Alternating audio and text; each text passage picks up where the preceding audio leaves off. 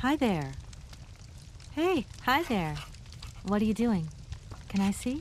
No, too difficult. Momo's work very difficult. So, your name's Momo. I'm Kate. Momo do like Hans. He draw.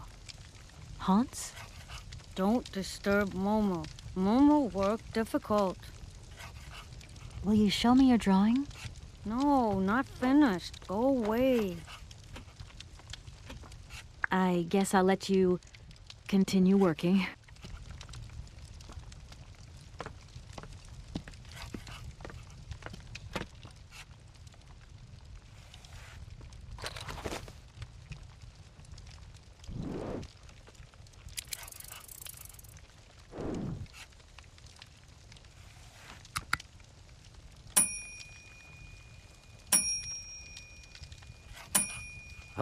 Okay, I'm coming.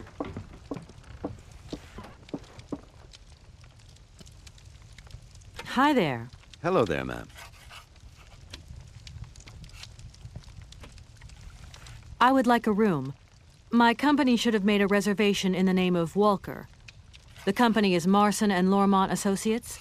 The name is Kate Walker. Of course, Miss Walker. You are in room 6 on the next floor up. Thank you.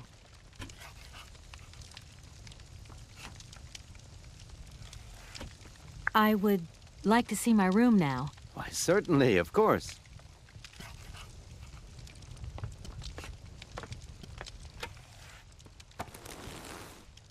I really don't have the strength to take this suitcase any further. I wonder who can help me. Hi there. Hello there, ma'am. Could you possibly take my luggage up, please? Your luggage? Why, of course. Please do excuse me, Miss Walker. We have been neglecting our duties. Guests are so rare these days that we forget our manners. So you're the American woman? Is it true what people say, that you've come to buy the factory? Not factory. Anna's house. Hans' house. Excuse me? Would you quiet down, you mischievous little boy? I imagine our little town must disappoint you. You see, today is very sad for us. It's a day of mourning. Today is the funeral of Miss Anna. Momo sad, but Hans not dead. Hans long way away. Anna told Momo. Anna liked Momo very much. That's enough, Momo. Stop pestering the lady. Now go on, scram. Get out of here, you hear?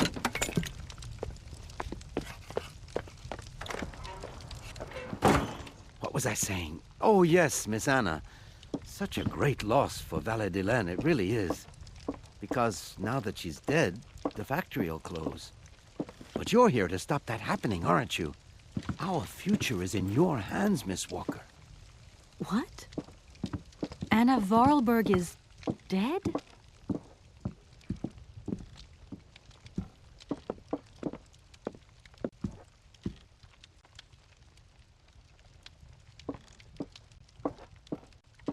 Here's your room. I hope you like it, Miss Walker.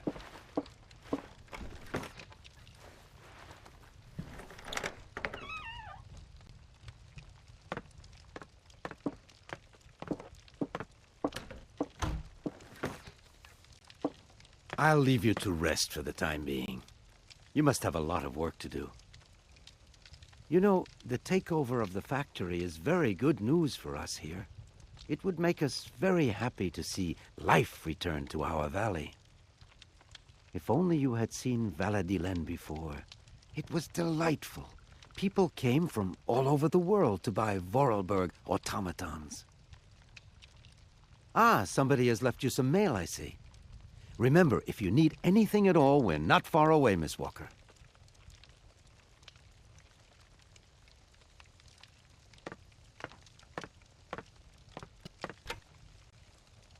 I should tell Marson about the death of Miss Vorarlberg.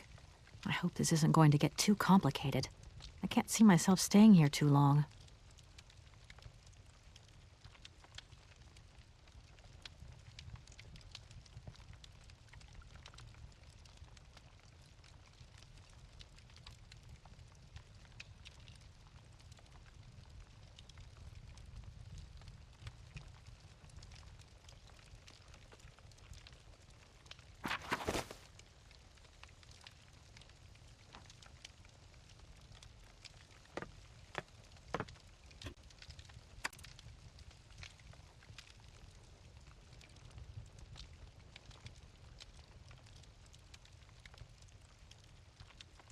Can you put me through to Mr. Marson, please? It's Kate Walker.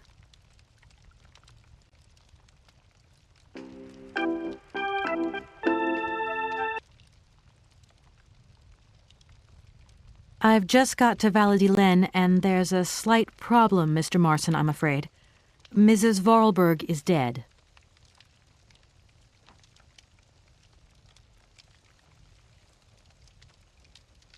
Yes, that's right, but...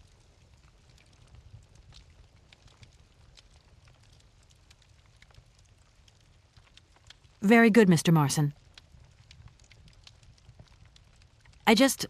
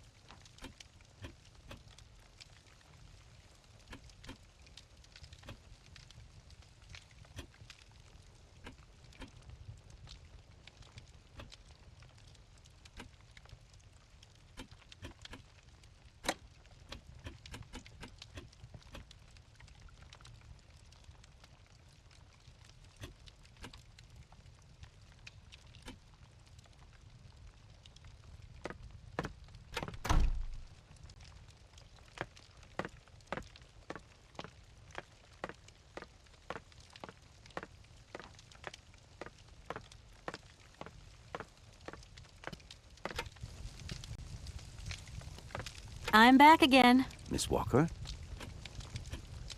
I think I'm going to need your help again. Are you leaving already, Miss Walker? Should we bring down your luggage? No, I'm not leaving yet. It's just that... We would love to help, but just think what would happen if the telephone rang, or if a fax arrived, or if a customer came through the door. We don't have 5 minutes rest here. I'm sorry. Oh, it's okay. No biggie. I just love all these little mechanical robots. I've noticed there are tons of them here in Valladolid. Be careful what you say. Vorarlberg automatons are not robots. If you want people to like you here, never ever pronounce the word robot. Okay. What is the difference between an automaton and a robot, then? Well, to tell you the truth, no one really knows. Did you know Anna Vorarlberg yourself?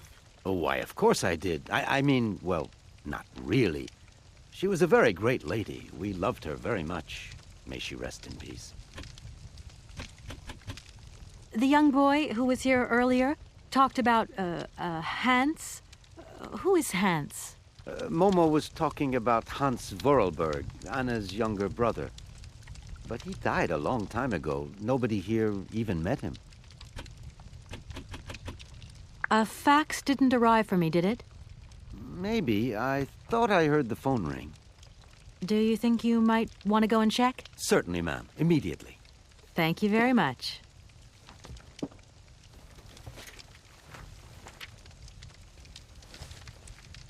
Thank you. At your service.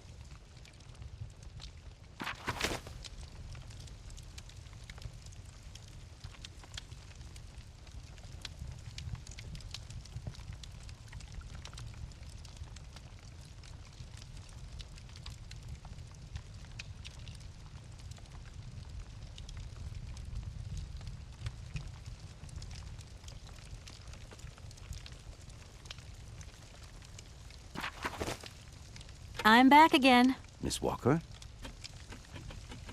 Who is the boy who was drawing here earlier? Is he your son? Heaven forbid. No, not at all.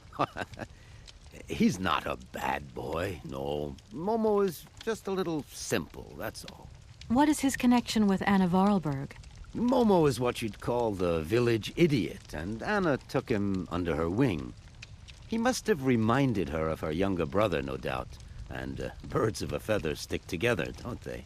You're implying that Anna Vorarlberg was a little bit slow as well? Heaven forbid. No, not at all. She was a real loner. She kept to herself, that's all. I'm gonna go look around Valladolid. See you later. As you like, miss.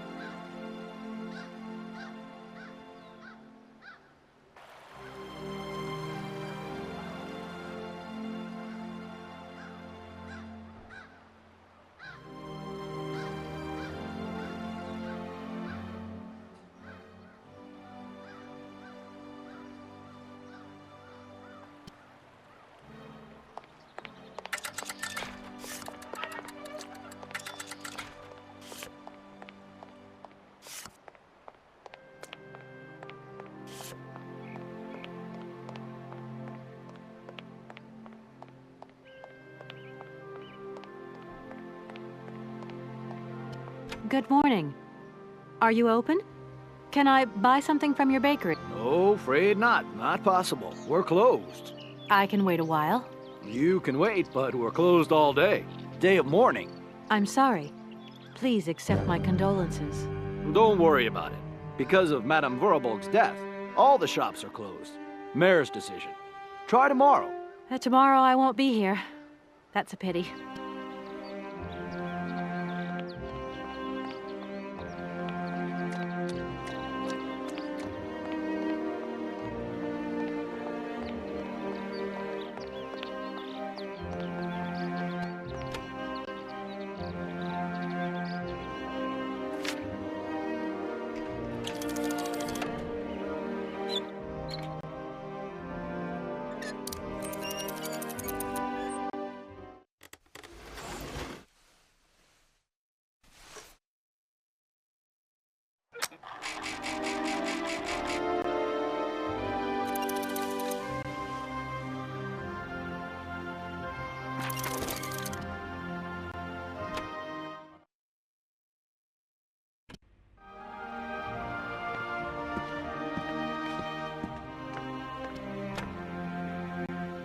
Hello, sir.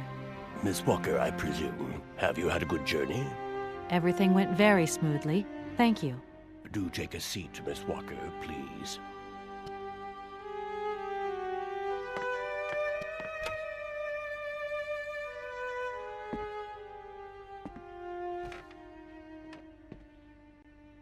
I imagine you are aware of the business that brings me here. Of course. I was waiting for you.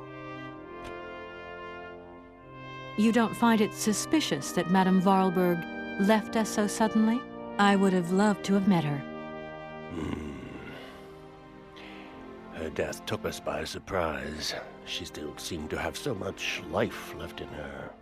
Anna Vorarlberg was not only one of my most faithful clients, she was also a very dear friend. That is a magnificent automaton you have at your entrance. I'm very proud of it. And since my health problems, it has become absolutely indispensable for me. Yes, indispensable. It was Anna Vorarlberg who had the idea. She provided many houses with this kind of machinery. Have you ever met Hans Vorarlberg, Anna's brother? I have a few vague memories of him, that is all. I was very young at the time. Very young. If you don't mind, can we come back to that later? At the tavern, I met a young boy by the name of Momo.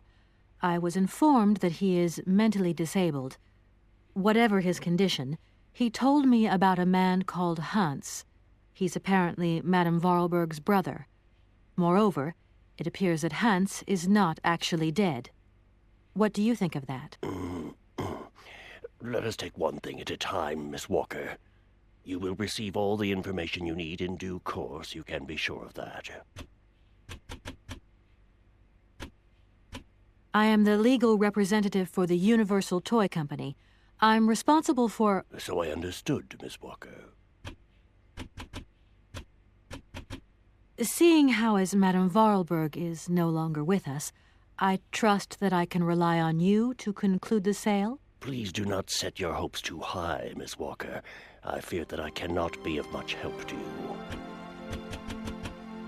Miss Walker, I am afraid that the sale of the Vorarlberg factory is not as straightforward as it first seemed. Whoa there. Everything was agreed.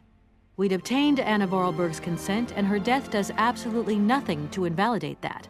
Now, I have to be back in New York the day after tomorrow, Metro Alphoter.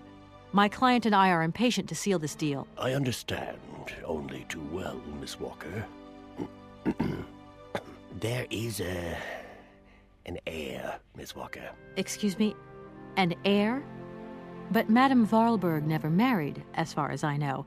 And in my last conversation with her, she absolutely never mentioned this detail. Miss Walker, believe me, I was more surprised than you are. Anna Vorarlberg sent me a letter 2 days before she died. Understand, Miss Walker, that had I known about this earlier, I would have informed you. I shall read you the document in my possession. I am so very old. It seems that today life is slipping away from me more quickly than I imagined, and I fear that I will not be of this world to sign the takeover contract for my dear factory. So, I must make this confession to you now. My brother, Hans, is still alive. It would not surprise me if you find this difficult to believe, but it is indeed the truth. You must remember his death, his funeral, too. Even though you were very young at the time, it was but a sordid charade dreamt up by our father. To him, the very idea that his only son should wish to leave Baladilen and abandon the family business was unbearable. When Hans left, he preferred to think him dead and make everybody else believe this too. He obliged me to bear this terrible secret as well. I repeat that Hans is still alive. So when I die, it is he who becomes the sole and rightful heir of our factory. Okay, I see. If Hans Vorarlberg is not dead after all, then I just have to sign the contracts with him. I suppose you've already contacted him? Where can I reach him? The second half of the letter informs us that Hans Vorarlberg is somewhere in Syberia. I will leave the document in your hands to read at your leisure.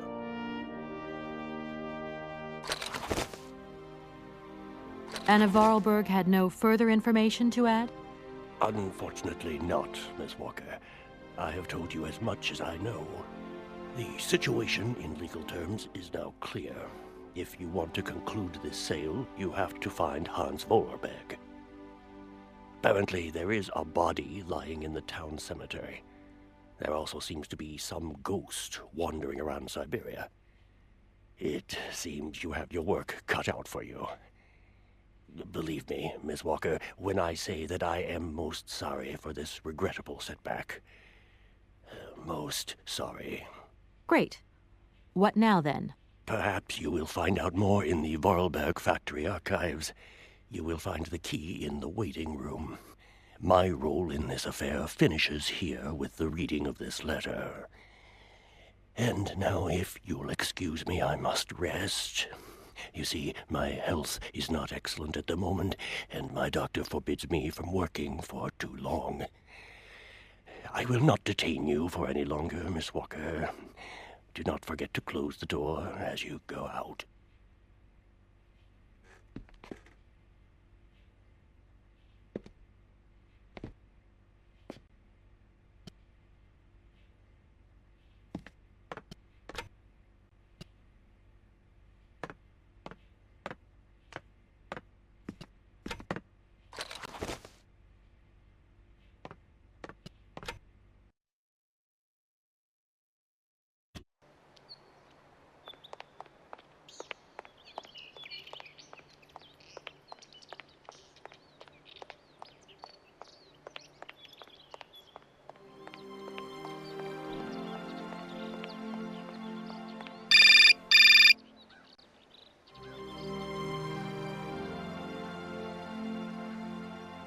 Hello? Kate? Dan, I'm so pleased to hear your voice. How are you, honey? Did you have a good journey? Have you settled in? It was long, tiring, damp especially, but I'm okay. Especially when you... Everything going as planned? Yeah, I mean, well, not really. It's not exactly what I thought it would be. You know, everything's so different here. Actually, while we're on the subject, I managed to free myself up tomorrow lunchtime. I'll come and meet you at the airport. I hope the flight from Paris won't be delayed. We're expected at the Goldbergs about 8 o'clock. I hope you have the time to take a shower and change, my poor honey bun. Dan, I don't think the Goldbergs tomorrow night is really on. Don't worry, Kate. You'll be as perfect as ever. Anyway, you never have to wear much to look really great. Dan, I'm going to have to extend my stay here. There's 1 or 2 complications. You understand? Kate, honey, what are you talking about? It's only a measly toy factory. The sale isn't going through as expected. I've got to stay a bit longer. Dan, you don't mind, do you? But Katie, you can't do this to me. I mean, it's the Goldberg contracts. There's millions of dollars on the line here. I know, I'm sorry. You go ahead. Don't worry about me. I'll get back as soon as I can, I promise. Okay, I've got to go. I'll call you back soon. Love you, honey.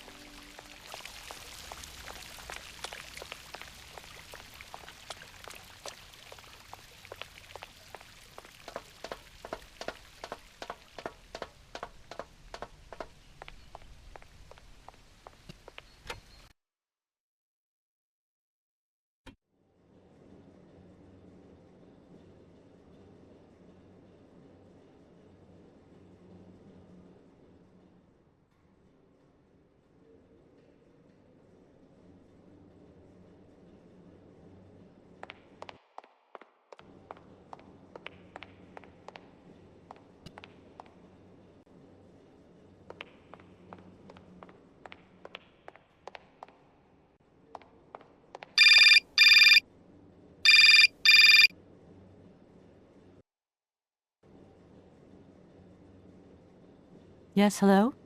Kate, what happened to you, my poor munchkin? I've been trying to contact you for hours. I'm in Europe, Ma. Job thing. What? Europe? My God. Oh, I've got such happy memories of Europe. Some of them even involve your father, but that's enough of that. Tell me, where are you? Paris? London? Venice? Valladolid, yeah. I know, it's a bit out in the boonies. What in the world are you doing out there? You know, business. I've got to see through the takeover of some old family business that's got a few debts.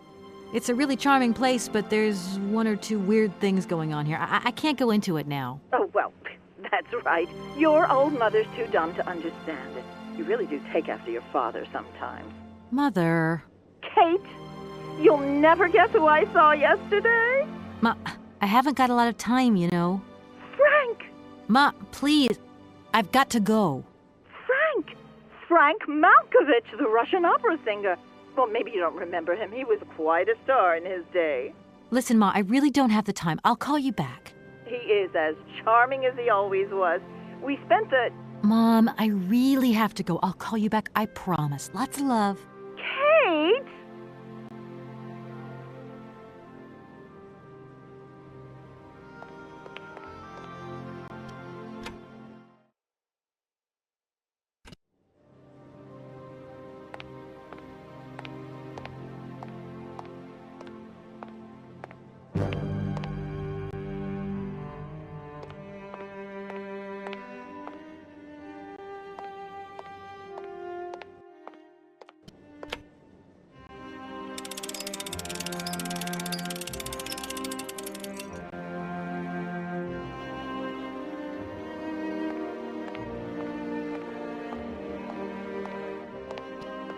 Oh, many thanks indeed.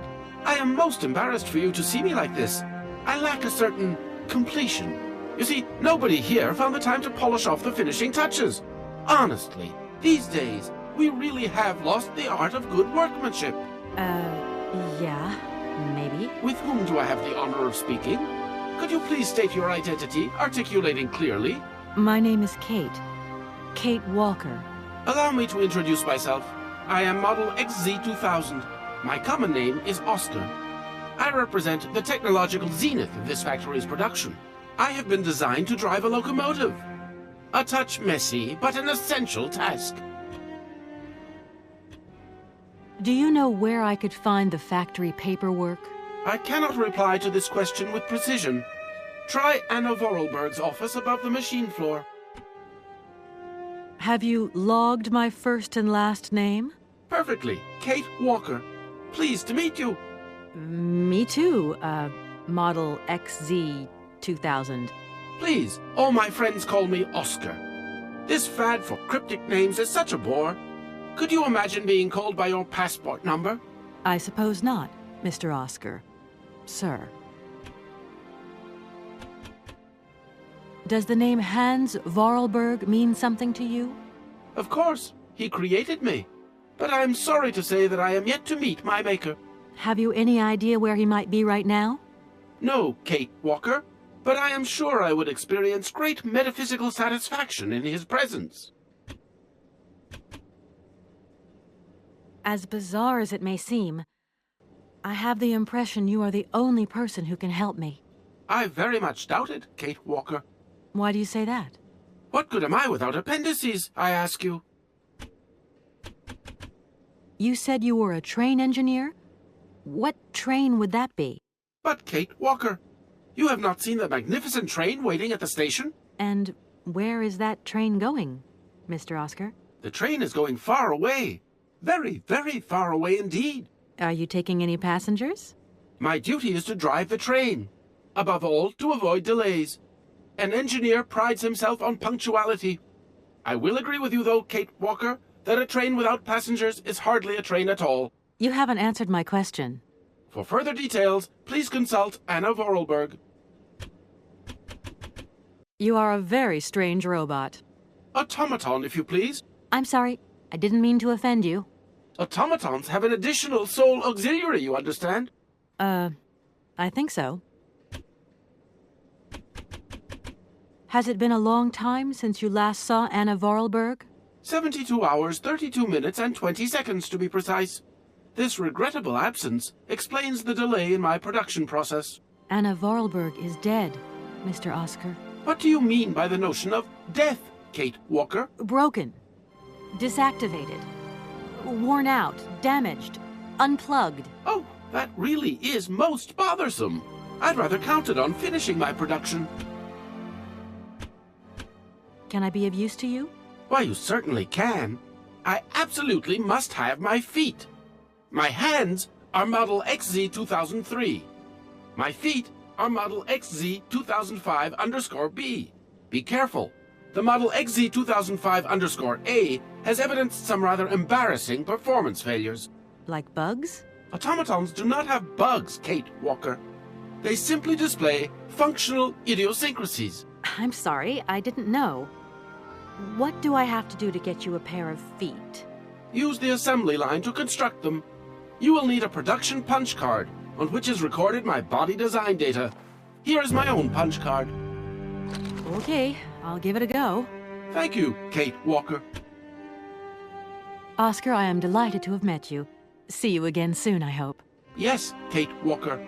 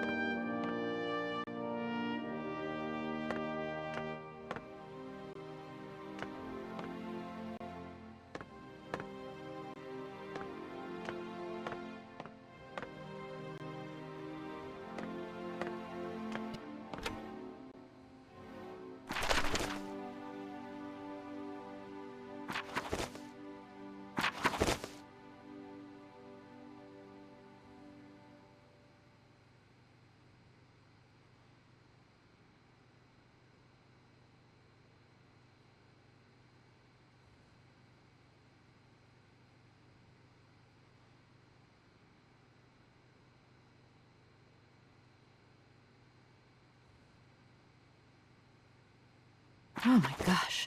Invoices, invoices, more invoices. I never knew the factory was in such a bad way financially. These last 2 years must have been very hard for Anna Vorarlberg.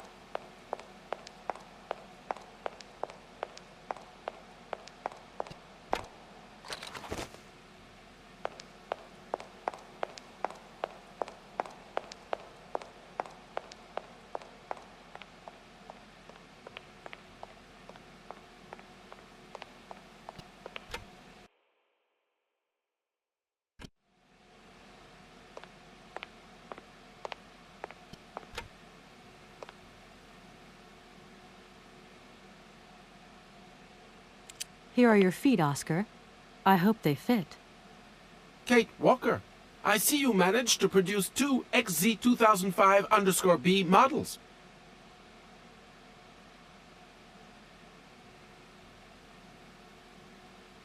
Allow me to express a real feeling of joy, Kate Walker. They really suit you. Comfy? Very. You are very kind, Kate Walker. I am sorry to have to leave you. Where are you going? I must find my train. Its departure is imminent.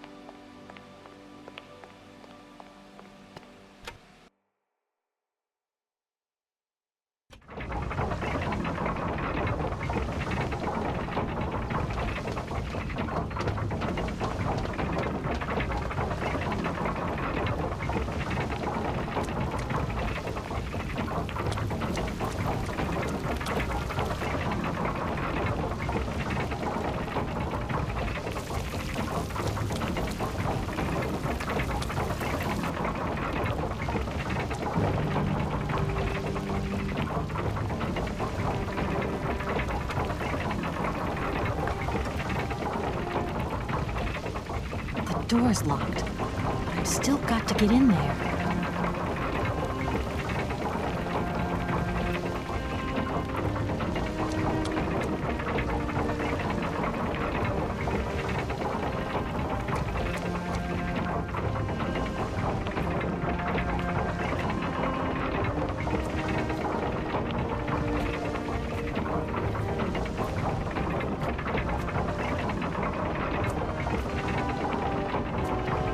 Good morning.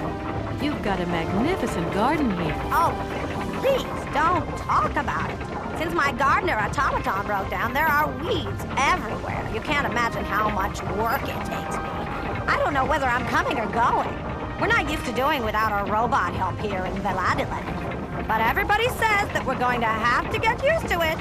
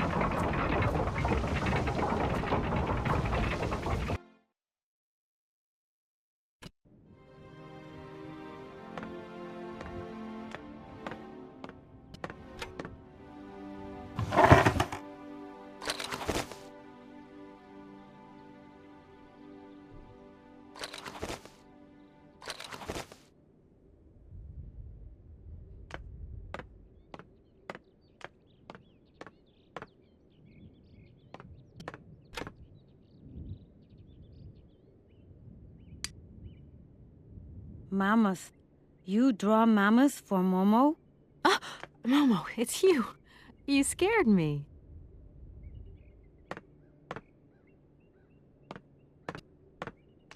What are you doing in here? Momo want mammoth picture, like Hans picture. Sorry, I haven't got a picture of a mammoth with me. Take paper and pencil and draw mammoth for Momo.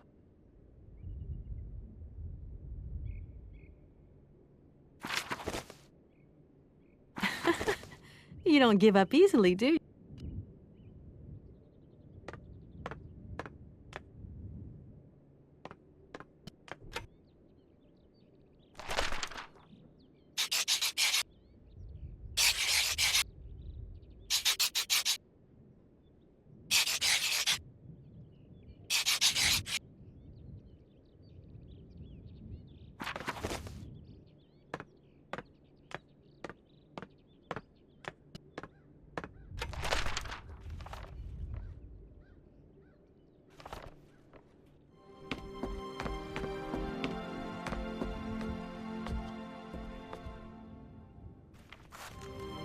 Thank you. Momo happy. Now follow Momo. Momo show his secret to Kate.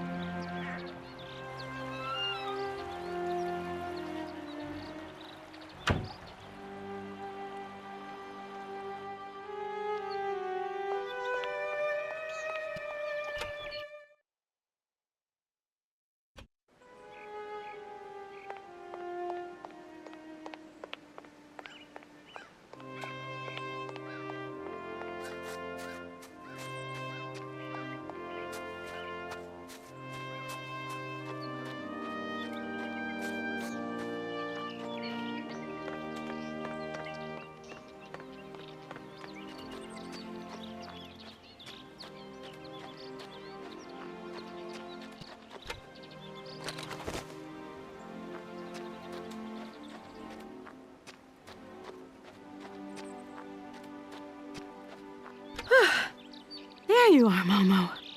This is some walk you've taken me on. I've got to say, though, it sure is mighty pretty. Momo come here often. Momo like make splash in water. Tell me, Momo, do you really think that after all these years, Anna's brother is still alive? Anna always say hands go away, but hands come back maybe. Why have you brought me here? Mammoth doll in cave. Very important for hands, Anna say. Cave? What cave? Where? Momo not liar. You are a strange one, Momo. I'm beginning to see why Anna Vorarlberg liked you. Momo, Momo look like Hans. Momo very proud. It must be fascinating to live in a village full of automatons. Automatons made by hands. Difficult work. When Momo big, he do like hands. Momo friend of automatons. Right. Now we're here. What do we do? Kate and Momo throw stones in water. Momo, we're here because of the cave. Something to do with the cave. Momo and Kate, friends. Tell me, Momo, did you come here a lot with Anna? Mm-hmm. Anna like Momo. Anna like Hans. Anna on journey. Momo, I've got to go now. But see you later, maybe.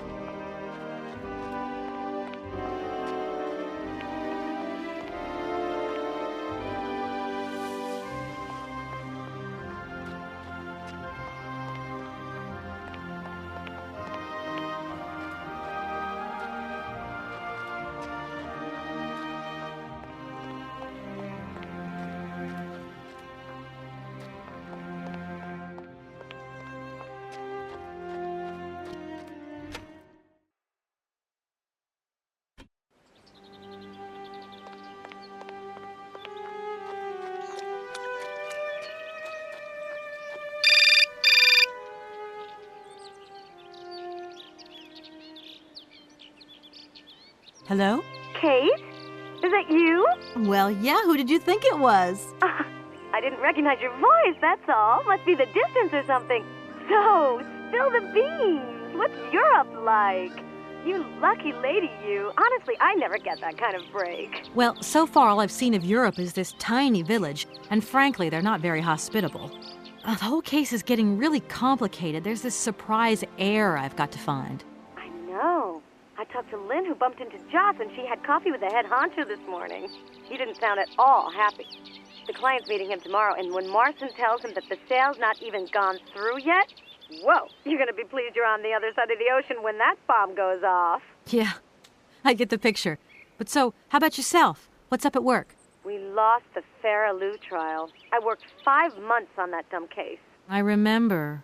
So, for a bit of therapy, I went to Boomy's.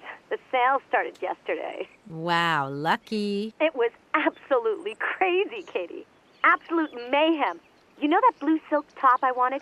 Guess how much I got it for? I don't know, 250, 200? $140.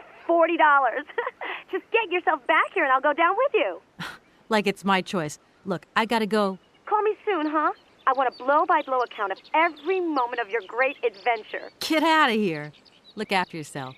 You too.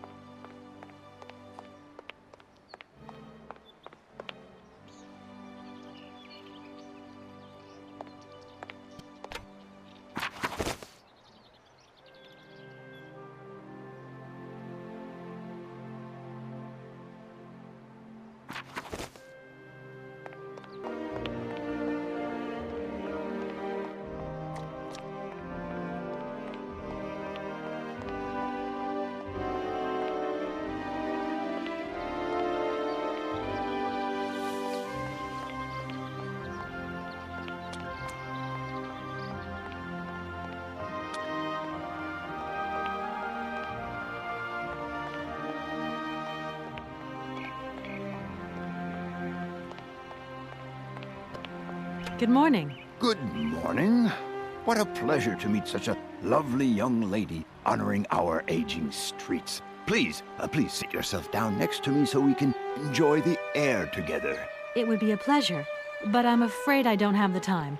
Some other time, maybe. I hope so, miss. I remember when these streets were full of vibrant life. In those days, there was a charming encounter to be had round every corner. Our good little town of Valladolid is not what it used to be.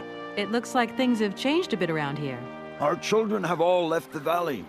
They need to earn a living, don't they? Can't really blame them. You have to move with the times, don't you? And it's not at the Vorarlberg factory that they'll find jobs. Being excluded from the world is not an easy burden to bear, believe you me, miss. But it's such a pretty little village. I can tell you're not from these parts. I hope you enjoy the pleasures that we still have to offer. Good day to you.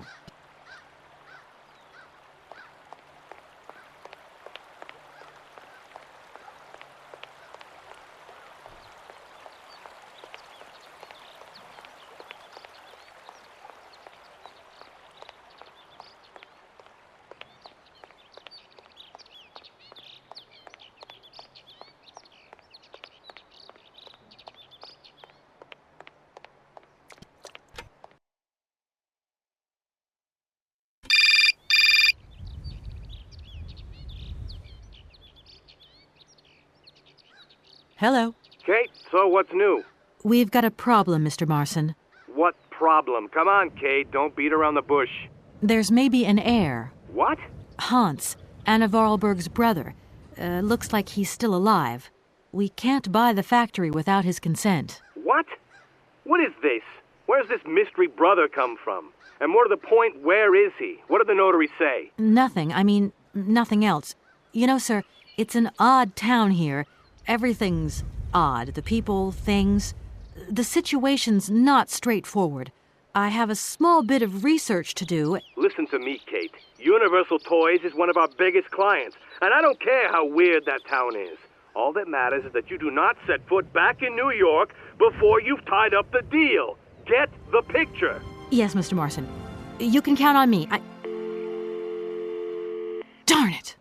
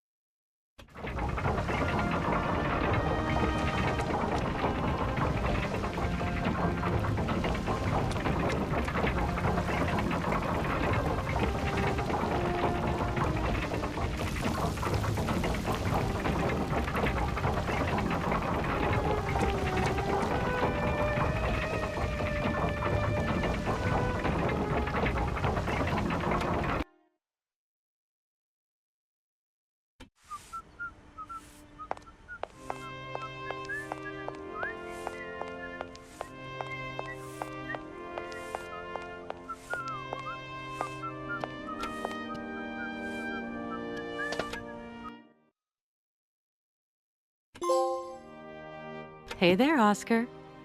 My functions do not permit me familiarity, Kate Walker. Even if you are my first and only passenger. Me? Your passenger? Yes, you, Kate Walker. Is it not for that reason you completed my production process? If you say so. Oscar, if you were in my shoes right now, what would you do? My reasoning mechanism does not permit me to manage problems outside the mandate of my own functioning. This train is amazing. I'm going to travel like a princess. I am happy that you like it, Kate Walker. This train has been designed to optimize passenger comfort. Oscar, you know you could just call me Kate. It would be so much nicer, especially as we're going on such a long journey together. I am sorry, Kate Walker, but I have already logged your name. I cannot modify this data, and my functions do not permit me familiarity, Kate Walker. Well, I hope your functions permit you to learn the difference between being familiar and quite simply nice. I have decided to come along for the ride, Oscar. Ready when you are. Your ticket, please? My ticket? What are you talking about? The rules clearly state, Kate Walker, every passenger of this train must possess a ticket. Okay. And where do I get hold of a ticket?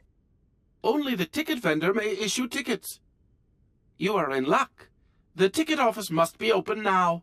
You should go there immediately.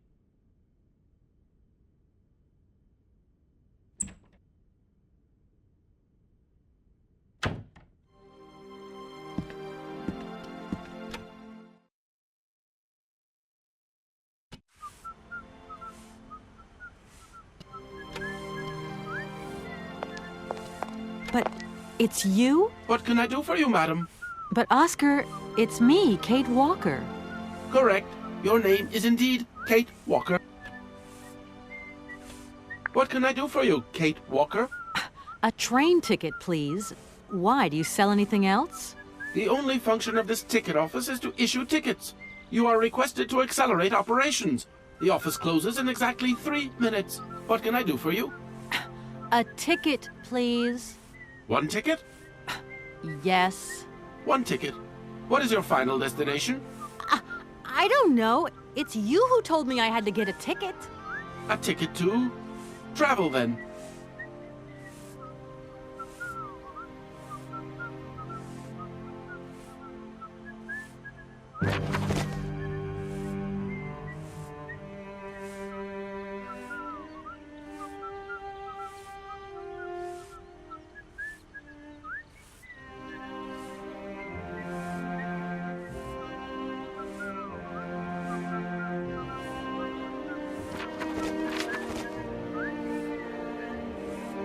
There you are. Do not lose it. This office is not entitled to produce duplicates. This advice also applies to the accompanying documentation. What's that? The authorization for the release of the train. The ticket officer may ask you for it at any time. But I mean, you are the... Attention! The exact moment has arrived to close this office.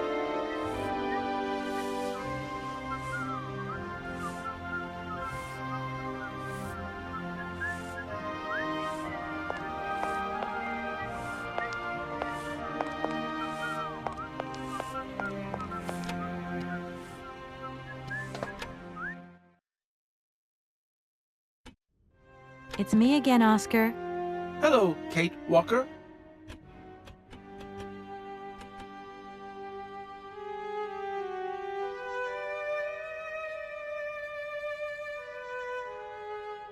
There you are, Oscar. Does this mean we can leave now? I cannot accept this ticket for the moment, Kate Walker. Keep it. Why don't you want to take my ticket? I must abide by regulations, Kate Walker. Not all departure conditions have been fulfilled. I must confirm your departure release. You can be a real stickler for the rules, Oscar, my old fellow.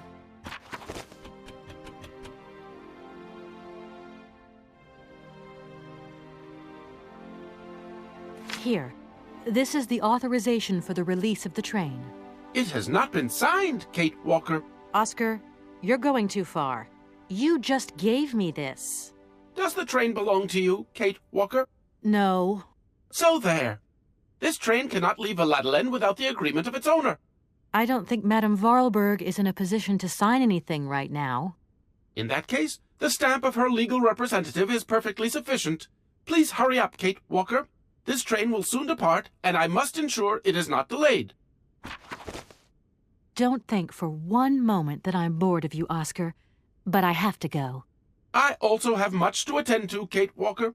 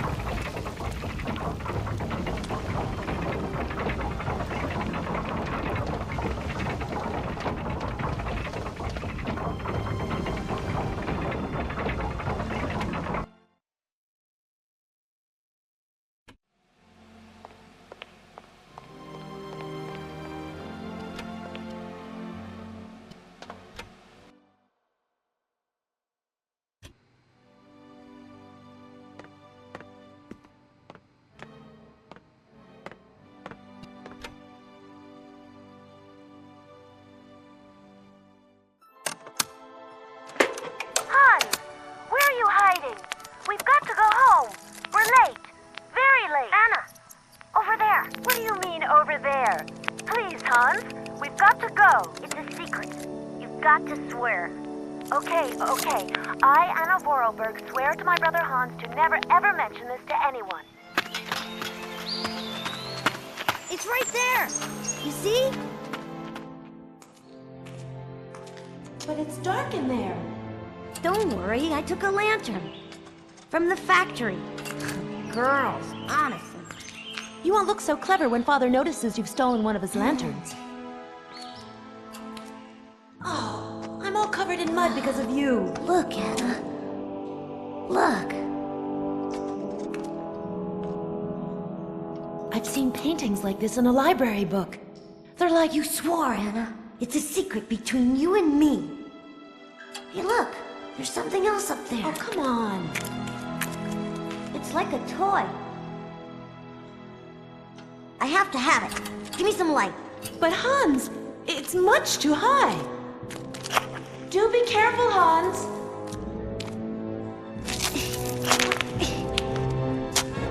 Hans, be careful!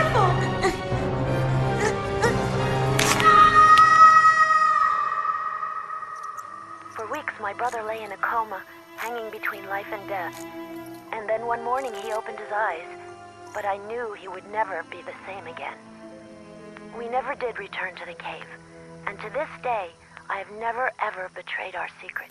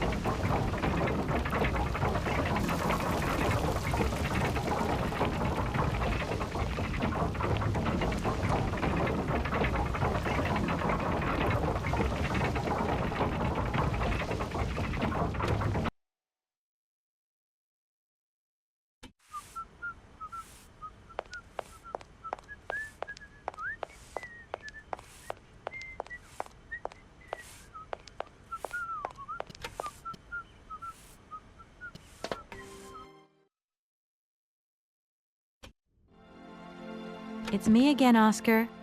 Hello, Kate Walker.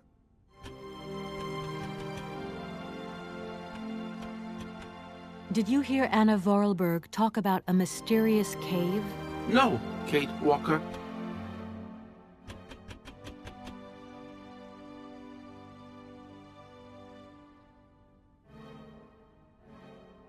Here.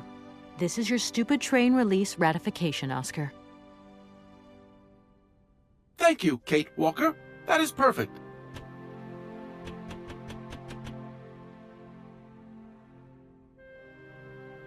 There you are, Oscar. Does this mean we can leave now?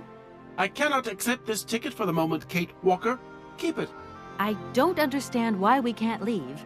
I'd hate to think it's me that's delaying the train like this. I do not wish to appear impolite, Kate Walker, but I am afraid that not all departure conditions have been fulfilled. If that's a joke, Oscar, it's not very funny. I really need to find Hans Vorarlberg as quickly as possible. I have strict instructions to obey. There are 3 spaces in the luggage compartment that are designed to accommodate 2 very important objects. The train can only depart when they are in place. Please excuse me now. I must return to my departure preparations. Oh, I wouldn't want to break any rules. Don't think for one moment that I'm bored of you, Oscar, but I have to go. I also have much to attend to, Kate Walker.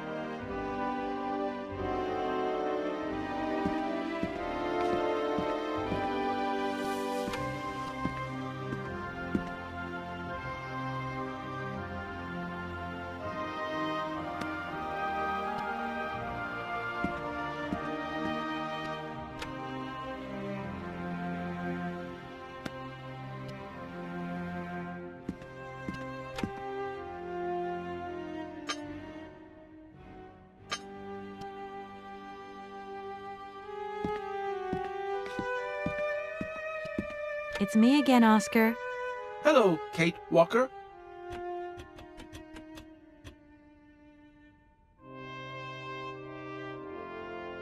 There you are, Oscar. Does this mean we can leave now? I cannot accept this ticket for the moment, Kate Walker. Keep it. I don't understand why you're still refusing to take this ticket. Everything is in order, and an engineer prides himself on punctuality. Yes, Oscar, I remember. But what now? But what's up, Oscar? Why haven't you returned to your engine room? If I may be so bold as to express a personal opinion on this matter, Kate Walker? I'm all ears, Oscar. I fear we have omitted to wind up the locomotive springs. Is that all? Then let's do it, for Christ's sake. I'm afraid I have no notion of how to implement this function, Kate Walker. It would seem that the makeshift completion of my production process is responsible for a lack of instruction on this matter. Okay, right. I'll see to that myself then. I mean, a wind-up train can't be that complicated. You wait there. I won't be long. Thank you, Kate Walker. Don't think for one moment that I'm bored of you, Oscar, but I have to go. I also have much to attend to, Kate Walker.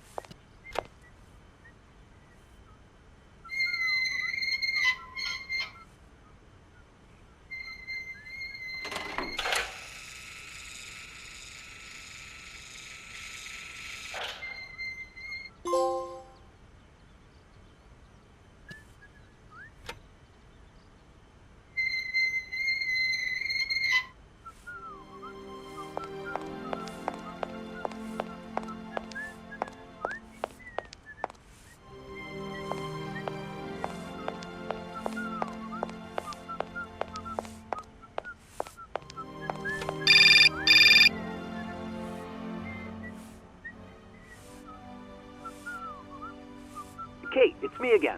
Dan, I was going to call you. Yeah. Are you mad at me? I've just called Marson and Lorma. They told me you weren't expected to return this week. Oh, yeah. So when are you coming home? I don't know. There's nothing I can do about it. The situation is kind of tricky, you know. At the beginning of next week, I hope. Yeah, whenever. Dan, please.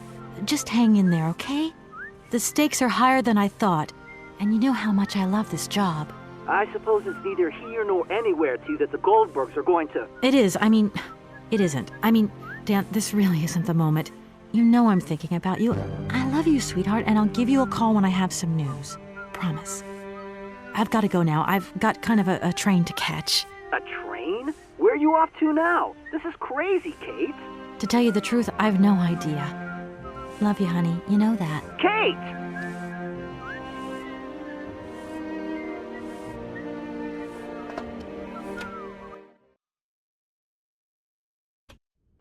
It's me again, Oscar. Hello, Kate Walker.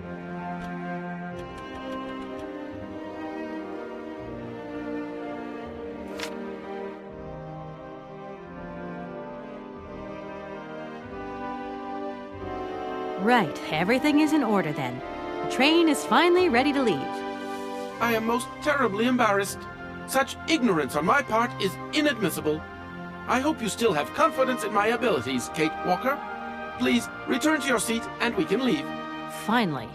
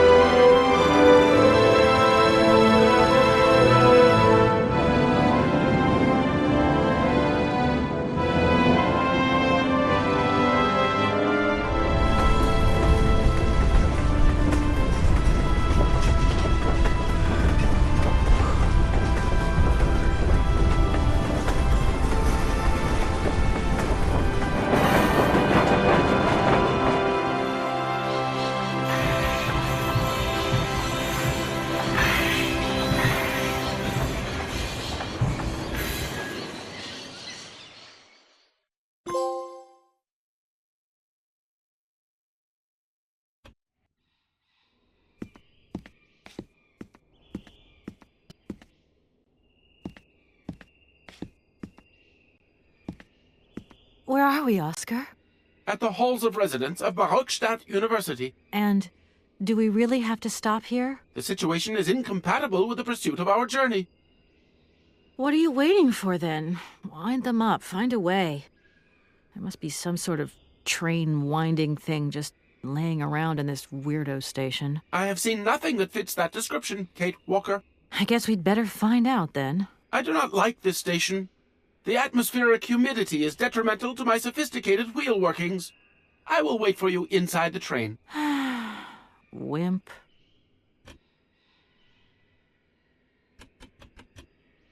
Oscar, see you later, alligator. In a while, Kate Walker.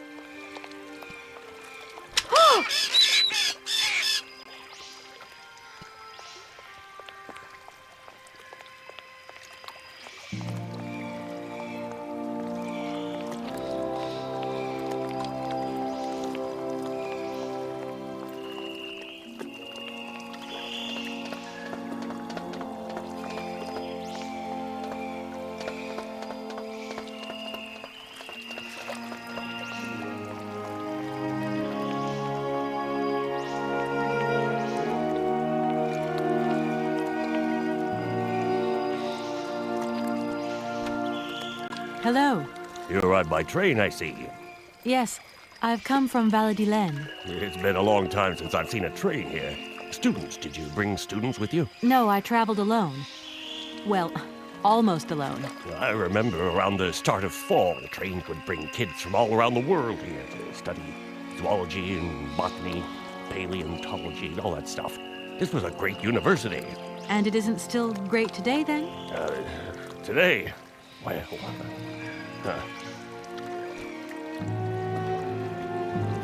The name Hans Vorarlberg doesn't mean anything to you by chance, does it? Oh, do you really think I'd remember one little name from the thousands that pass through this station? I feel like I've lost my way a little here. I could really do with your help. Hey, anything I can do, miss, you just let me know. Have you been the station master of Barokstadt for a long time? I've never had another job. Now, you tell me, are you in charge of this train? No, I mean, I'm not sure. So what's your thing here? You come here to do some bookworming over at the university? Well, sort of. I'm always looking for new information. Well, you don't seem to know a lot. And about that train, it's gonna get in the way if you leave it there, that's for sure. In fact, I'm a lawyer and I'm conducting a pretty unusual investigation. Investigation, huh? I'm just a station master. I don't know too much about anything. Well, you never know. Anybody could be significant in this case. See, nobody actually tells me anything, so my hands are totally clean. I never implied they weren't. You don't know where I might find equipment to wind up my train springs, do you? Not in this station, that's for sure. And I would know. You might want to try near the wall. So, you thinking of staying for long, miss? No. I mean, I don't know, actually. 1 or 2 days tops. You see, I've got to wind my train back up so that I can continue my journey. It's just, if you stay here too long, I might get in trouble. The train should stop, then leave again. That's the rule. Besides, your machine's disturbing the birds. Maybe you could take me up to this wall? If there were 2 of us, we could find what I need to wind up my train even quicker. Miss, forgive me, I gotta stick by the rules. You know, I have to man the station. I don't want to get into trouble with my superiors at the university. You understand? All these birds in a station. It's amazing. This is no ordinary station, miss. Oh, no. These birds are part of the prestigious University of Barokstadt Ornithological Collection. Over the years, this aviary has housed some of the most fantastic species from all over the world. And I am not exactly your typical station master either. This little world is my responsibility, and that is no easy task. I can well believe you. And you know what's the hardest? The hardest thing is to keep interspecial harmony. And one day some explorer introduced a couple of cuckoos from the Amazon. Whoa! It wasn't a good idea? A nightmare. You know, cuckoos lay their eggs in the nests of other species, right? Now, what's more, they also push the host's eggs out of the nest so that they receive all the mother's attention, right? Accursed cuckoos. Nightmare. I see what you mean. That's one tricky bird. And there was nothing you could do to stop it? The faculty declared the bird a protected species. If it wasn't for our mechanical eagle, we were sitting on a major ornithological catastrophe. You have an automaton here? A wonder of technology. It's an eagle that's mounted on rails in the air. It passes through and it swoops down to collect parasite eggs. But heck, the dang eagle's been out of order for several years. Impossible to collect the eggs myself. Why not? I can't climb up the gangway. I fell off it several months back and I still have a pain in my spine. Not to mention the vertigo I've been getting. I only have to look up in the air. Whoa. You poor soul. That must be very hard. Worst thing is, cuckoo eggs piling up in the nests. Soon the rectors are gonna notice. There's trouble in store, big trouble. I'm worried. Yep, worried. I won't disturb you any longer, Mr. Station Master. Welcome to Barokstadt, miss.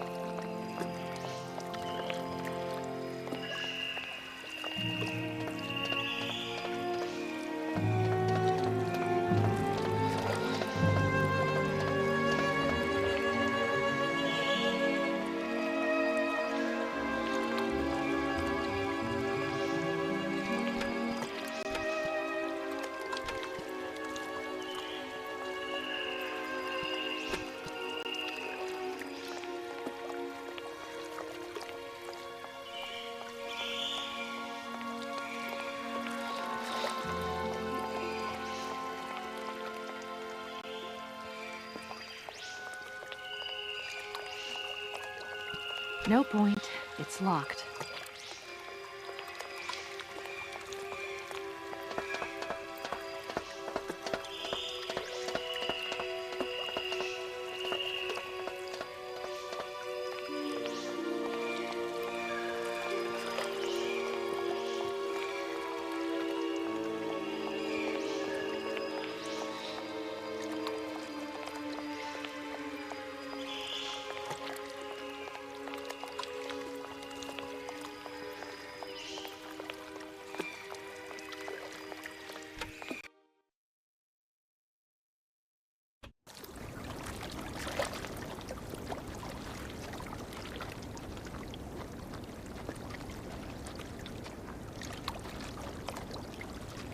That thing looks like the winding machine I used in the Valladolid station.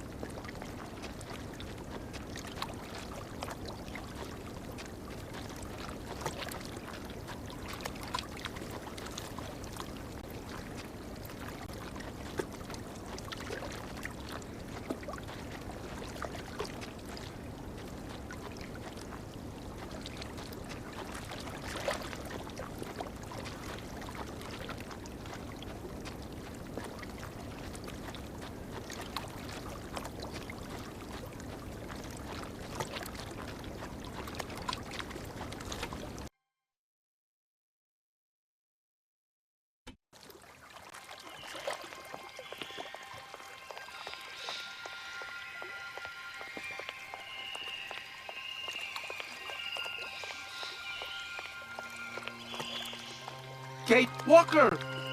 Kate Walker! Come over here, please! I have something to say.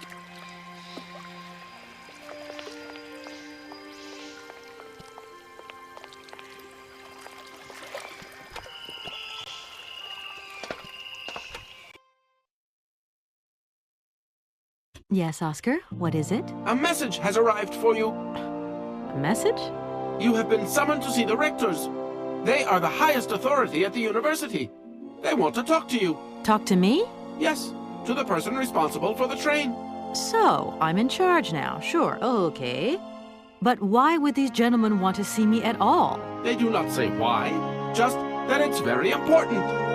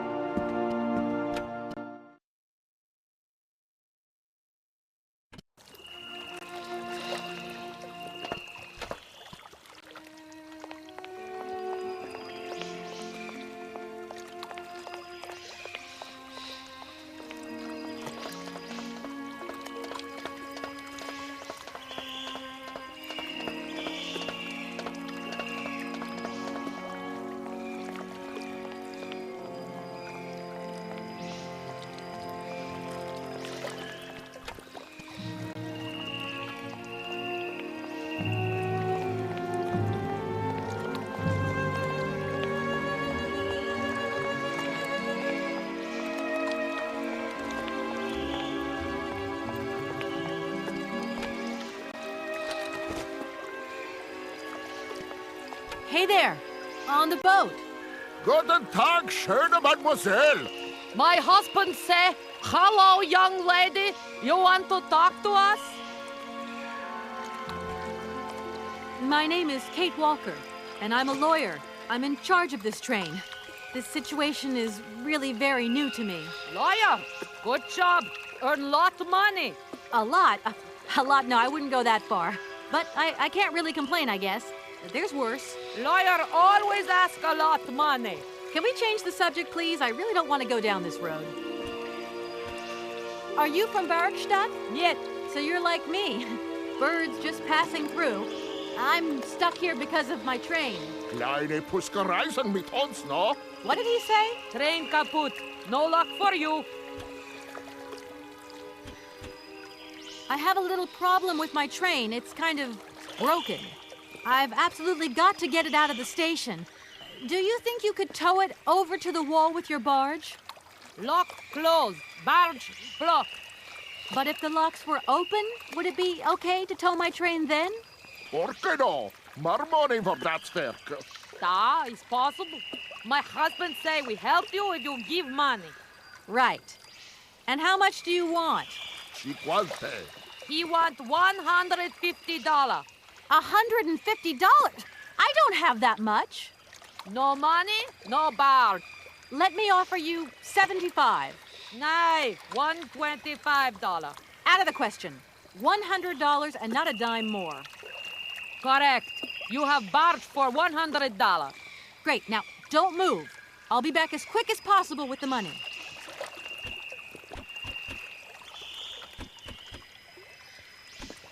I'll leave you to it. I won't disturb you again. До свидания.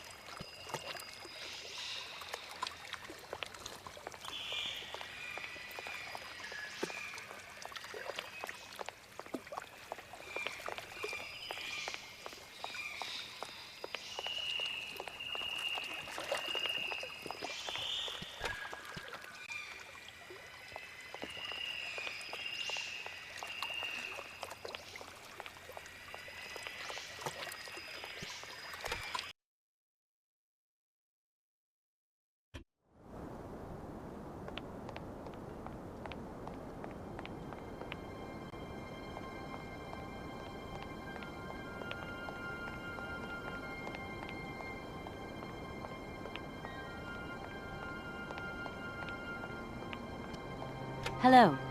Hey, baby, you party? You sure looking mighty fine. Love those big, round eyes. Just who do you think you are? Hey, spunky. I like that in a lady. Okay, I'm hooked. Come on, Zol. I'll let you buy me that coffee. I don't remember ever asking. Hey, don't play hard to get. I know you like it big time. Listen, kid. Go back home and play with your toy cars and forget you ever saw me.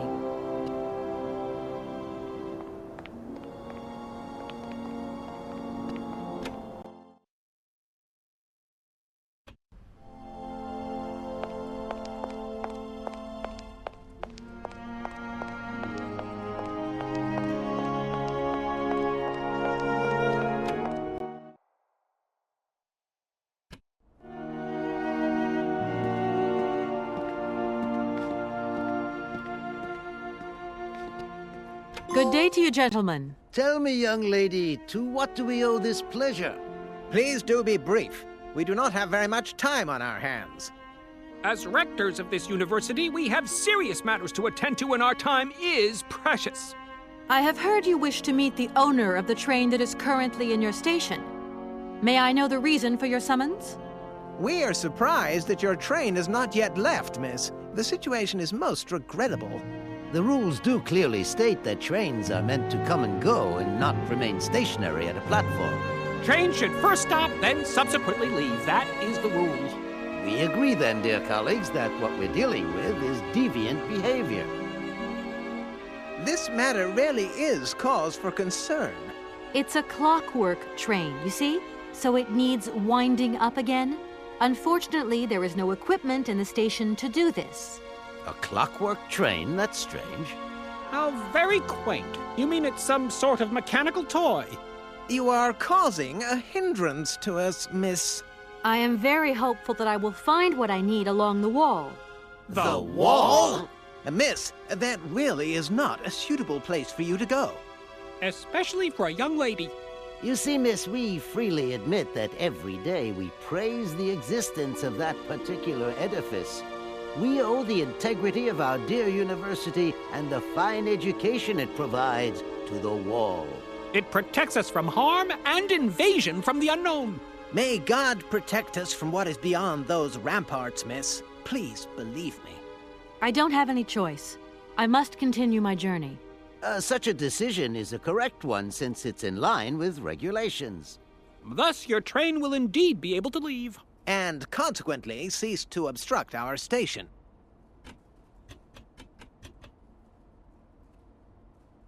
Some sailors have agreed to tow the train, but I don't have enough money to pay them. I was wondering if you could help me out. For a while. I could work for the money. Please wait, miss. We have certain confibulations to attend to. That is right. We must confibulate between ourselves. A collegiate decision must be taken. I hope that we are not indisposing you in any way. Why not? If it helps us get rid of that train. My word, that is a fine idea. What do you have in mind, gentlemen? When you arrived here, you must have noticed a splendid bandstand which honors the main university courtyard. A unique piece of mechanical craftsmanship which no longer works, alas. Why, yes, we have very moving memories of its melodies. We're prepared to offer you a financial reward if you can set it working again. With pleasure. What do I have to do? Unfortunately, my dear, time and rust have taken their toll on this university, and our automatons no longer have a spring in their step. You are going to have to be resourceful. To tell you the truth, there are a number of complex mechanisms here in Barakstadt, and it would appear that we have unfortunately lost their operating instructions.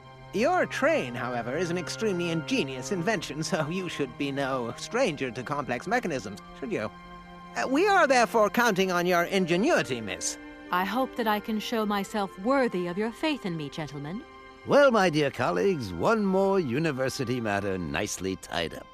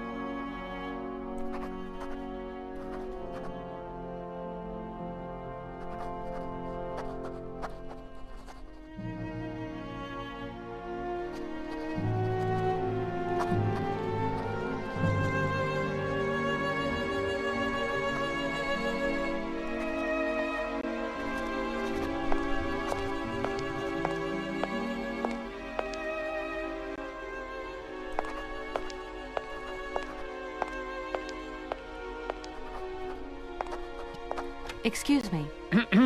Can I disturb you a second? No. You could be a little bit nicer about it. Keep quiet. In case you haven't noticed, we're somewhere that requires silence and tranquility.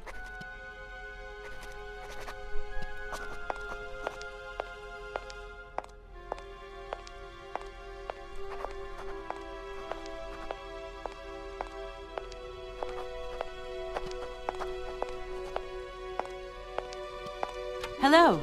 Shh! Don't talk so loud. I'm sorry, but I was wondering if you could help me. Can't you see I'm very busy? What are you looking for? None of your business. Now, if you don't mind, I am trying to concentrate. I haven't got a lot of time left before Professor Pons' next tutorial. Professor Pons, you say? Would you mind working elsewhere, please?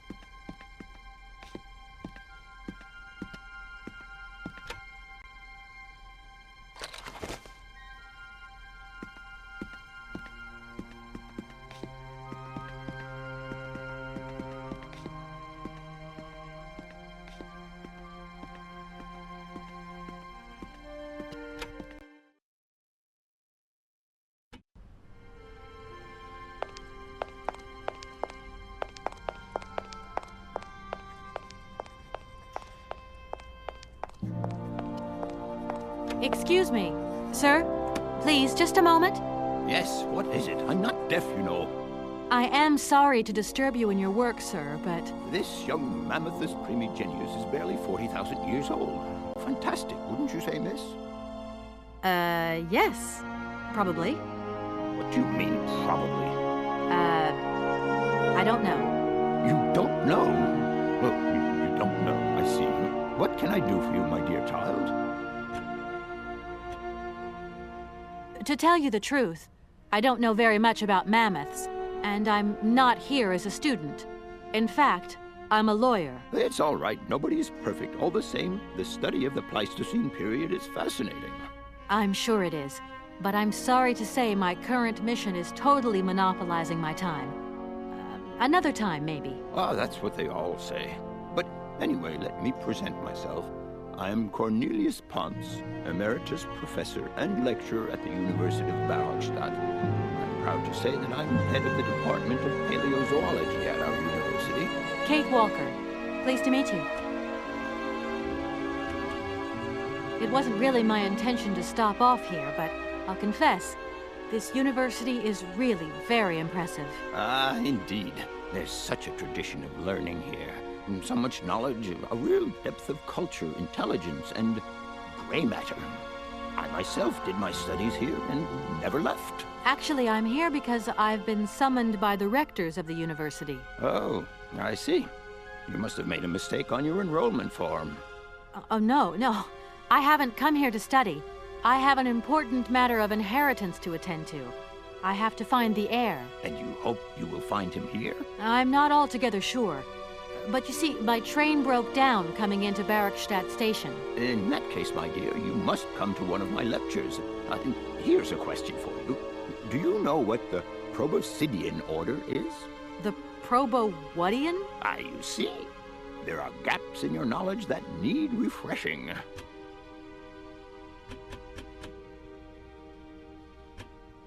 If I were to say Forest Sauvignon to you, what would you say? Oh, let's see. Sauvignon. Sauvignon? I would say it's some kind of tropical shrub, don't you think? We are talking about the same plant, then. It is a very rare shrub with small, juicy fruits. I found a book about the Amazon, and it says that there are even Sauvignon plants growing right here in Barogstadt. You wouldn't know where, would you? Amazon Sauvignon plants here? No. No, I don't think there are any. Hardly implausible. But you should ask the station master. He is keeper of the greenhouse at our university, so he could tell you more than me. Oh, thanks very much. My train stopped in a peculiar aviary. It's very odd. A lot of bird species seem to seek harbor there. Ornithology is far from being my favorite subject, but I must concede that the station is the pride of the university. It was initially intended for teaching purposes, but then birds started arriving from all around the world. It seems that there are still rare species breeding there and flourishing. Are there? Can you give me an example? I have been told about a kind of bird with peculiar habits. Let's see now, the Amazon cuckoo, that's right. But, I'm so foolish, I can't remember what was so special about it. Just that its behavior is very peculiar. The Amazon? Where's the Amazon? What is the Amazon? I'm sorry, my dear, but one cannot learn everything in a lifetime. Specialization is the key to real knowledge. Why don't you pay a visit to our library? Thank you very much. I feel I've lost my way a little here. I could really do with your help. Oh, my dear child, you've chosen your moment. I absolutely must finish off my lecture for this afternoon. It's a lecture about mammoths? Oh, yes and no. More specifically, it is about their migration. Do excuse me, I need to concentrate.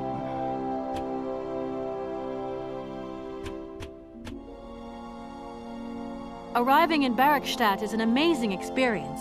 I've never seen such a station. You came by train? Yes, in a kind of clockwork train with a spring mechanism that winds down regularly. You mean you drive a train? Young ladies of today never cease to amaze me. Oh, no. I'm not the engineer. The train's engineer is actually an automaton. I am sorry, all this probably sounds very strange. A clockwork train, driven by an automaton. I once knew a man long ago who could have invented such a train. It was he who designed the bandstand in the main square. To think that he was even capable of creating such a gadget. He was astounding, a true genius. But oddly, at the same time, he was also almost a child. It was as if his mental and physical evolution had definitively halted at the age of 10. Can you believe that? Yes. I think I can believe that.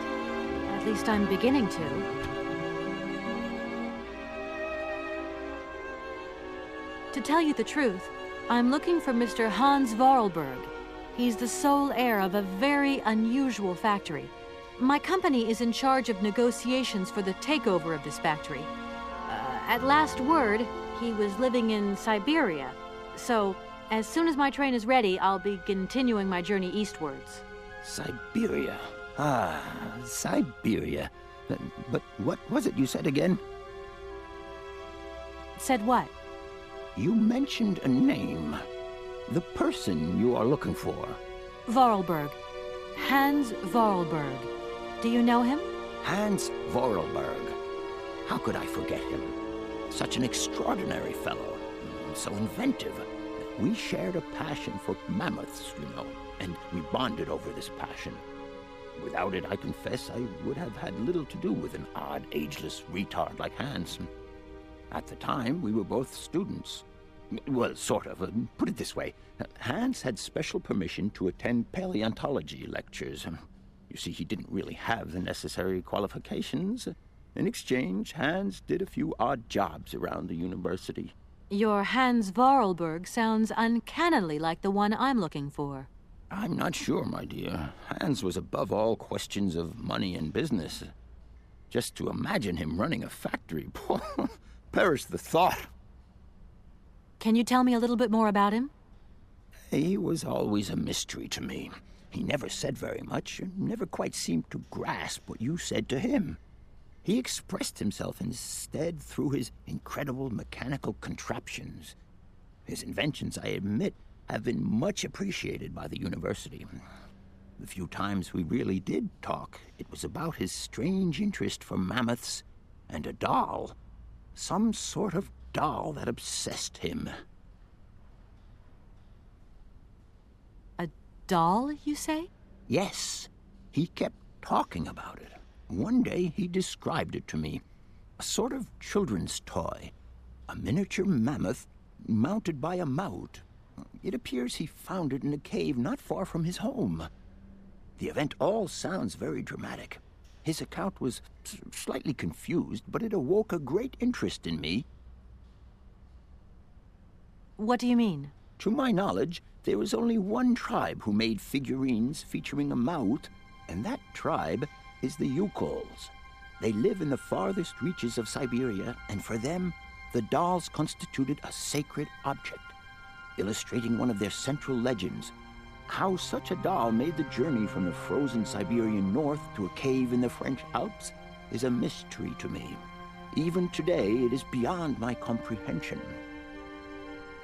Have you considered that Hans Vorarlberg was maybe making it up? You said yourself he didn't seem to have all his mental facilities intact. No, that's impossible. Hans couldn't invent a story like that. The doll is a sacred part of the Syberia legend. He described it to me in exact detail. Syberia itself is a chimera that paleontologists of the world are very fond of pursuing. I'll leave you in peace. I hope I haven't disturbed you too much. Sorry? No, not at all, dear child.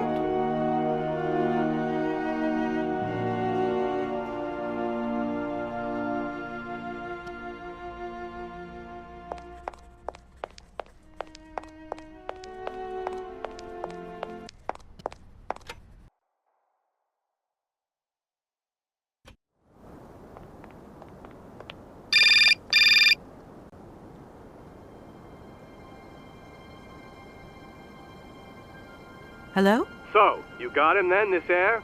Ah, it's you, Mr. Marson. Good day, and how are you, sir? I'll feel a whole lot better when this whole business is over and the sales contract is signed. Where the hell are you? I'm in Barkstadt. Bollocks, what? What in God's name are you doing there? It's a magnificent university town. It would appear Hans Vorarlberg once passed by here several years ago. So if he isn't there anymore, then there's no point hanging around. I hear what you're saying, sir, but I have good reason to believe that Hans Vorarlberg is still alive. For the time being, I'm trying to gather extra information from people who have known him. What's your next destination? I'm not exactly sure yet. Doesn't sound like you know too much, Kate. I just need a bit of time, Mr. Morrison. Yeah, well, time is what you ain't got. Keep me posted.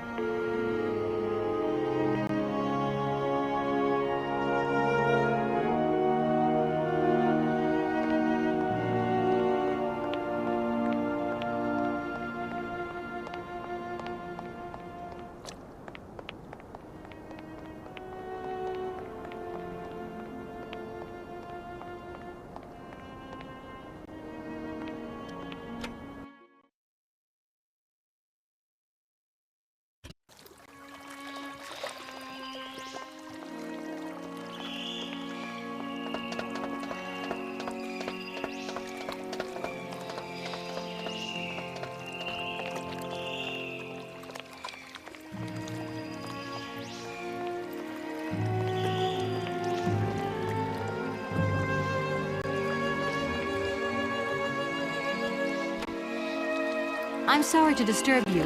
What can I do for you, miss? Where might I find some forest Sauvignon plants, please? No place around here, that's for sure. I don't know what you're talking about. That stuff's from the Ammerzone. You know, for someone who knows nothing about the plant, you seem pretty well informed about which mysterious faraway country it comes from. Oh, Ammerzone, Peru, Papua New Guinea, it's all the same to me. Gotta go. Gotta work. Wait, don't go. You know what? I don't think he was being totally straight with me.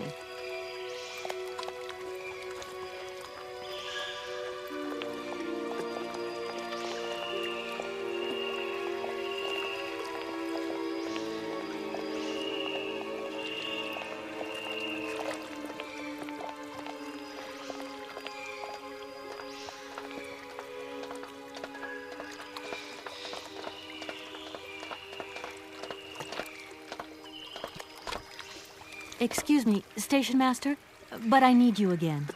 Can't you see I am very, very busy? No. Well, I am. Very busy indeed. But, okay, I think I can give you a minute of my time. I want to know where the Barkstadt Sauvignon plants grow. But I already told you, I don't know what you're talking about. I just talked to Professor Pons on the subject, and he sent me back to talk to you. Strange, don't you think?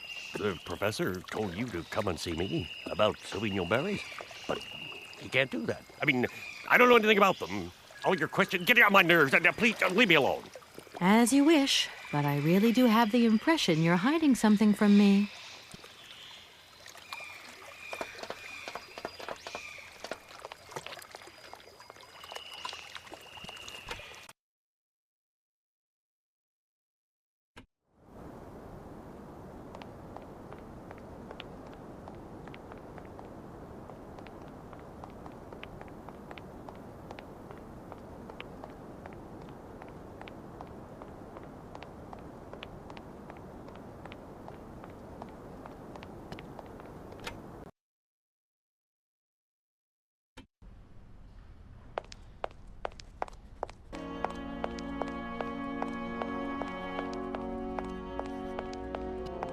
Do excuse me, Professor. Professor, sorry to disturb you again. What is it you want to know, miss?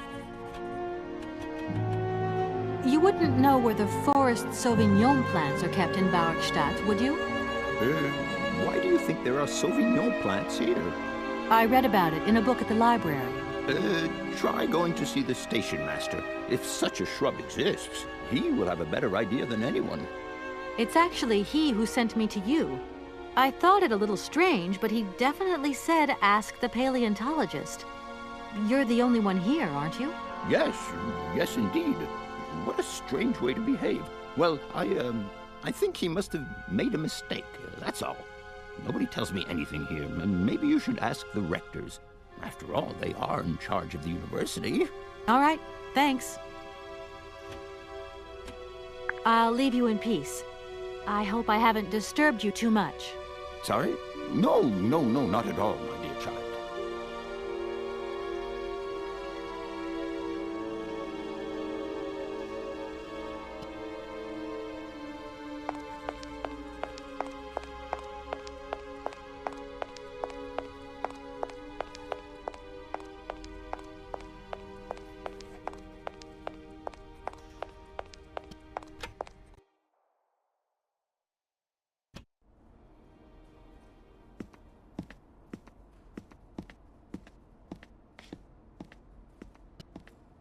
Gentlemen, forgive me for disturbing you again, but I have a little problem. A little problem, a little problem. Everyone has little problems now, you know. They are kept to oneself, and they don't stop the world from turning. Nor trains from leaving stations. Are you sure there are no Amazon Sauvignon plants in Barockstadt? Because I have just interviewed the station master and the paleontologist, and what they said really didn't convince me that there wasn't any here. We are quite definite on this point. There are no Sauvignon plants growing in Barockstadt. You see, miss, the Amazon Forest Sauvignon is a rare shrub that requires very special conditions for growth. That's right. Conditions that are very hard to reproduce, believe you me. Difficult, but not impossible. Fortunately, our garden has proved very successful. Your garden? So, there is a garden in Barockstadt? Oh, the garden. Well, if there was one, it would be only a little garden hidden behind the station. But our station master would be very proud of it. He would take very good care of it, too. Everything would grow marvelously if we were able to cultivate it at all, and it would be all down to his gardening prowess. And we would be proud as punch. And we wouldn't forget the role the paleontologist might play in this. What's the paleontologist got to do with it all? Without him and without his laboratory, how would we make the wine, do you think? And it would be good wine indeed, my dear colleagues, would it not? Oh, yes, a delightful balm to soothe away our long hours of toil and our heavy responsibilities. We would wait impatiently every year for the arrival of the year's produce.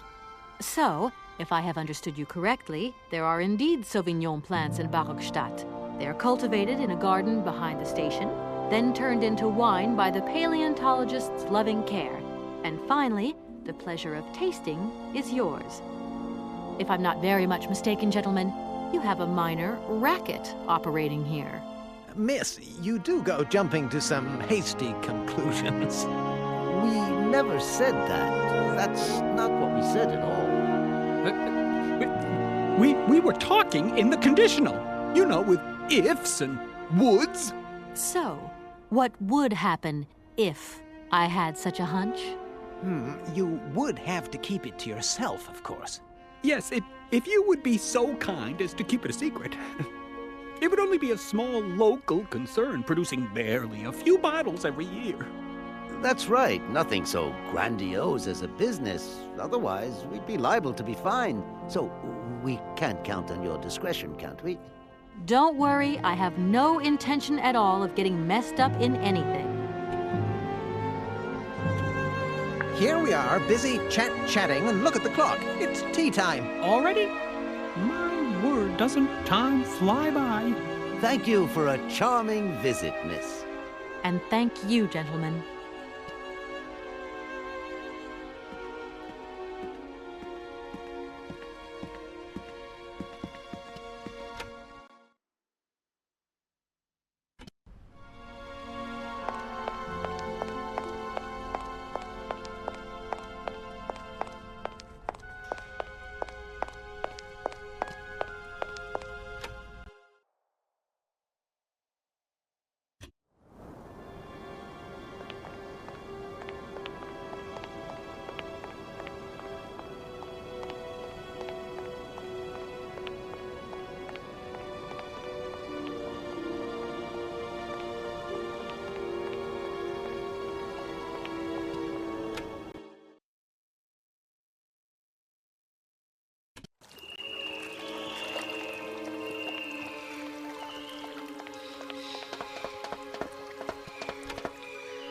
Excuse me, Station Master, but I need you again. Can't you see I am very, very busy? No. Well, I am. Very busy indeed. But, okay, I think I can give you a minute of my time. You have been playing with me, haven't you? You knew very well there were forest Sauvignon berries in the station garden. No, not at all. I've never seen your Sauvignon things. You don't have to lie to me. I know all about it. You and the rectors are in cahoots, and the professor's lab has been turned into a distillery. You've all got a nice little smuggling racket on the side. Smuggling racket? Hey, lady, you're going a bit far there. It's just a little on-the-side thing we got going, that's all. It's just for ourselves. Hey, you're honest. You should be ashamed of yourselves. Aren't you worried about the reputation of this fine university? The authorities should be informed of this. But we haven't done anything wrong. It's not a crime. Can you open the gate to the garden, please? Oh, sure. No problemo. Right away, miss.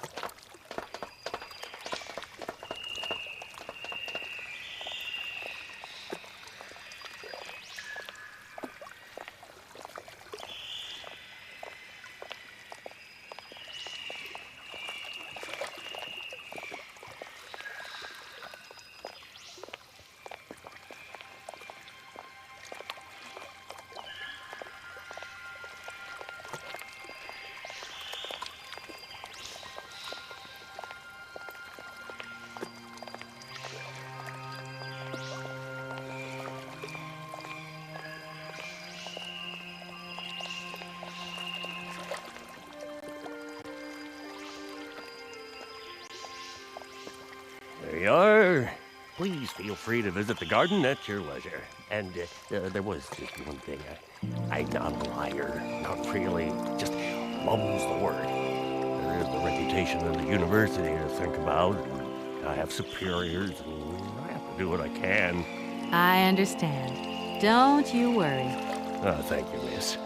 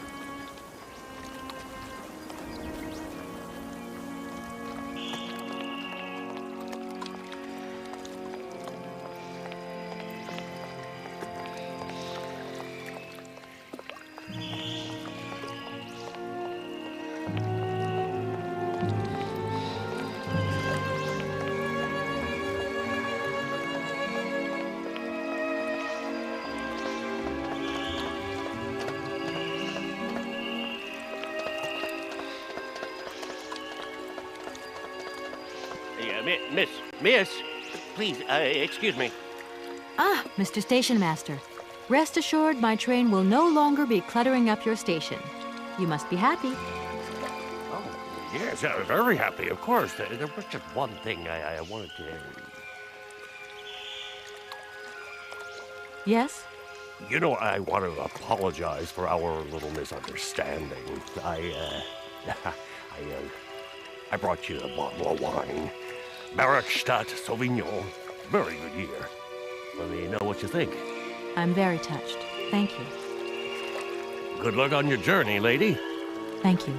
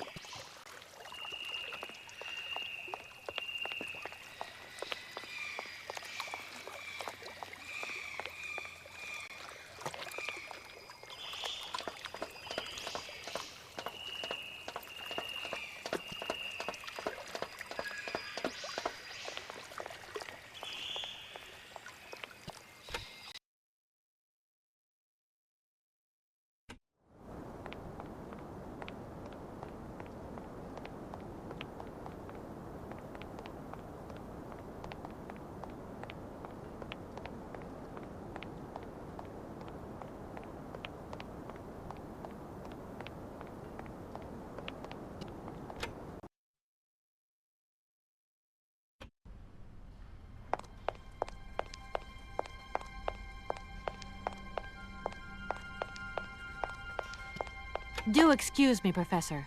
Professor, sorry to disturb you again. What is it you want to know, miss? Professor, I have brought you something that should be of interest to you. Look. What have you got there, then? Let's see. An effigy of a mammoth. But this is Hans' doll, is it not? Yes, of course it is. How on earth did you... Oh, my God. It's in my hands. It exists. It really exists. Please do excuse me. I'm deeply, deeply moved. You see? Your Hans and my Vorarlberg heir are one and the same. This is incredible. After all these years, how can I ever thank you, my dear?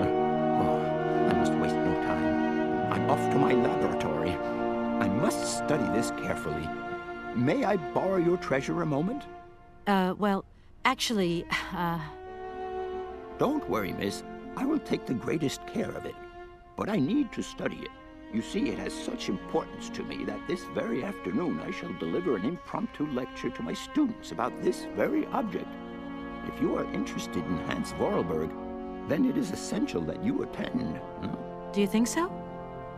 Obviously. Give me your telephone number and I will call you the moment my lecture begins. I will return you your doll at the end. You have my word. In that case, see you later.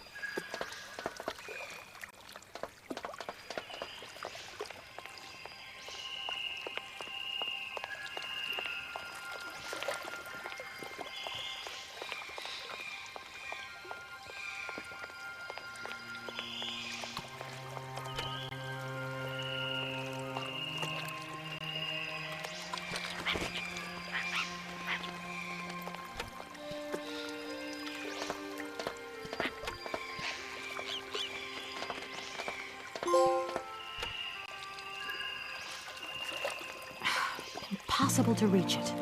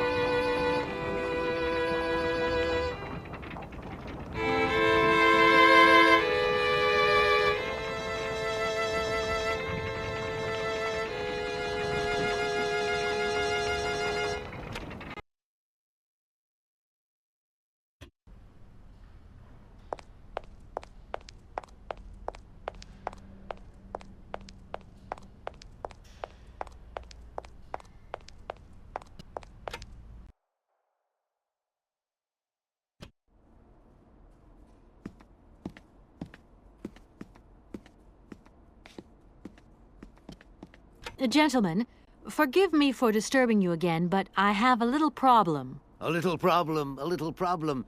Everyone has little problems now, you know. They are kept to oneself, and they don't stop the world from turning. Nor trains from leaving stations. Gentlemen, I have managed to repair your university bandstand. The bandstand is playing again? This is marvelous news. We are really very grateful indeed.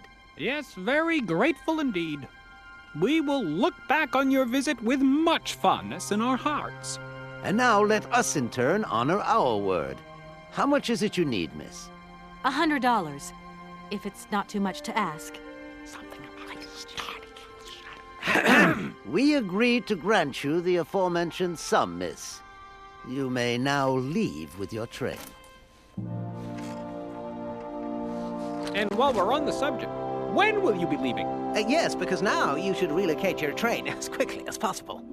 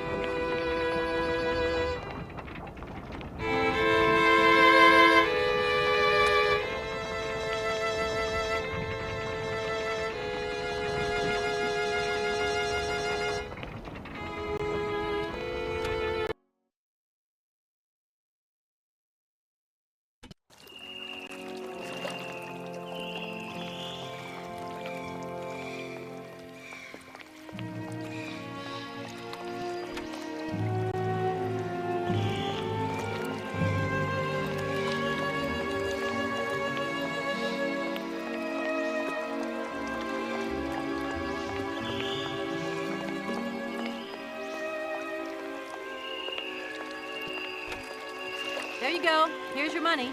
I've checked it. It's all there. Ah, thank you. Not difficult get dollar. See? You are a real businesswoman. I'm not the only one around here. We pleased to do deal with you. Now, you open lock or we no help you. Why didn't you manage to open them? After all, you don't have to be a genius. Ma vorbat pensiero esto, di kleiner madam. No se sai mar alles non comprendo, en allora kaput, en andere bordel. Wir zwar moi. On boom telefonieren, kaput. My husband say instructions complicated. No understand manual. My husband angry. Very angry. Oh, now telephone broke. Kaput. Now that is annoying. What are you gonna do next? We wait repairman. Well, I don't have the time to wait. I'll have to go have a look. There must be some way of releasing the opening mechanism. Take key. Sailor always need key for lock. Okay, thanks.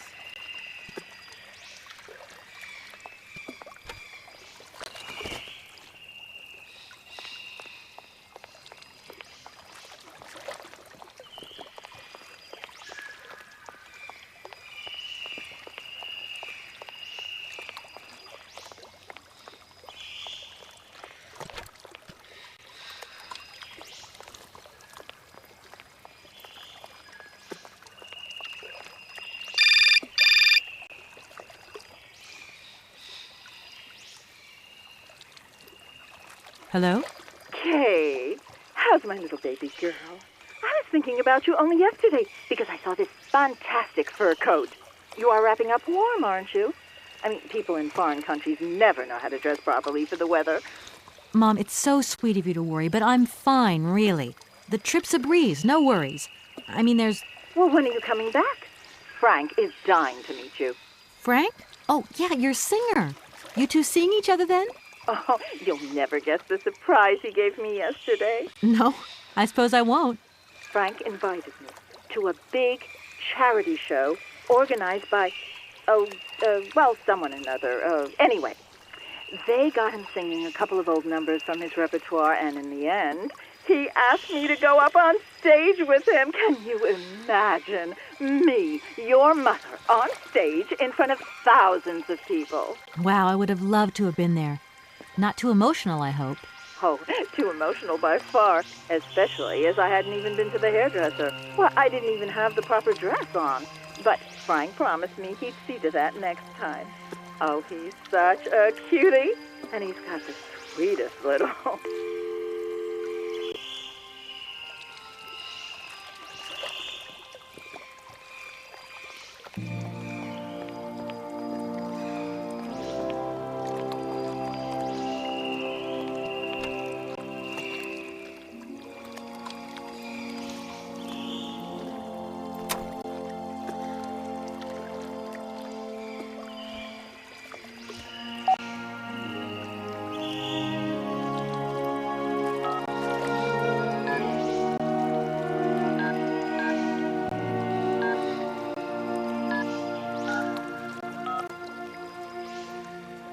Welcome to the East Lock Control Center. To start, press the number sign.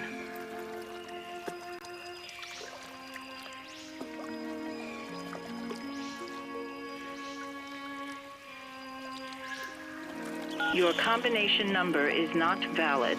Welcome to the East Lock Control Center. To start, press the number sign.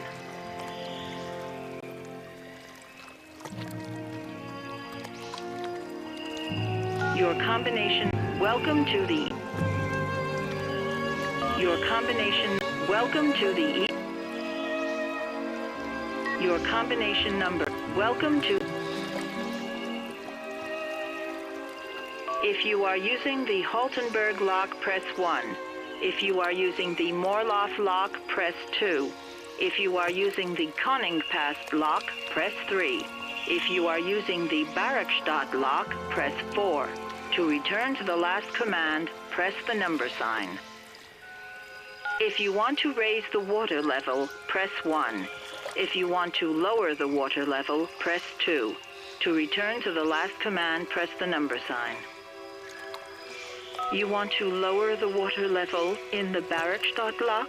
To confirm your choice, press star. To return to the previous command, press the number sign. Your request has been logged. Unfortunately, our regional technician is currently on holiday, and no replacement is available. We will reply to your request within 48 hours. In case of an emergency, please operate the lock system manually. We apologize for delays to our service.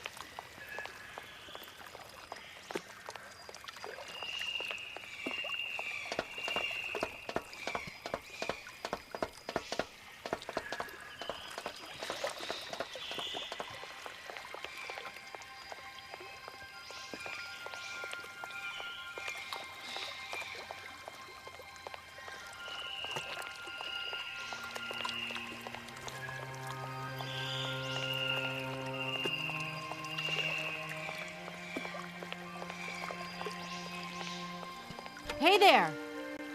On the boat! Barge on other side! You still need us? What do we do now to tie my train to the barge? Mademoiselle Takatak, Lokokokomitsen. What did your husband say? You attach chain to train and chain to train with barge. Oh, catch it so.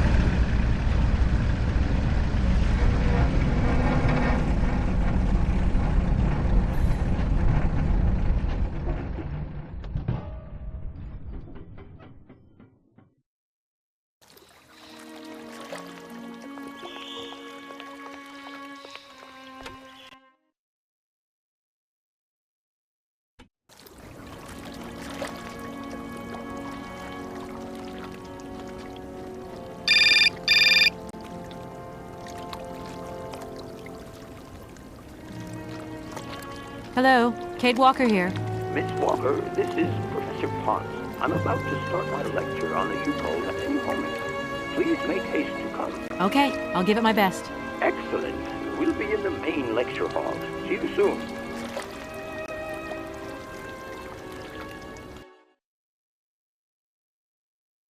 Ah, there you are, Miss Walker. Good, good. Take a seat quickly. I'm impatient to start my lesson. My young friends, a very exciting discovery, unimaginable up until only a few hours ago, has come into my hands and has finally allowed me to complete my study on the mysterious Yukol people. Lights, please. The Yukols are a people from the far north about whom very little is known. They live far away, very far away, on the frozen borders of Syberia. This distance and the climatic conditions of the region, which are unfavorable to human existence, have limited the size of the Yukol population and kept it out of reach of the scientific world. The handful of slides that follow are actually the only documentation we have in our possession. It was a Russian explorer who made these drawings and took these photographs 100 or so years ago. Today, we owe what we know about the Yukol people and their culture to him. We know that the origins of the Yukols date back to the last ice age. Curiously, evidence of their presence has been found in Western Europe, and more precisely in the prehistoric caves at the heart of the Alps. This people, it seems, undertook a long migration over centuries towards the far north of the globe. The reasons for this migration are due to the importance of the mammoth in their craft, trade, and culture. They used them for transportation and as beasts of burden. The mammoth brought them meat, skins, fat, and ivory. Man and animal lived in symbiosis. There's no doubt about it. Mammoths started to drift away from the region due to changing climatic conditions, and the Yukols followed them to the north, to the edges of Syberia. Prehistoric cave drawings, identified as Yukol in origin, first led me to the extraordinary hypothesis that the Yukols had managed to domesticate the mammoth. They are, to the best of our knowledge, the only prehistoric people to represent a man riding a mammoth. Today, because of this genuine mammoth skin effigy, identified by myself as an authentic Neolithic object, I can confirm this hypothesis. Yukol forebears managed to tame mammoths. Prehistoric man uses little imagination. He draws what he sees and represents scenes from real life. This familiar day-to-day object is actually a children's toy. As we have seen, Yukol existence was inextricably linked to that of the mammoth. They used its skin for clothing and to make the roofs and walls of their houses. They used the tusks to build the frameworks of their homes, as well as weapons, tools, and jewelry. Curiously, the disappearance of the mammoth 12,000 years ago had no immediate effect on the Yukol's way of life. It seemed that for a long time after, the people maintained their strong bond with the mammoth through the centuries. As incredible as it may seem, the Yukol people have continued right up until the start of this century to feed themselves on mammoth meat and to use the skin for clothing and shelter. The ivory craftwork industry is still flourishing.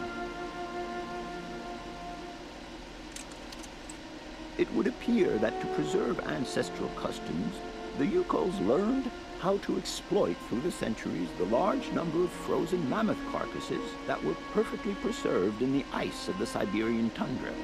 They have been able to live mainly off this enormous freezer stock for almost 30 centuries. As plausible as this explanation may seem, it seems it is not enough for the scientific community who, I will confess, is greatly perplexed by the question. In the absence of acceptable scientific evidence, we have to make do with Yukol shaman artifacts. The research department that I have the honor to represent today lends no credence to the myths and legends that these tribal charlatans peddle. We have to take their stories at face value. mere tales to while away the long Siberian winter. The legend of the Siberian Ice Ark is a very good example, and you are invited to find out for yourselves from the pamphlet that I had passed around to you. This legend would have us believe that today, somewhere on a lost island to the north of Siberia, there are living mammoths still in existence, a sort of hangover from the Ice Age. This small herd has been miraculously preserved for more than 120 centuries by the Yukol's tender care, and the island on which the pachyderms are said to live is called Syberia. My friends, I advise you to resist the temptation you may have to believe in this pish and tish. The island of Syberia is not charted on any map, and the idea that mammoths have survived to the 21st century is an idle scientist's pipe dream. The Yukols were sadly among the first victims of the colonization of continental Siberia led by the Russians in the 20th century. The Kolkhoz and Sovkhoz systems, as well as the exploitation, disdain, and humiliation the people had to suffer, marked a definitive break in the Yukol's traditional lifestyle. Since the collapse of the communist regime, the Yukol population finds itself confronted with the same political and social upheavals that other Siberian communities are experiencing. There are two consequences to arise from this. Some Yukols have lost their tribal identity and have integrated into the Russian population. Others, however, have sought long and hard to re-establish links with their ancestral culture that was lost under the Soviet regime. Now, at the start of the 21st century, the last true surviving Yukols have gone to live on the vast territories of their ancestors. Nobody knows today where they live or how they survive. Their very existence would be a matter for speculation if they did not turn up periodically at the tundra's most isolated fur trading posts to exchange mammoth tusks for essential items. There ends my lecture for today. Thank you for being among us today, Miss Walker. Please make your way to the laboratory where you will find your mammoth doll. There are also photocopies of my lectures should you so require them.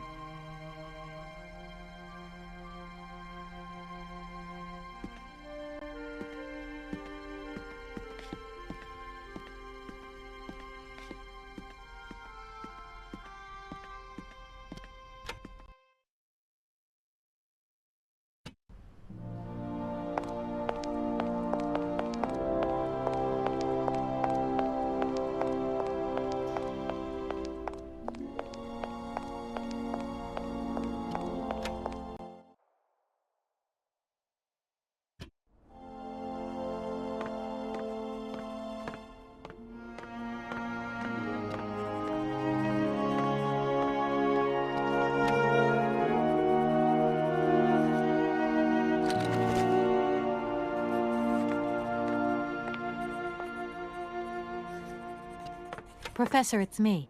I've come to pick up the mammoth doll. The doll is waiting for you there, Miss Walker. Please take good care of it. Don't worry. I'm beginning to get quite attached to it myself. Can I trouble you just a little longer? With pleasure, Kate. I'm all ears. I must congratulate you for your lecture. You were right. The subject is absolutely fascinating. I never believed that mammoths could be so interesting. What you heard was only the tip of the iceberg, my dear. But if I have at least awoken a passion in you, I'm only too proud. Did Hans Vorarlberg agree with your hypothesis on the Yukols being able to tame mammoths? Now, Hans was no man of science. His pathological obsession was to find mammoths that were still in existence. Such a hypothesis is somewhat overblown, don't you think? I would have loved to study at a university like this. No age is too old to start learning, my dear. Maybe, but you know, the eternal student and all. You prefer being an eternal lawyer? I have more important things to deal with. Live problems, not Things that died millions of years ago. Everyone has their own priorities, my child. I'll leave you in peace. I hope I haven't disturbed you too much. Sorry? No, not at all, my dear child.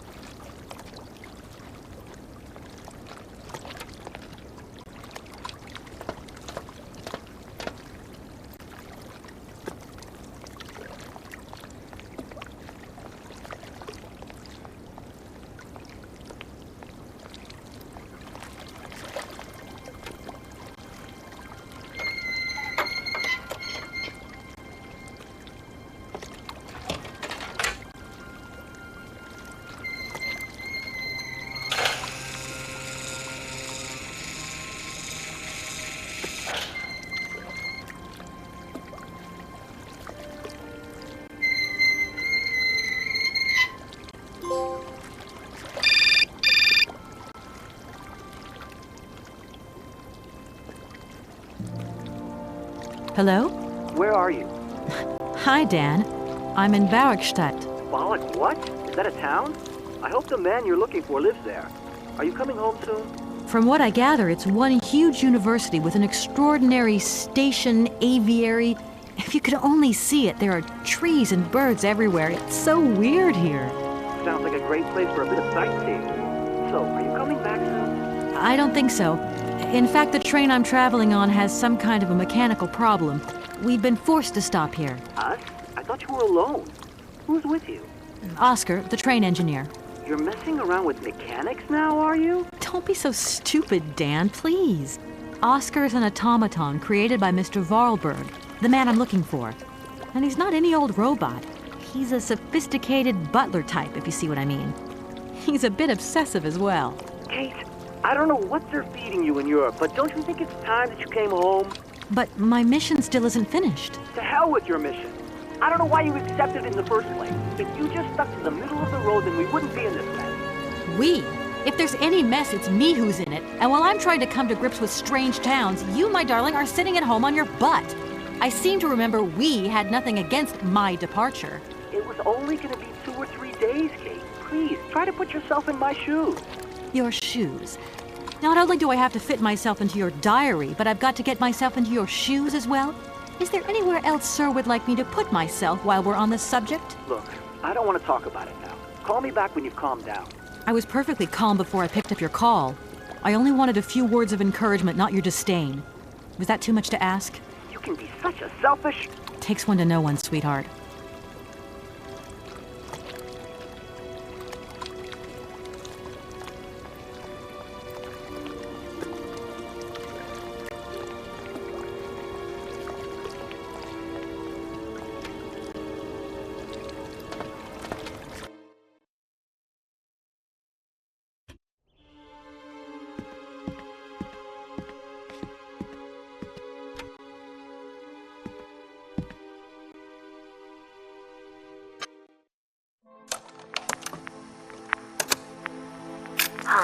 I have some very sad news.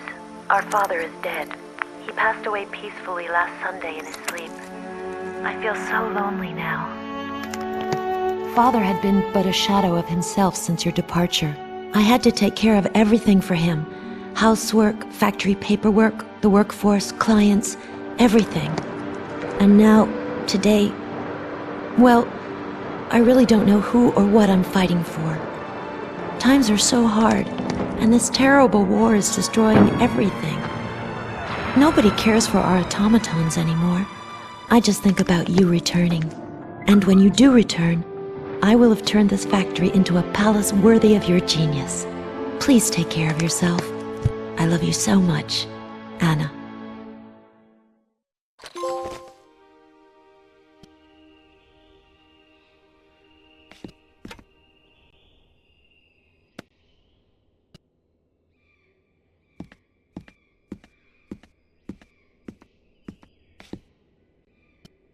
Everything okay, Oscar? Yes, Kate Walker. I am awaiting your instructions. This train might be a wonder of technology, but the engine's limited autonomy is a liability. You got to admit that. I am afraid I refuse to entertain this consideration, Kate Walker.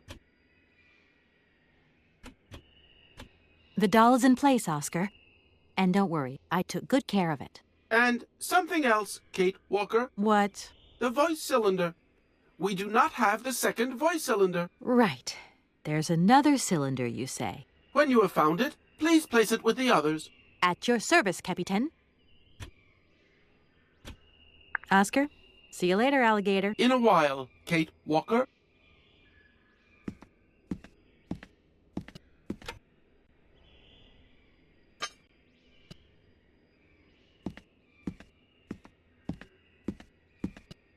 Everything okay, Oscar? Yes, Kate Walker. I am awaiting your instructions. Oscar, if you tell me one more time something's missing, I'll... Everything is ready. Take your seat, Kate Walker. We are leaving. I'll... Okay...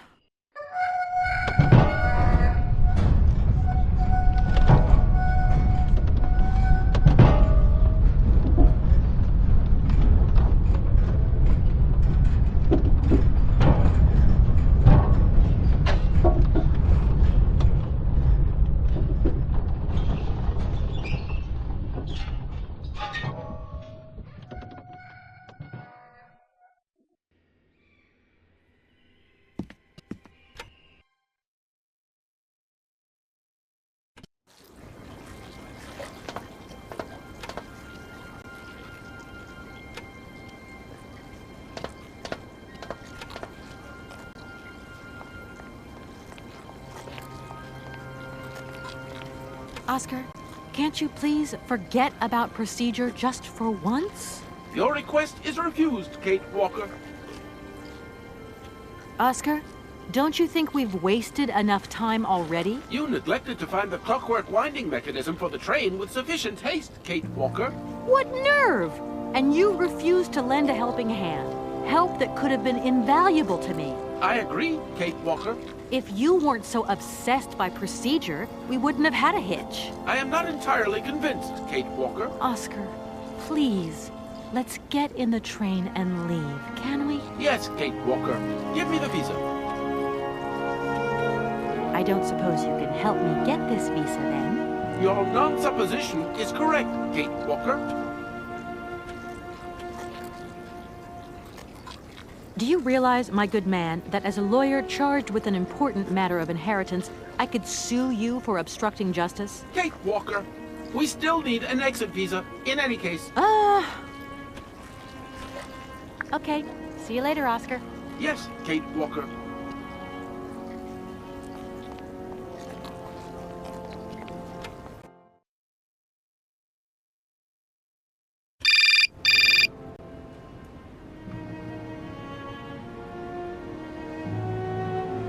Hello? Kate! Oh, is that you? What's going on? Well, I finally got the mechanical train wound, and I hope it's going to take me to Hans Vorarlberg. I had to sort things out with a couple of weirdo sailors, and they probably ripped me off.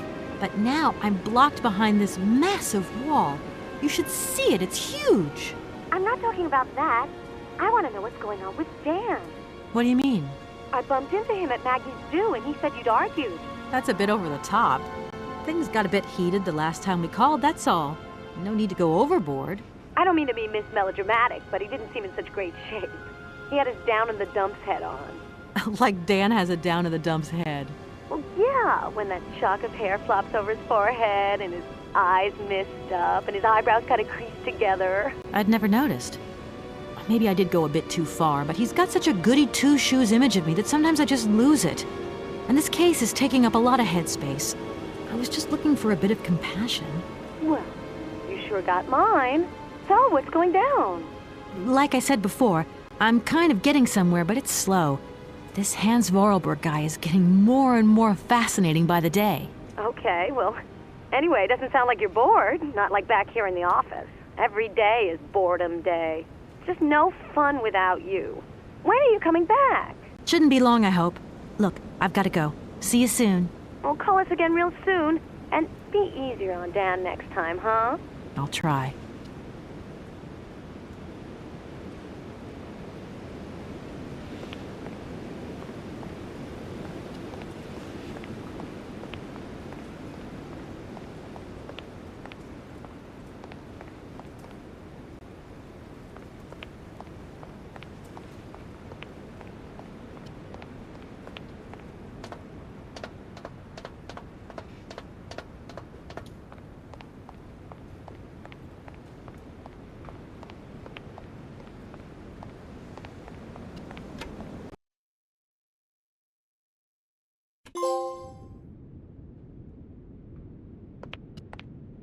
Good day to you, sir.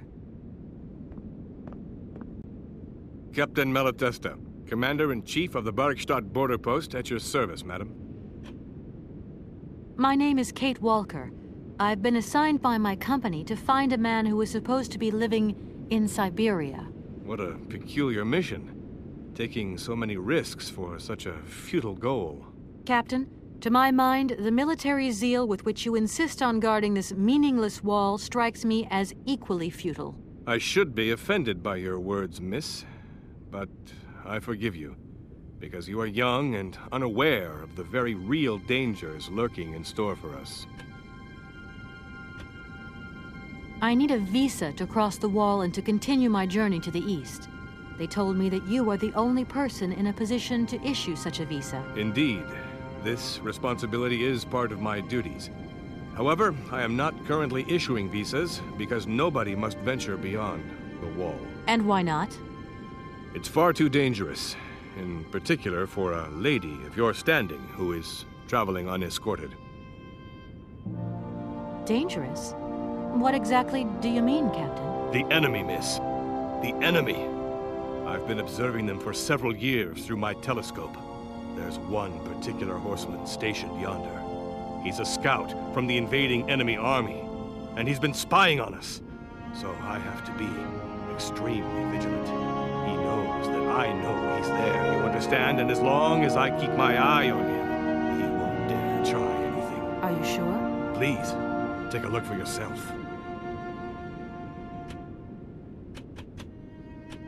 Is the person who takes care of the gate anywhere around? There is no person who takes care of the gate.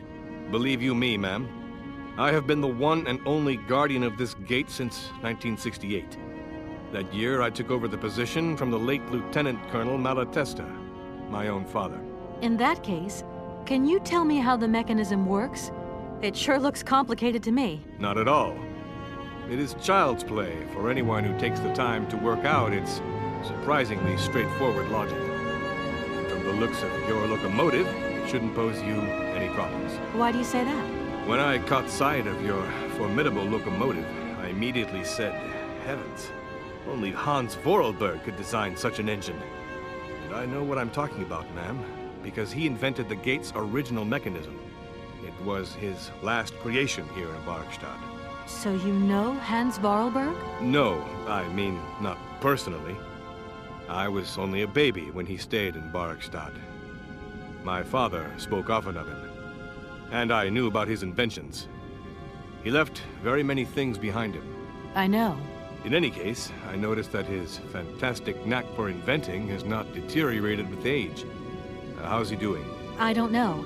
In fact, I don't actually know him. I'm searching for him. An inheritance matter. I hope his train is going to lead me to him. And why not? His inventions are always full of surprises.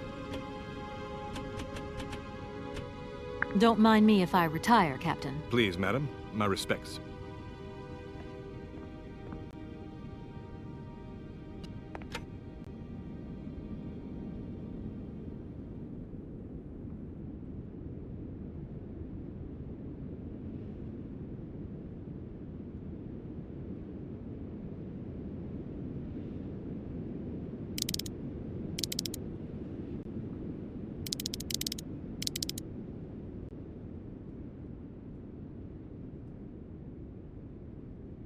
How strange.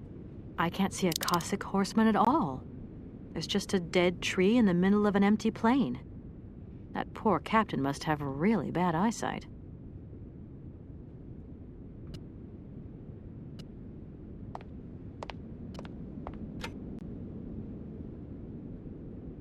Doesn't look like that works.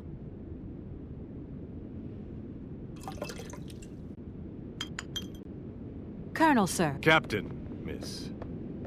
But you have the air of a great officer. You flatter me, miss. Unfortunately, I'm afraid that we frontier soldiers are often forgotten by the military administration. There's no justice. I sympathize with you, Captain. Let us forget our worries for a moment and have a little drink together in the name of friendship. It would be my pleasure, miss, but the regulations strictly forbid it. Come on. A little glass of wine never hurt anybody, and nobody need know. Wine, miss? You are putting me in a very delicate situation. Don't deny yourself, Captain. Just a little glass. I assure you, it is excellent. Well, perhaps just a drop.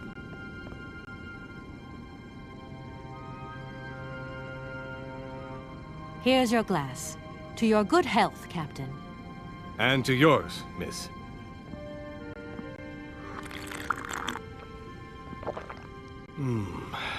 It's been a long time since I've drunk wine in such pleasant company. I admit, it is excellent. Isn't it? You wouldn't think it came from Barrickstadt. It is made from the Amazon forest Sauvignon grape that has been miraculously conserved and cultivated in the station garden. Well, well, well. The university authorities kept that one to themselves. You know, Captain, it is essential that I continue my journey eastwards. Please, don't even think about it. As I've said, it's extremely dangerous. The enemy is spying on us. Perhaps your Cossack horseman isn't quite what you thought. Perhaps it's just a dead tree twisted into a strange shape. You should take another look. You never know. Go on, Captain. Give it a try. So be it. I will make this concession to the fairer sex, miss. But it does seem to be quite ridiculous.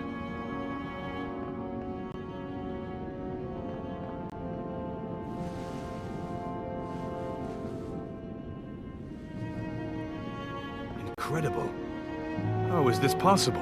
By what strange magic? How could I have been so wrong for so long? The enemy was only a tree. I'm so ashamed. It's not that bad, Captain. It's only human to make mistakes after all. A tree. Nothing but a dead tree. Pull yourself together, Captain. It's okay. And now I suppose there's nothing stopping you from issuing me a visa? Yes, of course. There is no more danger. All these years. And now the Cossack has gone. There is nothing left to watch. Captain, you should be delighted. From now on, you don't have to stay pinned to your watchtower. Travel can start up again normally. You will be able to resume your regular duties like issuing entrance and exit visas. You are right. I will sign you a visa to cross the wall frontier immediately. 1,000 apologies. Here, miss.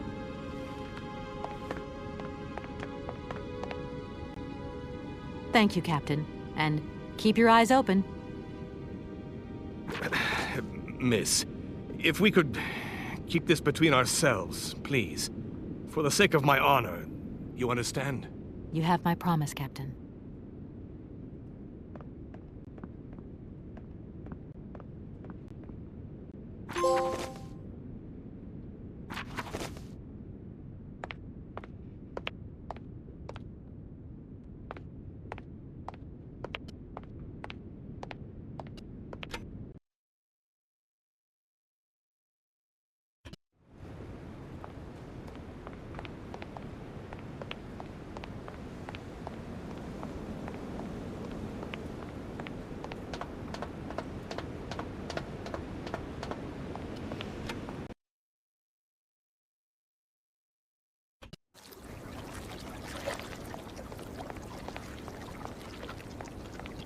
Here is the visa.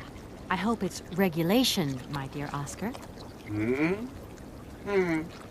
It is regulation. Here is your ticket.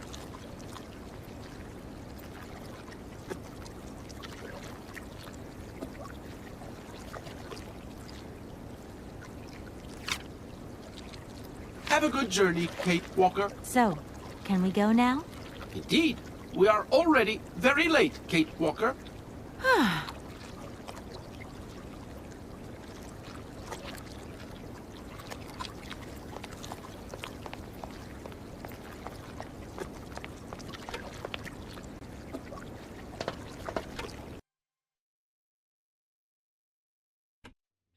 Here you go, Oscar. Now, please return to your seat, Kate Walker.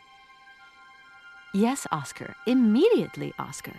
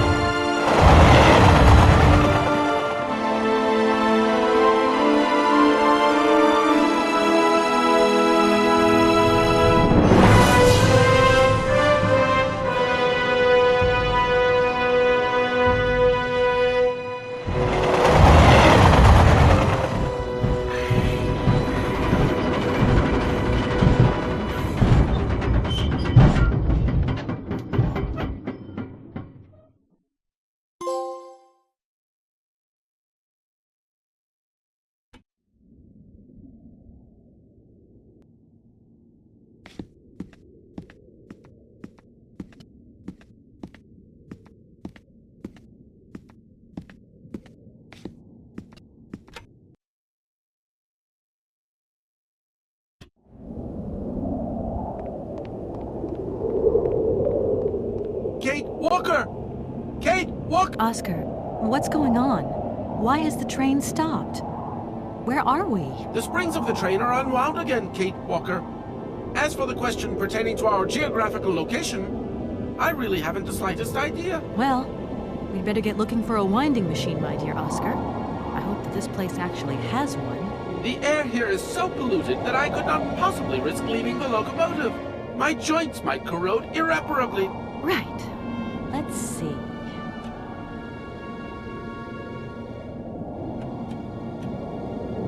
Gosh, it's really gloomy here. I wonder where on earth I'm going to find a winding machine. I have total confidence in you, Kate Walker. You are, after all, a brave and resourceful woman. Yeah, right. Let's hope Hans Varlberg once lived here as well. Maybe he planned for his locomotive's unplanned stop and installed a winding machine as well. Otherwise, it's not looking great for the rest of the journey. Do not forget that Hans Vorarlberg is a genius in the true sense of the word. But is he a genius with a sense of forward planning? We will find that out when we find the winding machine. My God, Oscar, what would I do without you? Oscar, you couldn't make a little effort for just this once. If we both went looking for the winding machine, the two of us together might find it quicker. You are in all probability correct, Kate Walker. But the high level of heavy metal miasma that pollutes the atmosphere could cause havoc to my wheelwork. We just keep stopping. When will we ever get to the end of this journey? Simply wind up the spring and we can set off immediately. From your mouth to God's ears. Okay, let's try looking on the bright side here. I need to stretch my legs. Is there something wrong, Kate Walker? Are you uncomfortable? Are the passenger facilities on this train substandard? I shall draw up a formal complaint form for you immediately. No, Oscar, everything's fine, I assure you. A little walk will do me good, that's all. See you soon, Oscar. I shall stay right here, Kate Walker.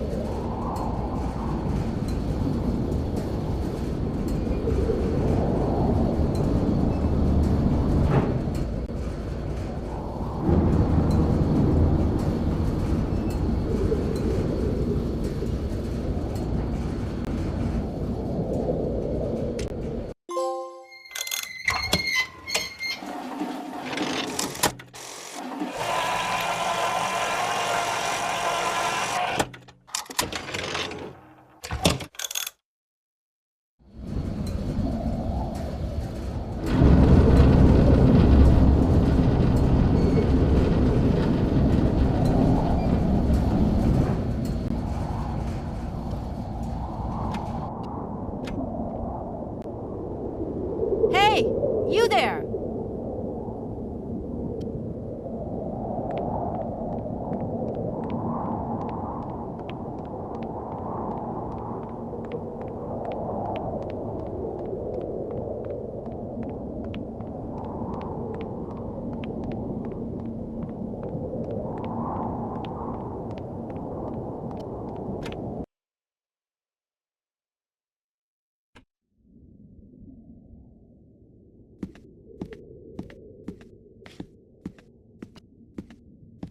My God, Oscar!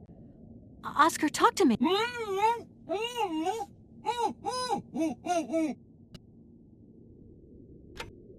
Are you okay? Why, it is absolutely inadmissible, intolerable, and indescribable. I have been attacked. What do you mean you've been attacked? My hands! I no longer have them! They have been stolen! My God, you haven't got your hands! But who did this? What's going on here? We can be sure of one thing, Kate Walker. That this heinous crime was committed by a barbarian. A dysfunctional individual whose behavior lacks all finesse. Did you get a look at your attacker? Tell me exactly how it happened. I was standing here polishing up my metalwork. I was just thinking that with all the dust in the air, it would be a good idea to... Oscar! I was very busy, and I suddenly felt two powerful arms grab me from behind and tie me up before I had the chance to defend myself. I wanted to call out, but my attacker gagged me before I could emit the slightest sound. Then he dismantled my hands with a terrifying pair of pliers. It was horrible. I can believe it, my poor Oscar, but did you see him? He was a real barbarian, I tell you. He had bloodshot eyes, steel teeth, and brown scaly skin, and he emitted foul odors. He was a monster, Kate Walker, a real monster, and he had A weapon? Oscar, please calm down. Everything's going to be all right. How old do you think your attacker was? How old? Such monsters are ageless. I tell you, my wheelwork froze with fear. I think he must have been an older man. Someone with a soft spot for automatons. An expert who knows how to dismantle a pair of hands with a pair of pliers. I'm afraid I don't quite follow you. And what if it was Hans Vorarlberg himself? Kate Walker, in spite of the respect in which I hold you, permit me to say that such an idea is stupid. Hans Vorarlberg, my attacker. A father would never attack his offspring. Get a grip on yourself. I should point out in all modesty that my attacker must have had muscles to overcome an automaton of my build. Maybe you're right there, Oscar. I do apologize. Right, Oscar? Let's go find this hand bandit. And this time, we're not going to be such a pushover. Kate Walker, please do not think that this problem does not concern me. But if it's all the same to you, I would so much prefer to stay here, just to be on the safe side. An engineer never abandons his train, after all. Yeah, sure. Another good reason not to lend a... not to help me out. Kate Walker, even an automaton deserves a little compassion. I have just been savagely assaulted. Oh, I can feel one of my spasms coming on. I am on the verge of a clockwork breakdown. And all you do is accuse me of being selfish. Okay, take a rest, Oscar. You're not much use without your hands anyway. See you soon, Oscar. I shall stay right here, Kate Walker.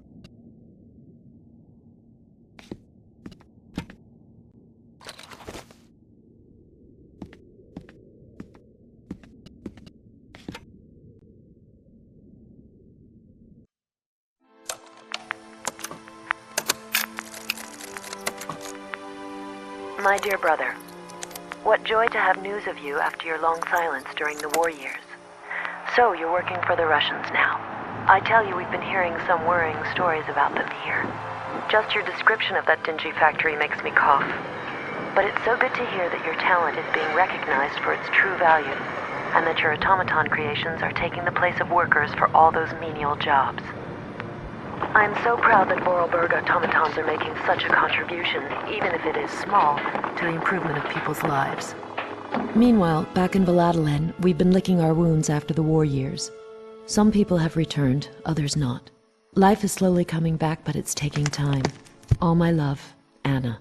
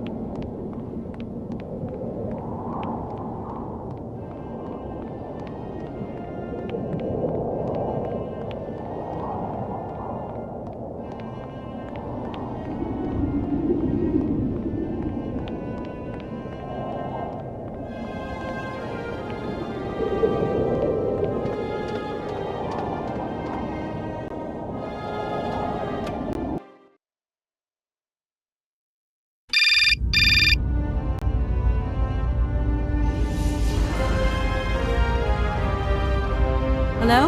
Hello? Kate? It's Dan. Can you hear me? Dan, is that you? I can't hear you so good. Dan? Kate? It's Dan. Can you hear me? Dan, you're breaking up. I'll try and call you when I get out of this mine.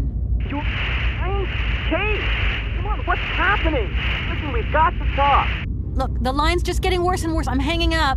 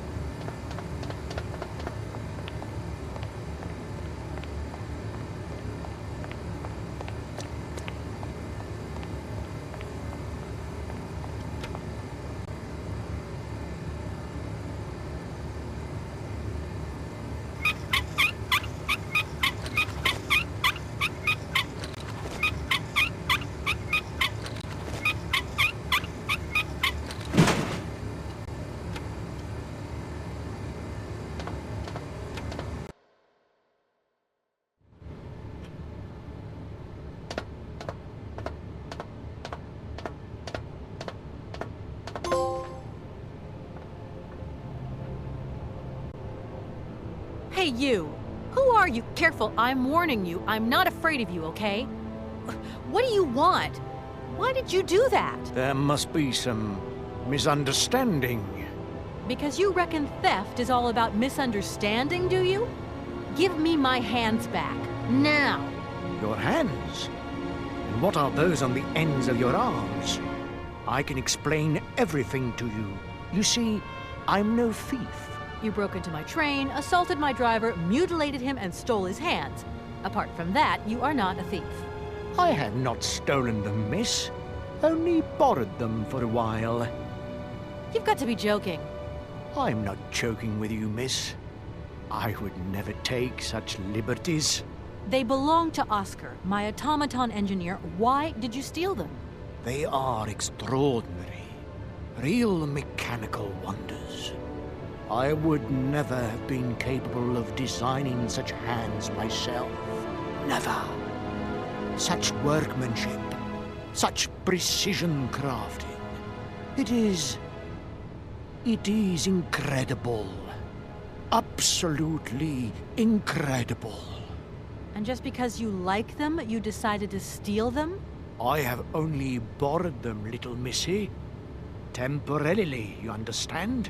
Of course, I shall return them to you when I don't need them anymore. You can...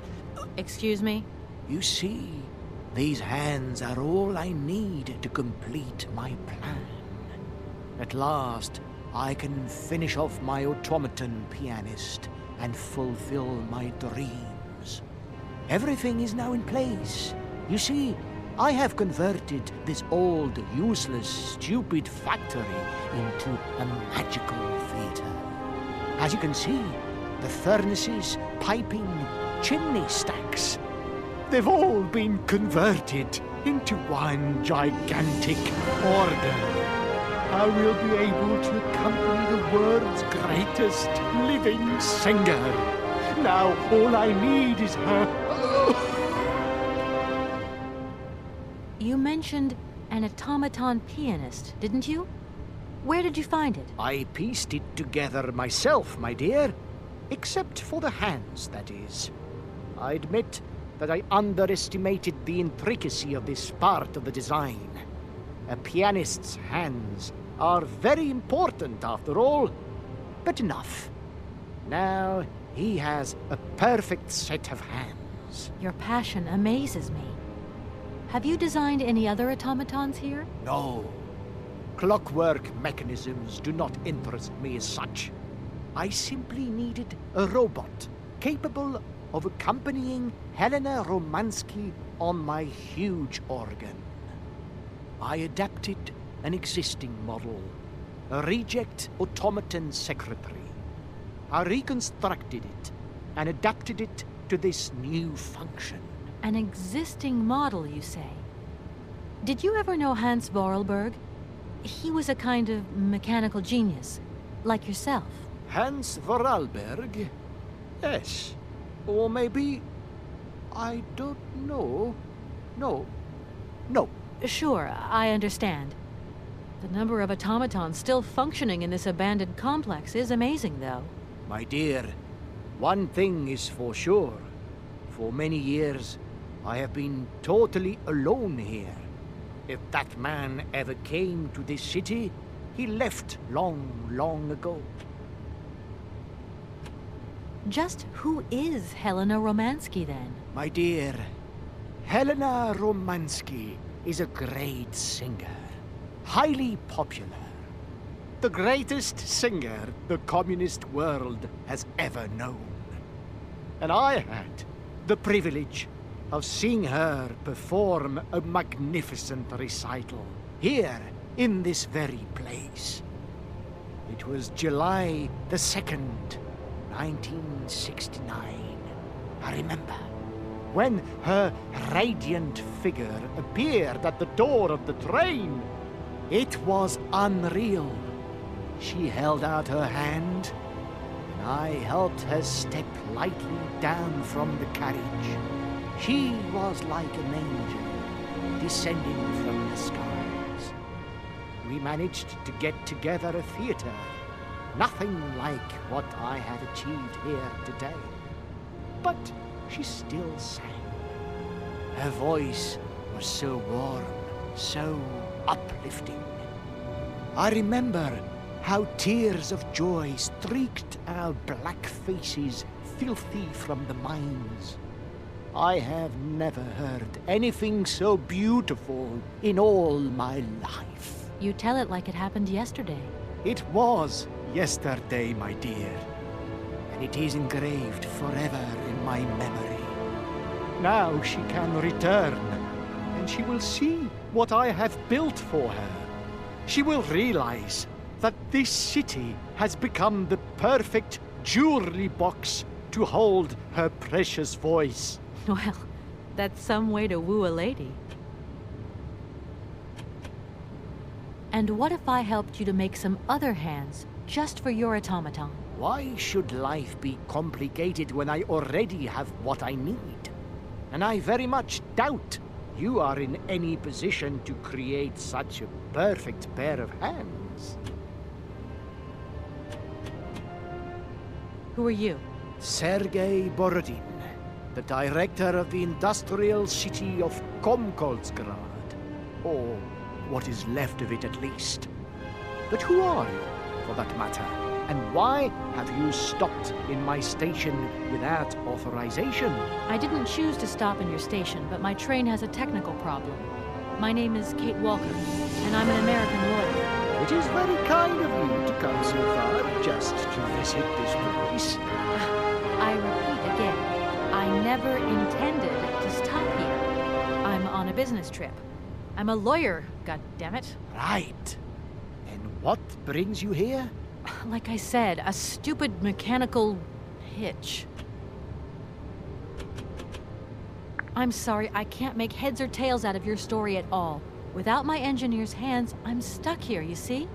Everything I have designed, all that I have invented, everything is for her. Do you realize? Her. Oh, to hear her sing one more time, here in my factory! But who is she? Who are you talking about? Helena. The one and only Helena Romansky. Her voice is so pure, like an angel. One day she came here to Komkolsgrad. She sang here, you know, when our industrial city was in its heyday.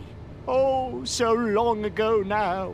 It was almost unreal. It was magical. I remember it like it was yesterday. Then, later, a long time later, she saved my soul. She saved my life and gave it meaning.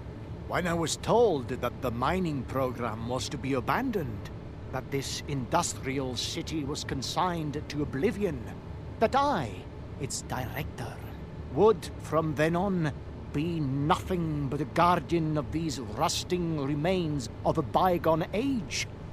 That is when I first formed my plan to bring Helena Romansky back to this factory.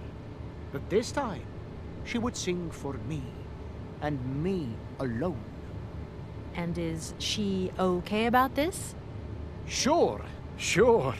Once she finds out that I have done all this for her, when she realizes how I converted this vast network of pipes and tubes to create one of the most impressive organs ever made, then, you know, this was no small achievement, miss. Once molten iron flowed through here. Now there wafts only beautiful melodies. But then I realized I had to make an automaton pianist. I began to despair that I would never create hands that were intricate enough. But then you arrived. So lucky, don't you think? Yeah, that must have been a happy coincidence for someone around here. So, when will this Madame Romansky come back? When do I get my hands back? I don't know. Maybe someone should look for her. Tell her. Hey, why don't you go? The quicker you bring her back, the sooner you can carry on your business trip. Now, isn't that a good idea? And you promise that once Helena has sung, you will give me back my automaton's hands? I promise, my dear. You have my solemn word. Well, I guess I'm going to have to believe you. Where should I go hunting for this singer, then? I have no idea. But for a woman of the world like yourself, finding her should pose no obstacle. Helena Romansky was a world celebrity, you know. I have collected many objects, souvenirs of her that I keep in a room. A shrine to her glory. It's like her own personal museum in a way. You should take a look.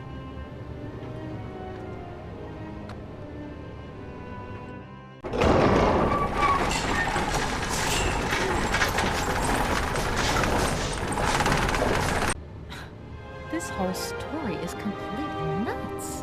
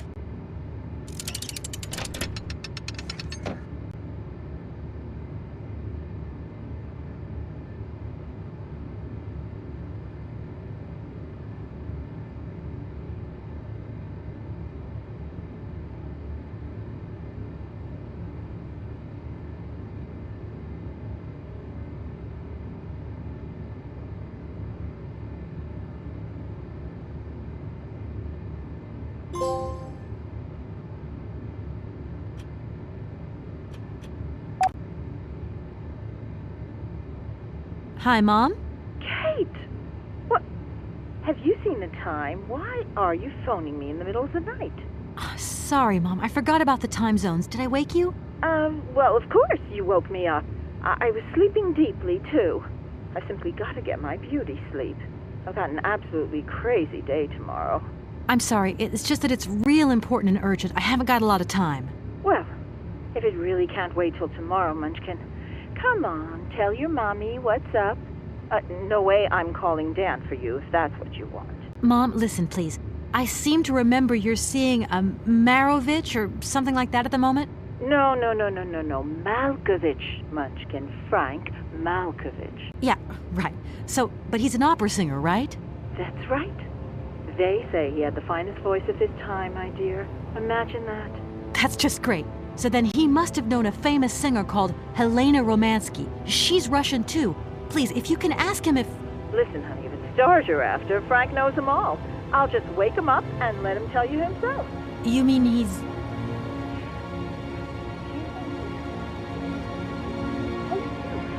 Oh, Kate, listen, you're still there. Frank tells me he did hang out with the Romansky once, but it was platonic. You know those singers. She's a great soprano. Great. Does he know where she went? Does she still sing? Where does she live? 1 second, Munchkin. Frank says she was very ill and she withdrew from circulation. Really?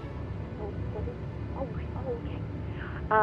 She went to rest in some spa somewhere. He thinks it was called Arrowbad, but it was 15 years ago and he's not sure. And well, honey, when Frank wakes up, he always takes a little bit of time to get going, you know. Thanks a bundle, Mom. And Frank, too. You're both fantastic. Love you both. Thanks again. Catch you later.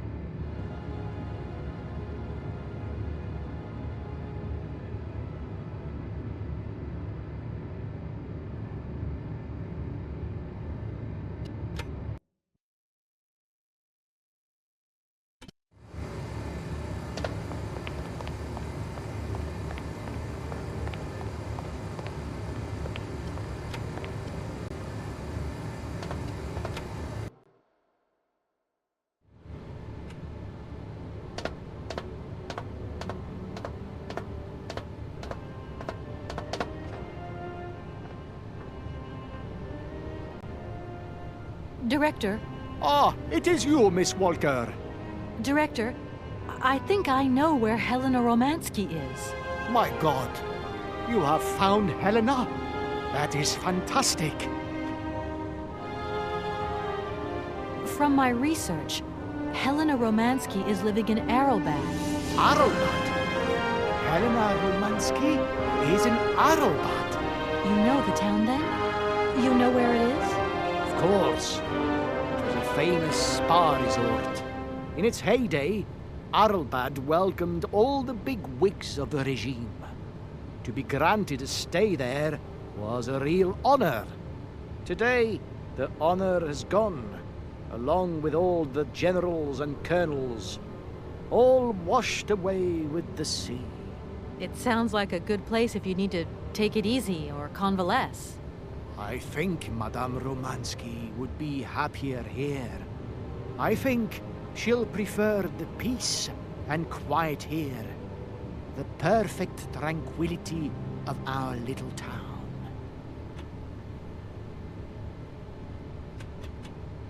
Why don't you come with me?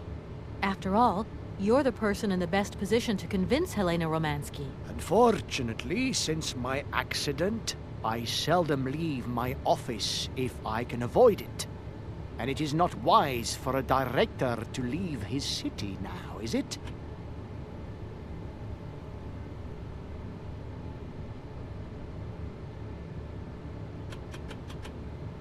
How can I get to Arrowbad?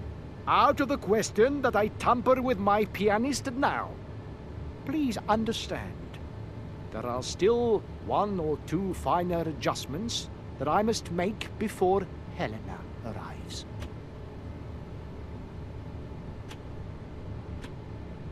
You don't think that Madame Romansky could be a little too old or too sick? now for such a journey? She is beyond the clutches of time, my dear. That is impossible.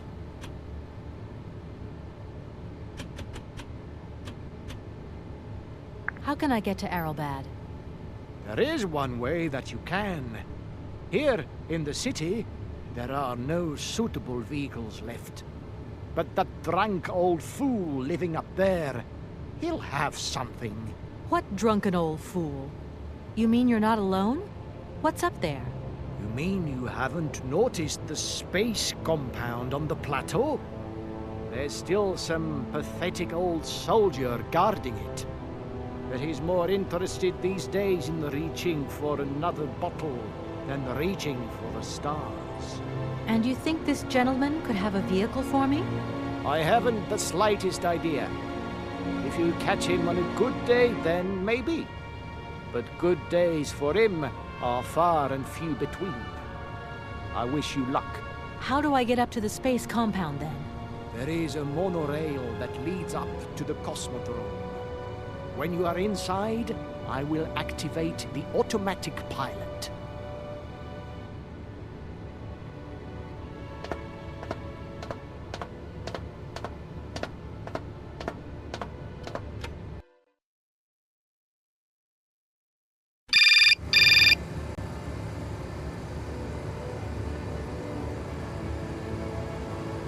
Yes?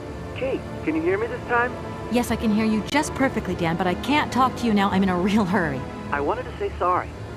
I know I wasn't very understanding last time. I've been feeling a bit bad about it. Okay, you're a real sweetheart, but I've got to leave you now. I'm not angry with you, so don't worry. I've just got to catch up to someone, and quick. But Kate, this is really important. I'll call you back, Dan. I'm sorry.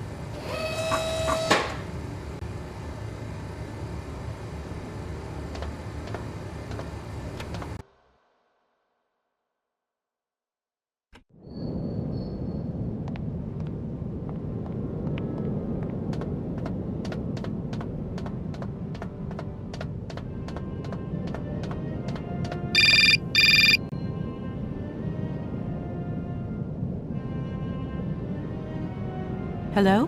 Kate! Oh, that you? How are you? Olivia, great, just the right person. Look, have you heard of Helena Romansky?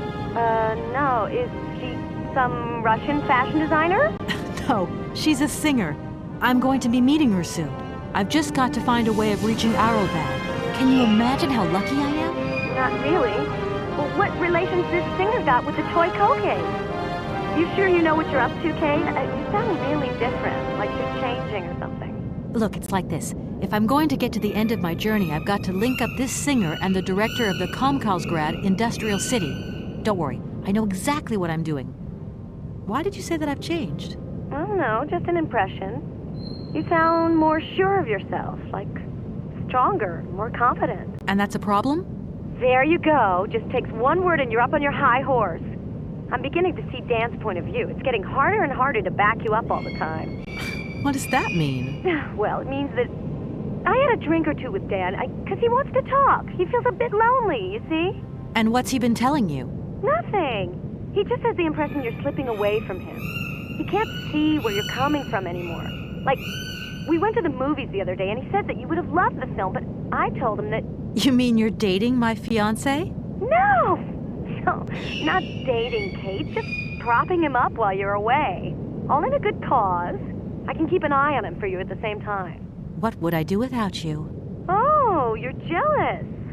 Well, that's a good sign. That means you want him. Now, that he'll be pleased to hear. You seeing each other again soon? Tomorrow night. He invited me to dinner at the Goldbergs. You don't mind, do you, Kate? No worries. Look, I've got to go, Olivia. Take care.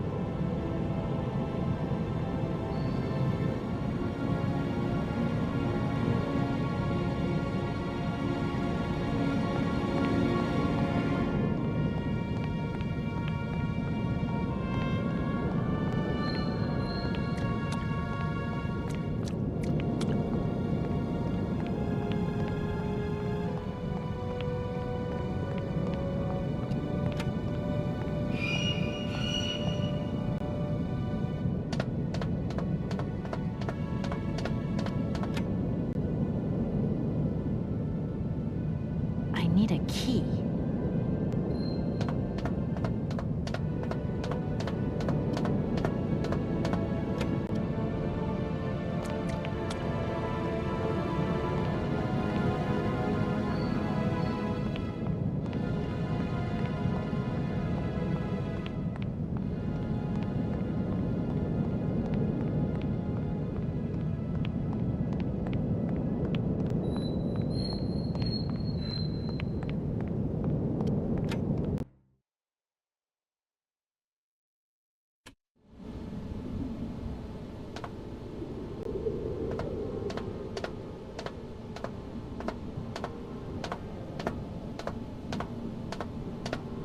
I don't need to use this console.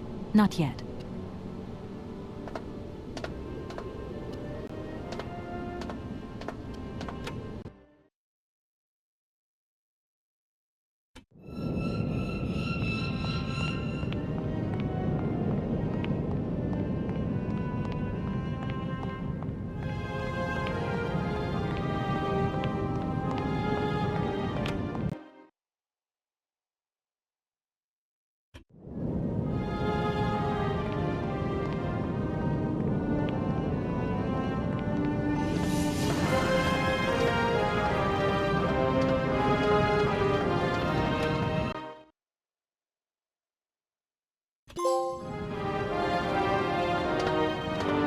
Excuse me. Sir. Sorry to disturb you, but... Yoo-hoo! Can you hear me? 3, 2, 1, contact! And we have liftoff! Oh, holy mother. A dame. A pretty dame on the launch pad. Please, no need to worry, sir. Just do stay calm. I just want some information. Watch what you're doing, sweetheart. We ain't got no information, no strategies, no plans to tell anyone, anywhere, anytime. Military regulations, you dig it, man? Please, can you try and get a grip? I must absolutely find a way out of this industrial complex. Jeez, me too. I've really got to get out of this dump, but not before I've had a little drink. Here, get your pretty little lips around this. Vodka. Tell me what you think. Do you have a vehicle to lend me? I think I'd even test one of your rockets right now if I had to. Toast my rockets. Hey, pretty dame, I'll drink to that. Now, just a minute. We gotta need a special bottle for this special occasion. Something to blow you away. 3, 2, 1, contact, and we have liftoff. Okay, that's enough. What was that? Did you say something? Are our female comrades revolting or what? Oh, trouble on its way. Bottoms up. Power to the babushkas.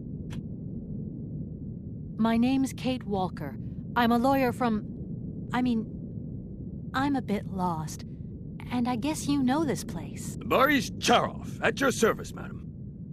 Can I offer you something from the bar? No, thank you. Tell me, how long have you been here? For as long as it took for you to come along, sweet pea. Don't think I've been lonely. I got a bottle or two here. Keep me company? You're a soldier, aren't you? Ex-cosmonaut? Hey, honey, that's all in the past. Hell, let's talk about today. Let's have a drink. That's an order, soldier. I heard that maybe you could lend me a vehicle or something? A vehicle? All our vehicles were picked up and shipped out to the borders years ago. General's orders. I say, let us raise our glass to this finest soldier this country's ever known, little lady. I don't mean to offend you, but I'm not in the mood for a drink right now. And you'll live to regret it to your dying days, sweetheart. To your health, while you have it. Does the name Hans Vorarlberg mean anything to you? Karlsberg. Of course I know that name. But sorry, it's been a long time since I've seen something like that around here. Vorarlberg. He's a person. I'm looking for him, and I think he might have come by here a few years ago. Well, in that case, let us raise our glasses to this brave man and his very good health. I need to get to Arrowbad, and quick. You go ahead, soldier. I'll stay here and keep you covered. I got the supplies here. Gotta keep an eye on them. Tricky job, too, you know? All these bottles. I came here by train, but I've got this mechanical problem. I had to leave the train down in the industrial zone. The director down there told me you were here. Ah, Borodine, that dumb traitor. I tell you, he's gone over to the enemy, over to the dark side. It's terrifying, the darkness. Eating out his brain. The jerk. That's maybe going a bit far. He is a little eccentric, I'll grant you that. But when you live on your own, cut off from the world for so long... His brain's gone AWOL, I tell you. There's no darkness in my brain. I've got a cure. See? My secret antidote. Go on, have some. It'll stop you getting cold. I don't think I'm in a high-risk category, but thanks anyway. So many birds nesting around here. What attracts them all here like that? Dumb birds. But at least a bird don't get bored, does it? See? They can fly. Them birds, geez, they can fly. Sounds like you're jealous of them. Well, maybe you're just right there. 'Cause sometimes I like to let Soyuz loose and watch them circle for hours on end. The birds, they crap themselves when they see him coming. Don't stop him coming back, though. Soyuz? Soyuz, ma'am. A silver angel. A savior who cleans our cosmodrome of them dirty rats with dirty wings. While I was walking around here, I noticed a very impressive airship. It's kind of strange to find such a ship in the middle of all these rockets. Does it still work? What do you use it for? That airship used to take us all the way to the Arrowbad beaches. And now we're grounded. For good. Mama used to say to me, son, aim for the stars and you might hit the moon. So I aimed for the stars, but all I hit was the bottle. Nothing around here works? Everything's broken? Well, of course not. Everything works perfectly. I may be an old Cossack alcoholic, but I ain't mad, and I do my duty. To your very good health.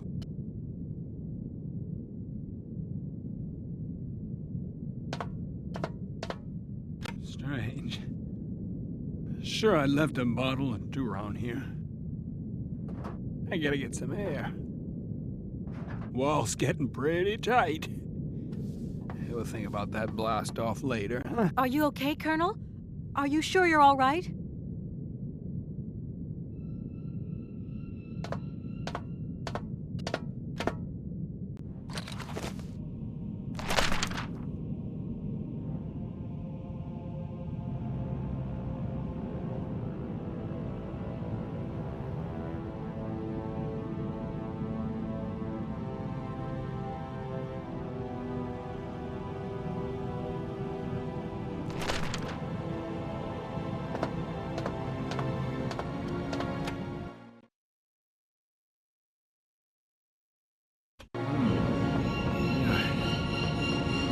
Be careful! Don't lean out too far or you'll...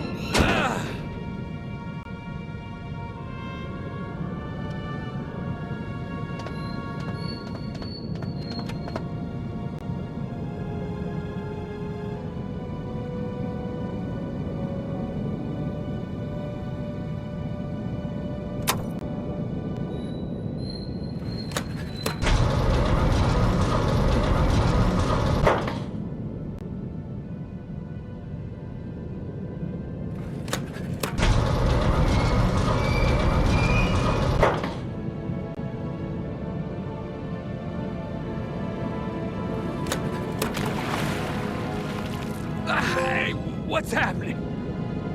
That's water you got there. Stop it! Now! You want me to drown?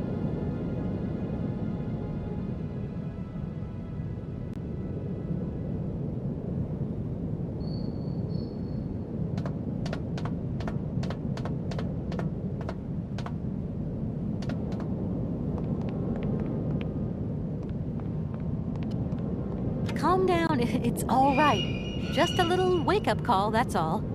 You must have had quite a bit to drink. Gee, you're right there. Not the first time, either. Probably won't be the last. Man, my head. Please, could you whisper? Please, do excuse me. But it was the only way I could think of to bring you back to your senses. A little extreme, maybe. But I get the impression you're a lady who likes to see results. Sir? Sir? I need some quiet. Please, can I have some quiet?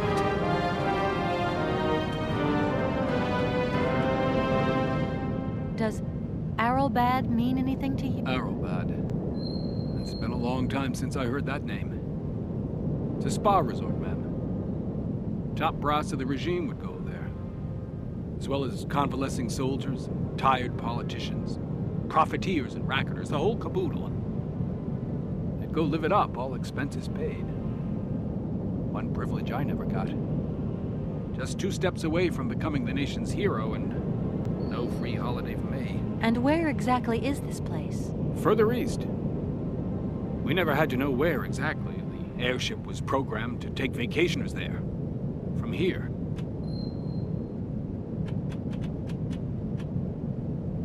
Do you think the airship still works?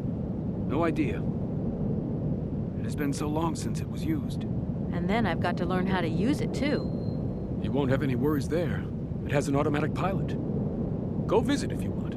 Here's the key.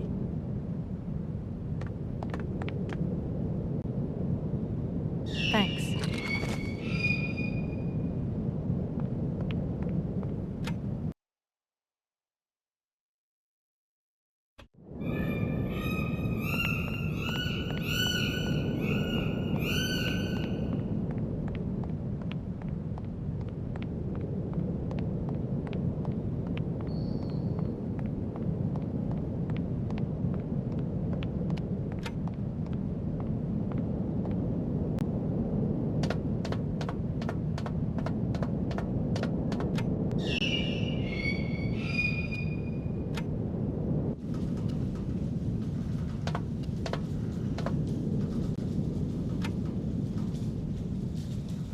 Doesn't look like that works.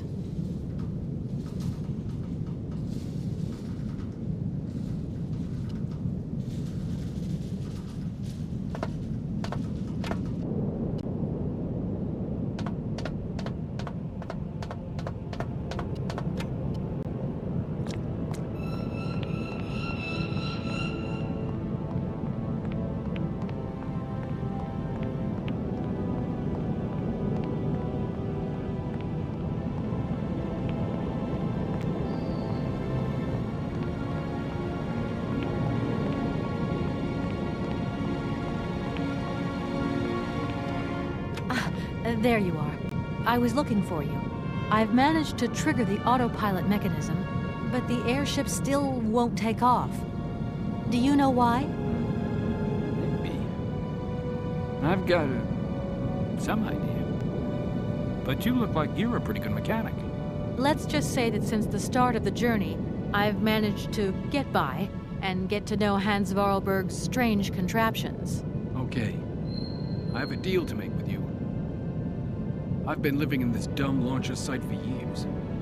And I've always said that one of these days I'm going to the stars on that flying wing. And I'd better make that trip before vodka stews mine. But I gotta know how it works. And you look like you might have some clue at least. If you could help me get to the stars, I'll tell you how the airship works. What do you say? We got a deal? Why not? I'll see what I can do for you.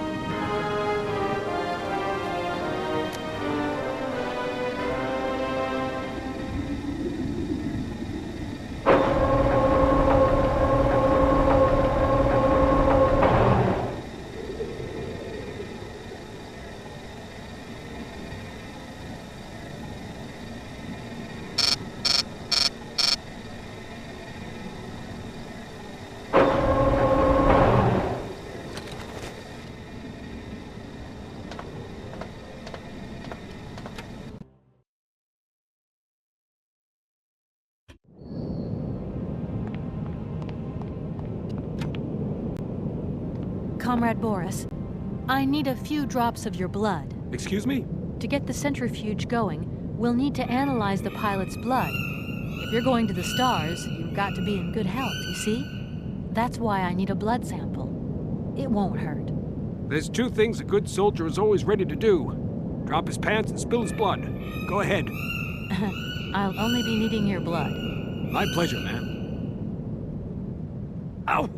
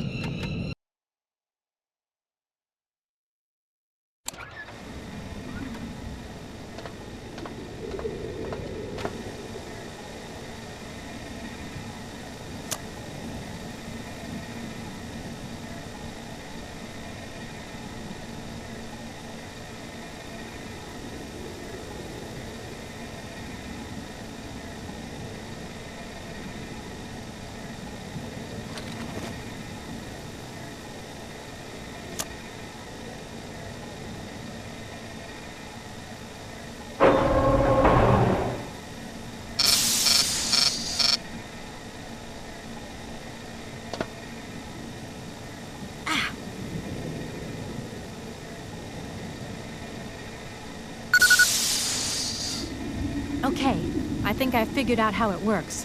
Get settled in and let's go. Colonel,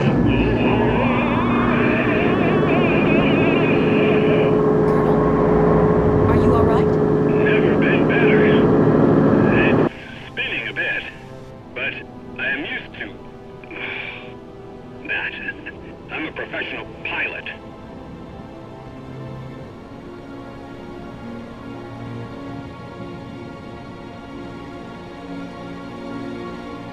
Miss Walker!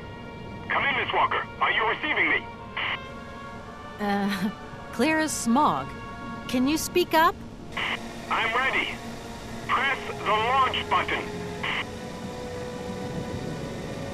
Okay, here we go. Good luck.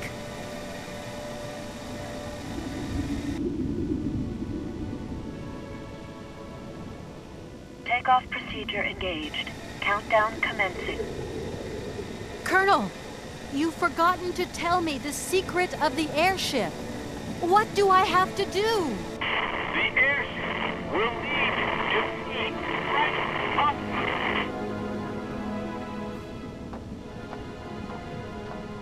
10, 9, 8, 7, 6, 5, 4, 3, 2, 1, 0. We have liftoff.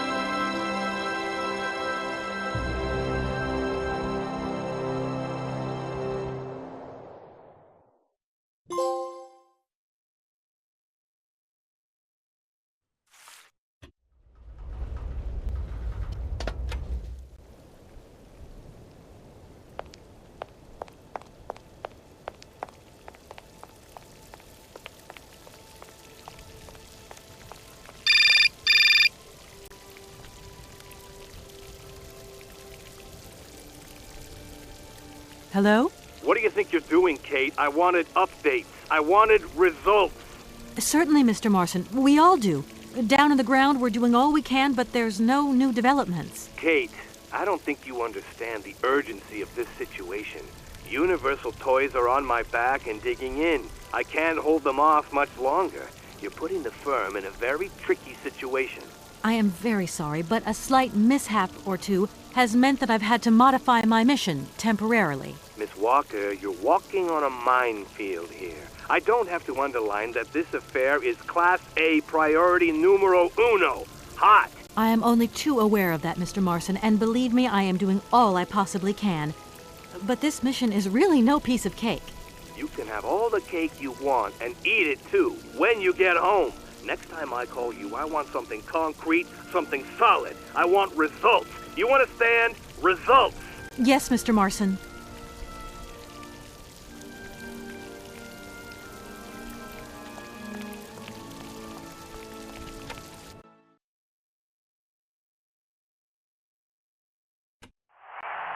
What the hell was that?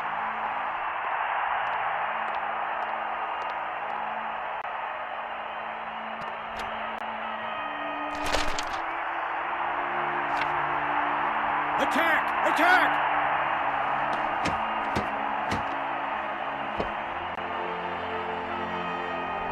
What the hell was that?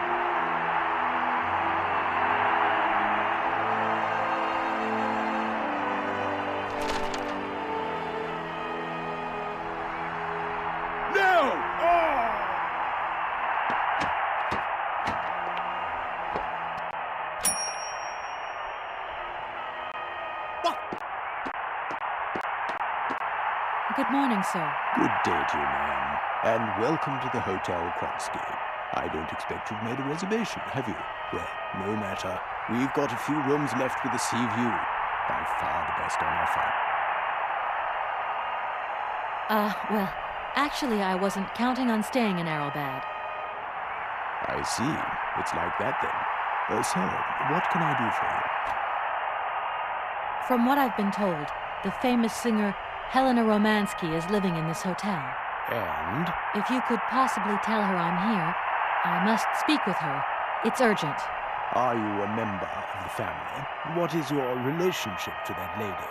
None. I don't even know her. But please, can you inform her that I must see her? Did you not hear me right? Madame Romansky is a privileged member of our clientele, and I very much doubt if she wants to talk to a total stranger who's just washed up off the beach. I just need to speak with her for just a moment. Then I'll leave. I promise. I'm sorry. I can't let anybody just come and go here. Guests only. An establishment like our own has to think of the well-being of its guests.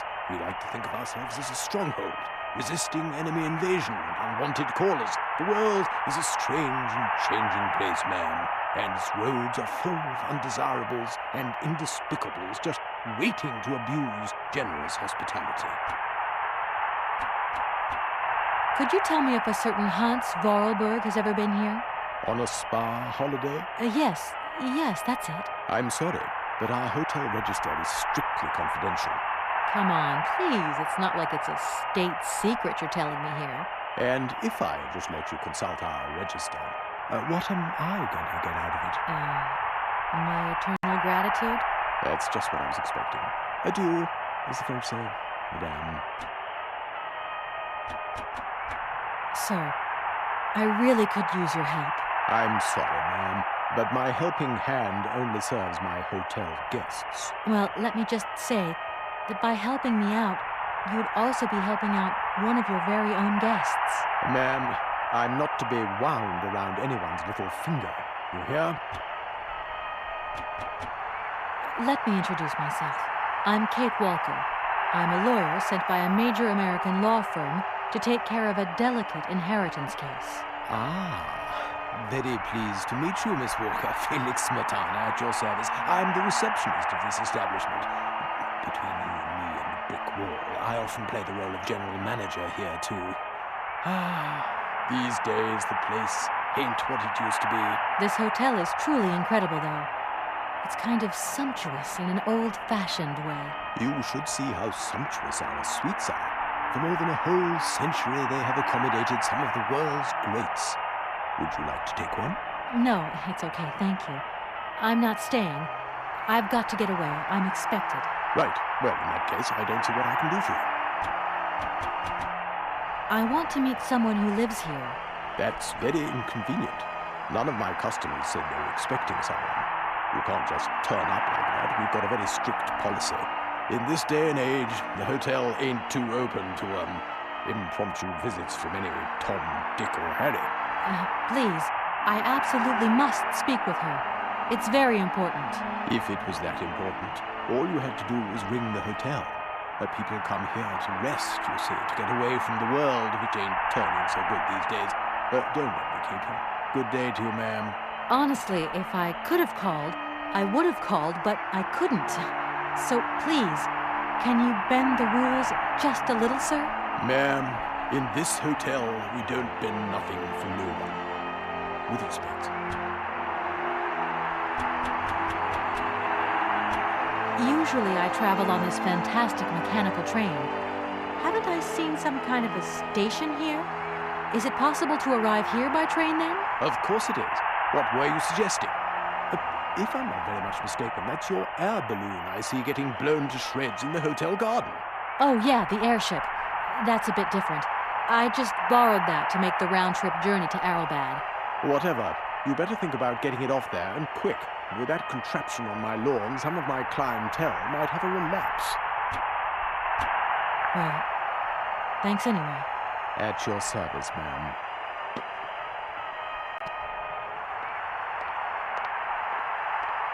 No! Oh!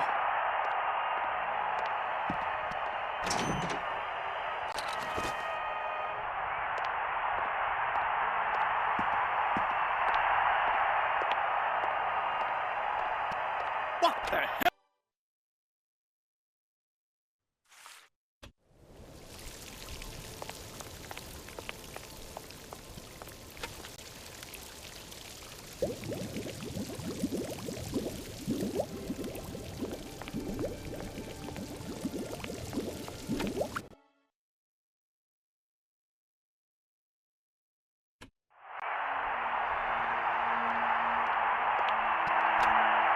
No! Oh!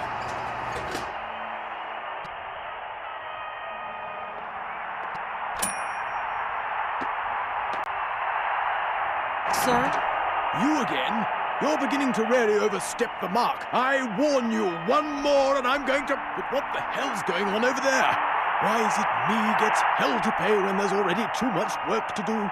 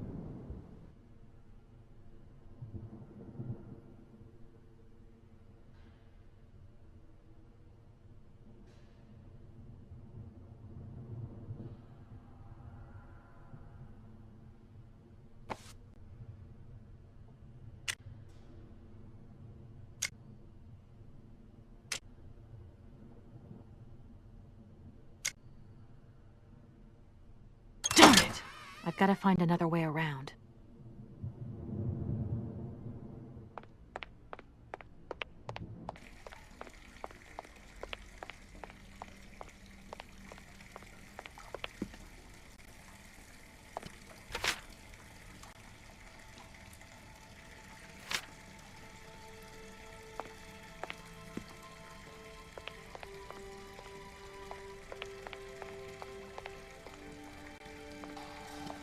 I'm sorry to disturb you.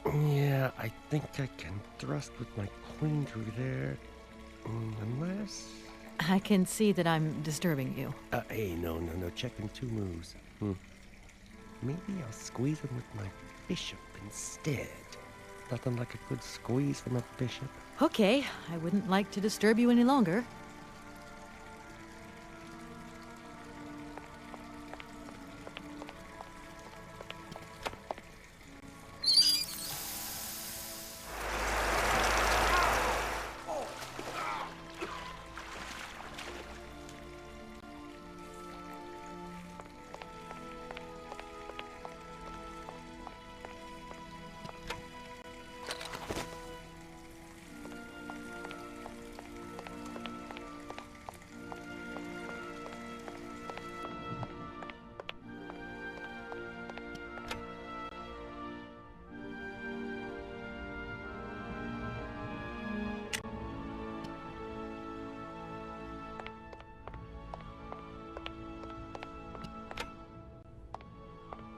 Hello there. Good afternoon, miss. Are you the hotel barman? My name is James, miss. James, the automaton nurse. I am not a barman. I'm sorry. I didn't want to upset you. If you don't mind, miss, I would appreciate it if you would just be a little more rigorous in the terms you employ in the future. Have you ever heard of a Mr. Vorarlberg? The name is not entirely foreign to me. Really? You know Hans Vorarlberg? That I cannot say, miss. Madam has forbidden me from talking about him and even mentioning his name. Why? Nostalgia, sadness, medication. Call it what you humans will. We never had this conversation, did we, miss? Madam would be very angry to learn that I know, and now you know as well. Don't worry. Mum's the word. Do you know Madame Romansky well? I have been in Madam's service since my inception. So you must have seen a thing or two. That must have been amazing to take care of such a great lady on all her journeys, be a part of all her recitals. I was but a twinkle in my creator's eye. Madam required my services shortly after her arrival here at the Hotel Kronsky. Can you take me to Helena Romansky? Not at this hour, miss. Madam will still be watching the sea at the end of the pier. So? Madam knows perfectly well that during this season I don't go down to the pier. My wheelwork goes dicky under the double corrosive action of the salt and sand winds. Listen, you can hear them sweeping up and down the beach and out to sea. We call it the salt wind here. It'll drive us all crazy one of these days. Come on, just make a little effort. No. I'll stay here and make ready for Madame, in case she needs me. She can be so unpredictable, such violent swings of mood. My name is Kate Walker. Pleased to meet you, miss. You are not here for treatment, are you? No, I'm not. I only want to meet Madame Romansky. I would be delighted to serve you tea when Madame returns from her constitutional. I don't want to impose. Maybe your mistress won't want to take tea with me. Madame likes to complain for the sake of it. Believe me, she loves visits. In that case, thanks for the invitation. I'm looking for Madame Romansky. Do you know where she is? 3:30 to 4:30 p.m., Madame Romansky takes her daily constitutional on the pier. Tea is served at 5 o'clock sharp. Is it possible to go see her? As you wish, but do pay attention to the salt wind. Do you know Komkalsgrad? I left my train there with its engineer. You'll never guess what. It's an automaton, just like you. There's even a family resemblance. Firstly, I would say that I do not know Komkalsgrad. Secondly, I have never taken a train. Thirdly, the existence of another automaton with such a degree of finesse as myself appears very Unlikely. Madam has always assured me that I am a unique model.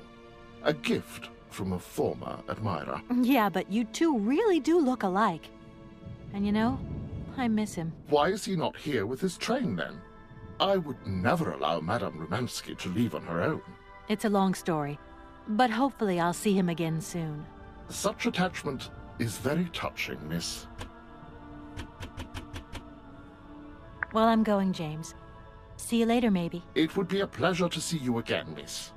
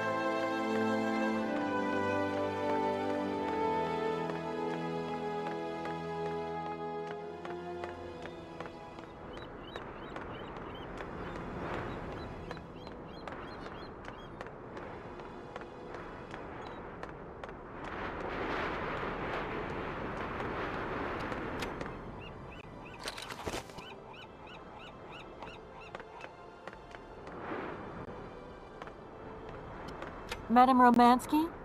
Madame Helena Romansky? Who are you? What do you want? I'm sorry to disturb you, ma'am. My name's Kate Walker. I've come on behalf of Frank Malkovich. Ah, Malkovich, the old son of a gun. Are you one of his relatives? Not exactly. He's a good friend of my mother's. He told me you might be here in Arrowbad. I'm American, a lawyer. To what do I owe your visit? You have come so far. It must be important. Indeed it is. I have very delicate and pressing business to attend to. I have just left... Later, my dear, later. I have a slight headache. This hotel mask they pinch so. I have to go in. Please, could you be so kind as to call my valet? Your valet? Of course. You back here again? How dare you show your damn face round here? Get out of here immediately. Please. I absolutely must find... Miss Romansky. Oh, yes. I'm sorry. She managed to lie her way in here. Don't matter how vigilant you are, there's always one. But it won't happen again. She'll be out on her ear before you can say, I hope she hasn't upset you too much. Oh, Felix. Stop being such a grizzly bear. This woman is my guest. She's your guest? But that ain't possible. This vandal didn't even know you 3 hours ago. Be quiet, Felix, before you offend someone. Miss Romansky, please. This maniac turned up earlier and tried to wreck the fountain. If it wasn't for the... I said enough, Felix. Please treat Miss Walker with the respect befitting one of my friends. Don't touch and don't swear. Have I made myself clear, Mr. Smetana? Yes, yes, crystal clear, Madame Romansky. Please do accept my humble apologies. Very good, Felix. You may go now.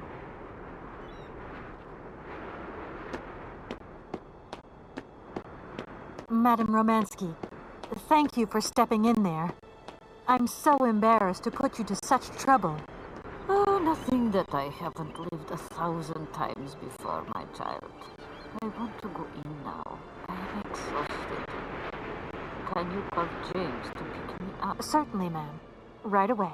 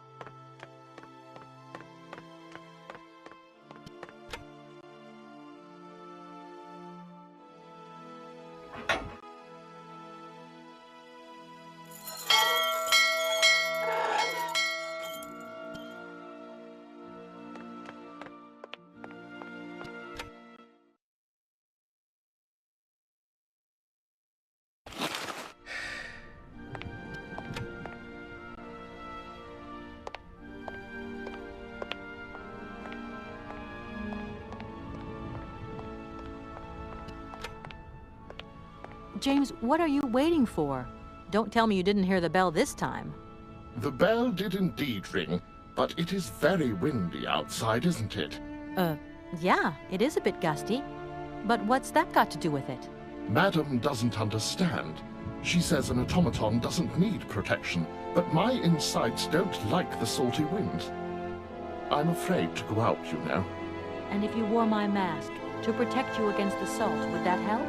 Oh, most certainly.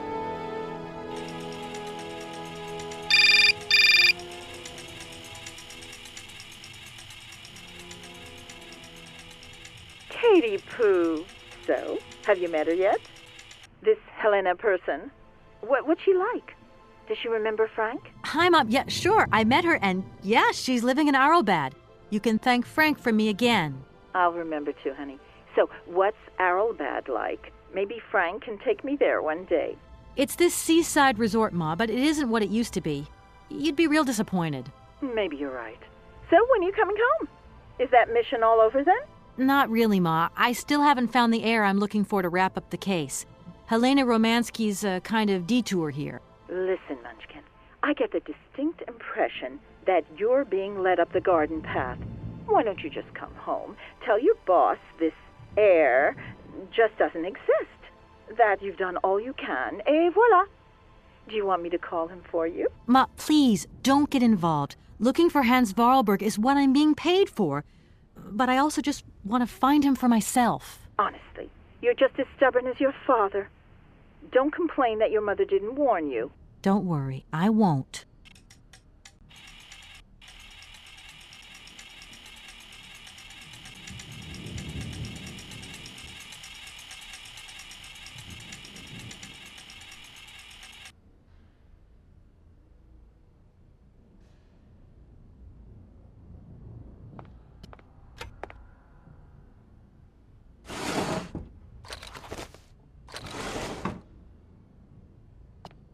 It's a real honor to meet you, Madame Romansky. People have told me so much about you. People still talk about me? Oh, dear. Of course. Everyone tells me how wonderful you were. How you were one of the greatest singers of the century. Ah, so I was, my dear. But surely you didn't come here just to dig up the past. Like I said, I'm a lawyer, and to tell you the truth, I don't know much about classical music. But after talking to Mr. Borodin and Mr. Malkovich, they really made me want to hear you. Oh, you are too late, my child. 10 years too late. And how is dear Frank? Do tell me. Oh, I am still angry with him for leaving like that to America.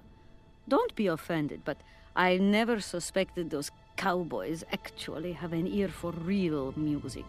I don't think he sings much anymore. The odd gala, the odd charity event. Anyway, he sends his love. Oh, his love? Do you hear that, James? There is someone who still loves me on the other side of the Atlantic. Never said they didn't, madam. What about this other gentleman? What is his name? Borodin? Do I know him? Yes. You once sang in Komkalsgrad. An incredible recital, if the director's account is anything to go by. If you only knew how moved he still is. He's another one who still adores you. I must confess that seeing one of my greatest admirers once more would do wonders for me, but... my voice. It is so... I couldn't. I'm wrapped up in a case at the moment, and because of it I met a certain Mr. Sergei Borodin, director of the Komkalsgrad Industrial Complex, situated to the northeast of here. I remember that factory. Oh, a sad city indeed. What am I saying? They all were. Madame Romansky, this Borodin is one of your biggest fans. If you could come and sing for him there, it would make one of his biggest dreams come true. Sing? Oh, my poor girl. I have not sung for years. Time has taken its toll. My voice is like the rest of me. Faded and wan, like my heart. Oh, aren't you going a bit far there? I bet you've still got a great voice. Oh, you are the sweetest cherry, my dear. not senile yet, but I look reality in the face every time I look in the mirror, and I can tell you, singing is something I did in the past. Strange. I get the impression that Hans Vorarlberg turned up here, too. You know Hans Vorarlberg? Not exactly. I'm looking for him to sort out this inheritance case. But I've had to snoop around in his past a bit to get on his trail, and I guess he's kind of a close friend now. You knew him, didn't you? Oh, yes. I knew Hans Vorarlberg. Do you hear, James? Ah, if you had had the chance to meet Hans. My Hans. Oh, my God. What has become of him? Where is he? As questions go, madam, that one is not without certain complications. I'm sorry, but I have no idea. That's the goal of my mission, to find Hans Vorarlberg. That's why I have to get back to my train as quickly as possible and to get out of Komkalsgrad. And you cannot find him without the train? The train is one of his last inventions. So is Oscar, the automaton engineer. I get the feeling that the two of them are going to lead me to him. Did you hear that, James? I might see Hans again. I have dreamed so long of meeting my dearest sweetheart again. Oh, if only I could sing. If only I were in Paris, I would ask George for that miracle cocktail. The one that only he knew how to make. Wouldn't I, James? Yes, madam. As you have frequently said, without that famous cocktail, your French tour would have probably been cancelled. I don't understand. An extraordinary tale, my dear. It was December, and it was terribly cold and damp. I had to play the role of Tatiana that evening at the opera. But since the morning, I had lost my voice. It drove me completely mad with worry. I don't know how George, the barman at the Moritz Hotel, heard about my affliction, but he brought me up a cocktail that he had invented. A strange concoction. But it turned out to be a miracle cure. My voice returned to me in an instant. That's amazing. That's just what we need. We're going to mix you up a cocktail. Ah, my dear child. It is impossible. George never told me the recipe of the drink. He loved to keep his trade secrets. He said it made him absolutely irreplaceable. Well, I'm going to get George to tell me. He hasn't yet met with my powers of persuasion.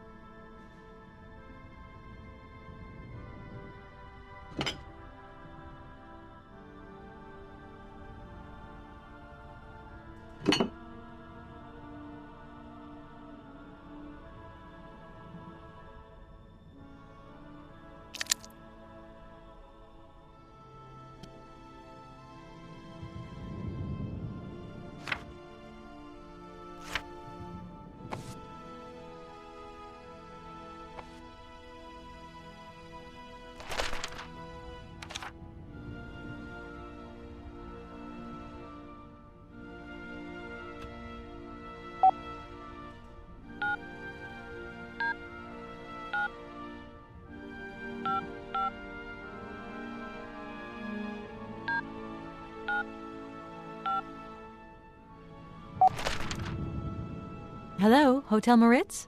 Reception here. Can I help you? I'd like to talk to Mr. George. He's a barman at your hotel. I'll connect you with the bar. Just a moment.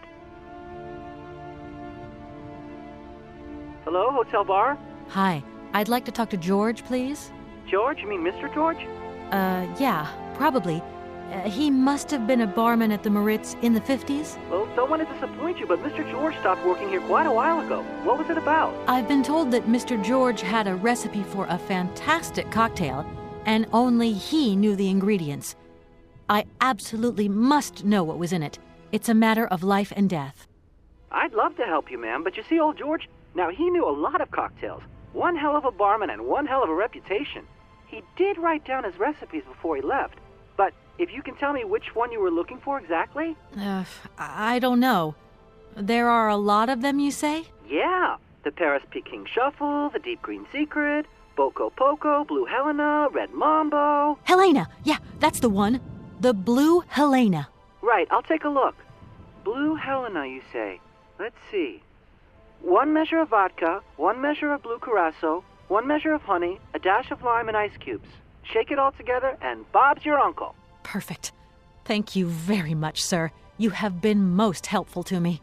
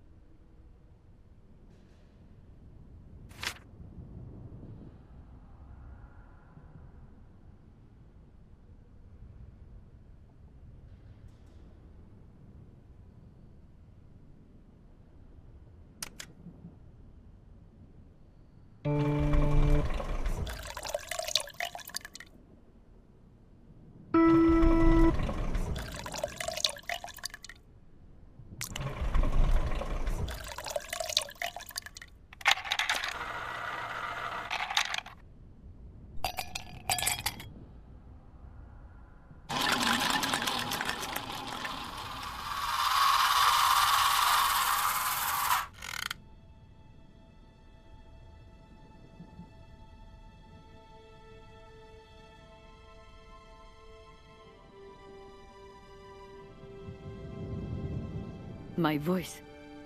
Oh, Chichurnia.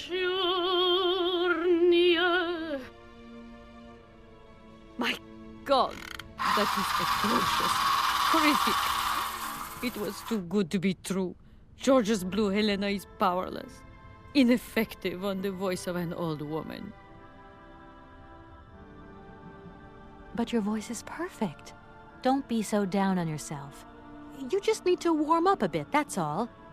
After all these years, it's to be expected. No, I am very grateful for all your efforts, but really, I cannot go on stage with such a puny, pathetic voice. My performance would be so poor. I would get such bad reviews. You've just got to get your confidence back. Hasn't she, James? I must concur, madam. It sounds to me like your voice is fully restored. James, be quiet. You are a sniveling little creep.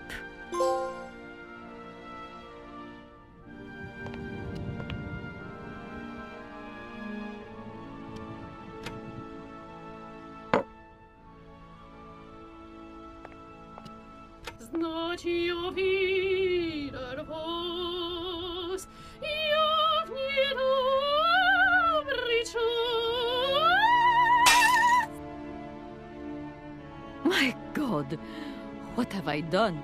My voice has returned. Did you hear that, James? My voice has returned. Your voice is still as magnificent as ever, madam. But please don't forget, you're no spring chicken these days. Time has taken its toll. And you're not the toy boy you once were either, James. I hope you have fun on your own.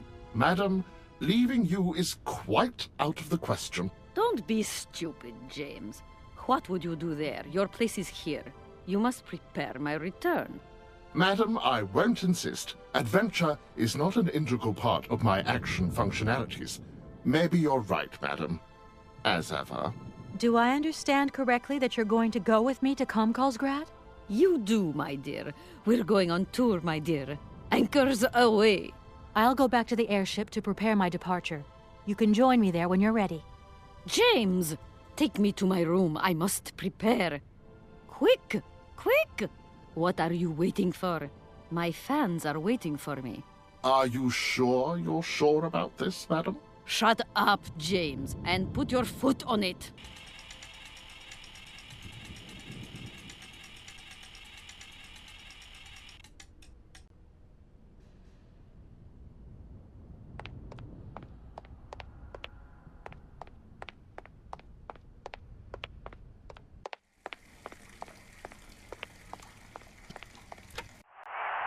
No! Oh!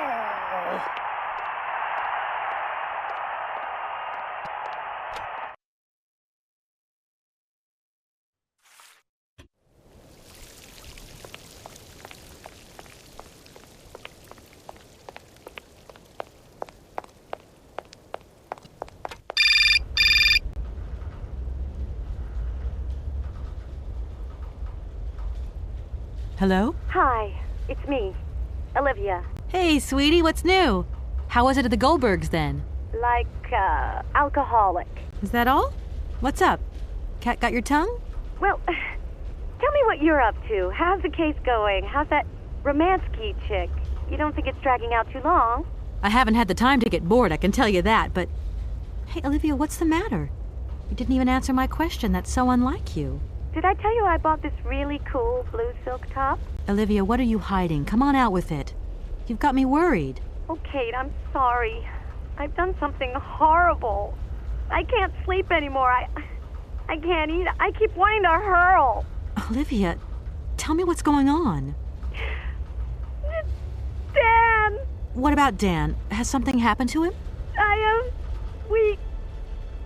You're gonna hate me for the rest of your life, and you'd be right. In your situation, What? After the Goldbergs, Dan took me home. We were a bit, we shouldn't have drunk so much. He came up to mine to have a nightcap, and then... Okay, you're gonna hate me. Please hate me. I got it. It's all my fault. I could never tell you that I've had the hots for Dan for ages, because you're my friend and you were engaged and all, but then we got so close lately, and I just lost sight of what's right and what's wrong. Kate, the guilt is killing me. I want to die. Look, don't bust a gut over it. You and Dan, it's like not real right now. I gotta go, Olivia. I need to process this new bit of data. Are you like some automaton or something? Kate, please. I'm hanging up now. I want to be on my own.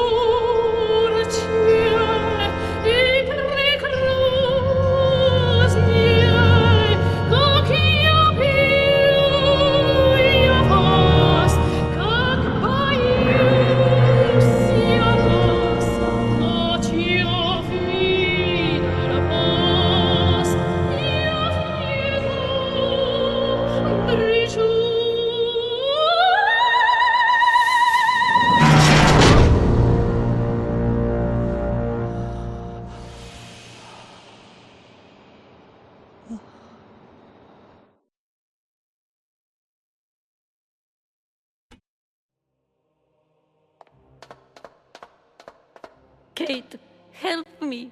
What is happening? What does this man want of me? He has gone totally mad. Don't worry. There must be some way of getting you out of there, and I'm going to find it. But do hurry up, my child. I am terrified he will return and become dangerous. Be strong, Madame Romansky. You can trust me.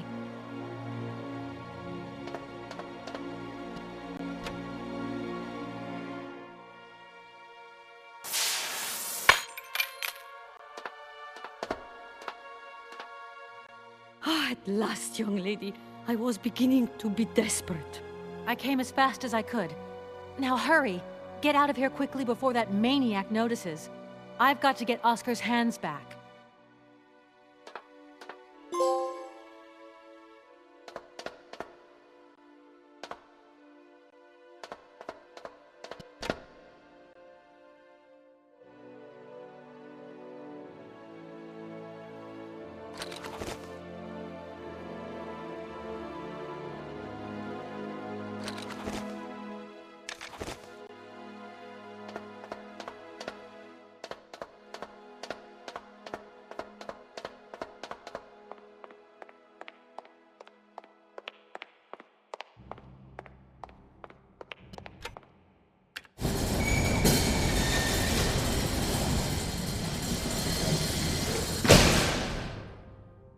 Are you all right, madam? My heart has been put to the test here, but it just might hold out. Let's go. Let's not hang around here. Yes, let's leave this dreadful place.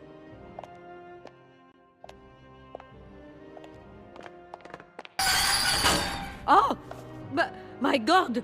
What has happened now? Ha ha! Nice try, Miss Walker. But you are not strong enough. Not for me. So you can stop playing games now. Return the hands to me, and bring Madame Romansky back, or I shall not be responsible for my actions. You don't scare me, you old lunatic. Helena, grab the hands and get back to the train. Tell Oscar to get ready to leave. I'm gonna find a way out of this lousy factory. No chance. You will never succeed. Ha! We'll just see about that. I warned you, Kate Walker! I warned you! Be careful, my child. You too. And don't worry.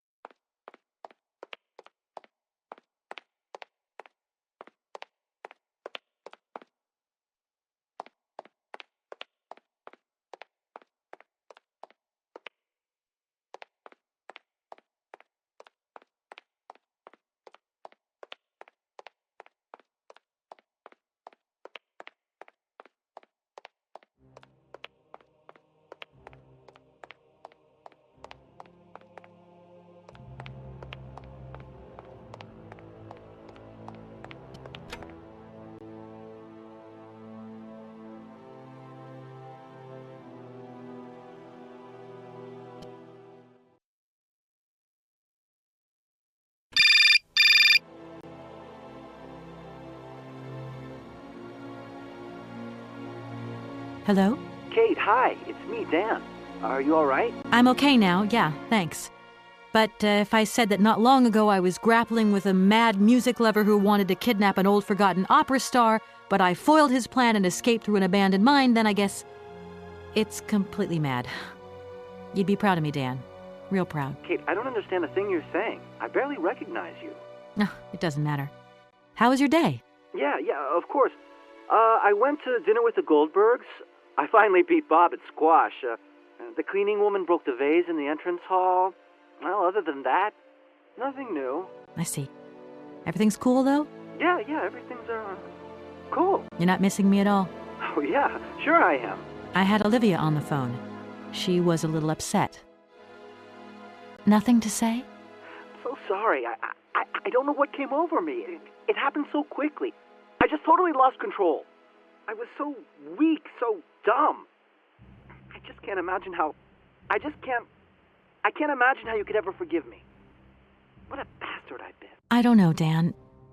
Maybe I'm to blame somewhere in all this. Maybe I pushed you into Olivia's arms. I'm well aware that this trip has taken me far from New York and far from the Kate you once knew. And you know what surprises me the most? I don't miss it. What's happening to us, Kate? Maybe we've just realized we don't really love each other, Dan. We can talk about it when you get back if you want. I don't know, Dan. We'll see.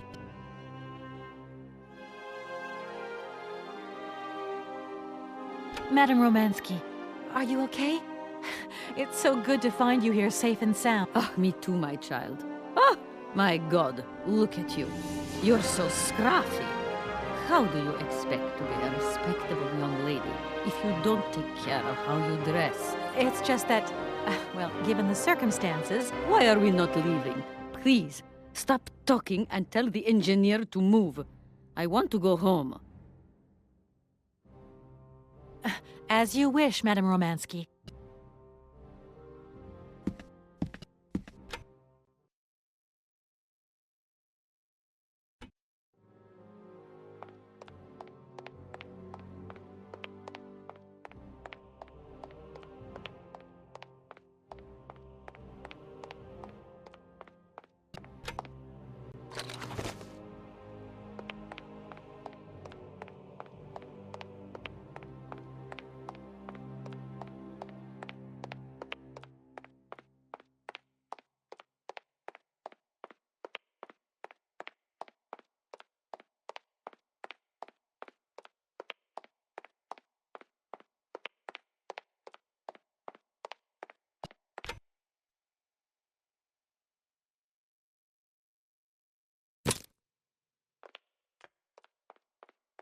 Oscar, let's get the hell out of here.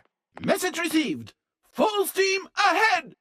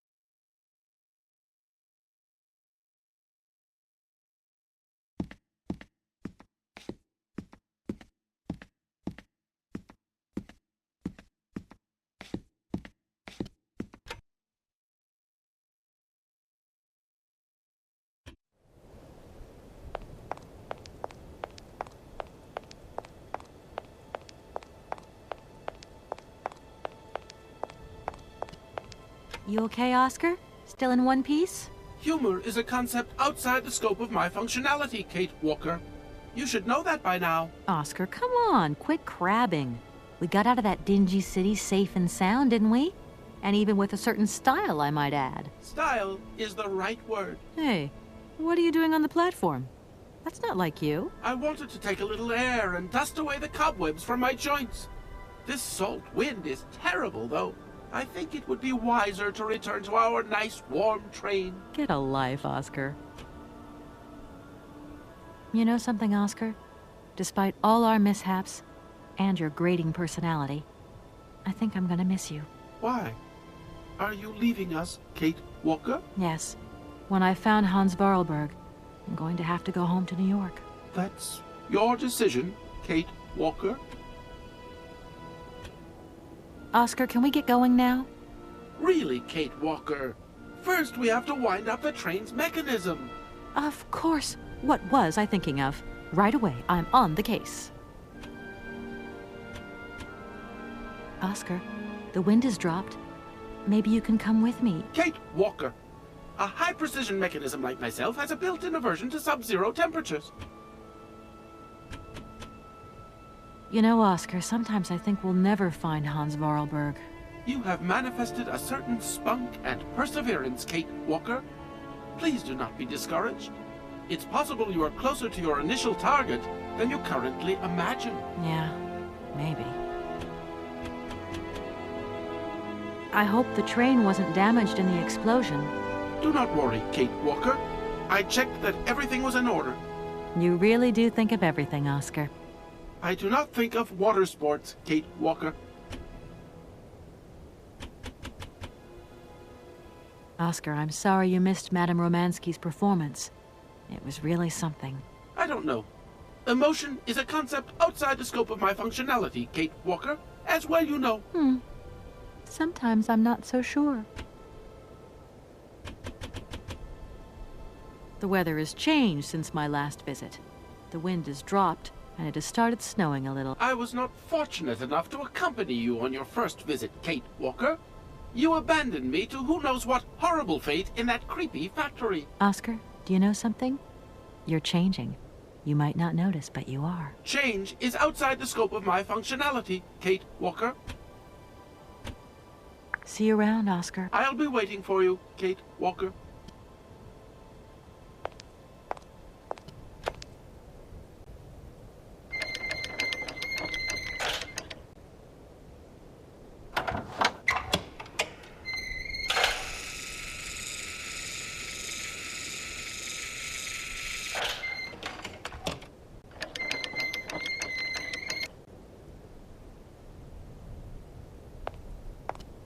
Hello, Oscar. Hello, Kate Walker.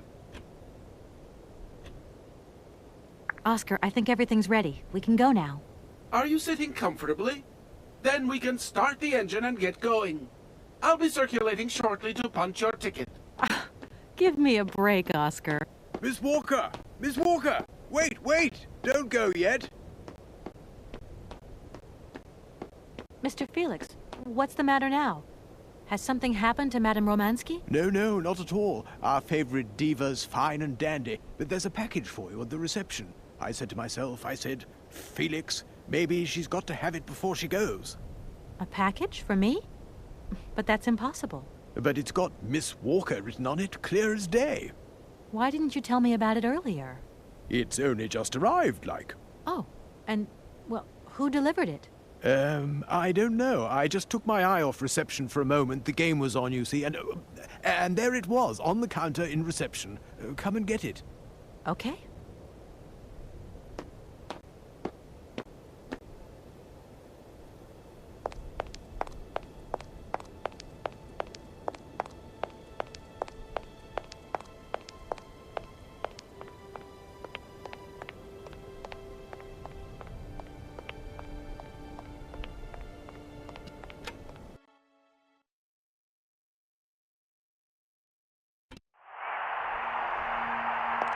Attack! Attack! Attack!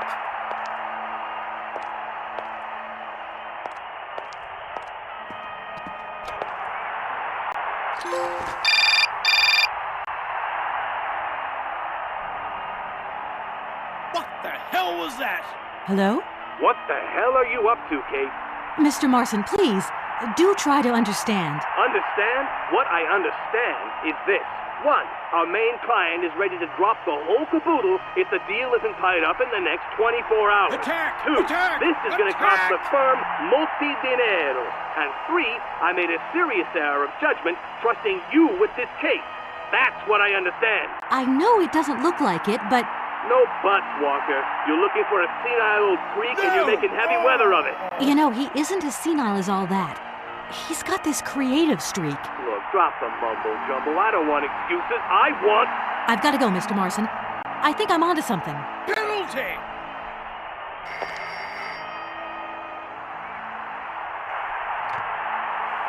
Hello, reception here. Felix Massano at your service. Yes, ma'am. Yes. Yes, she's right here in front of me, ma'am. Immediately. Please, be my guest. Miss Walker, Madame Romansky would like you to join her at the hotel bar as quickly as possible. I'm going. Attack! Attack! Attack!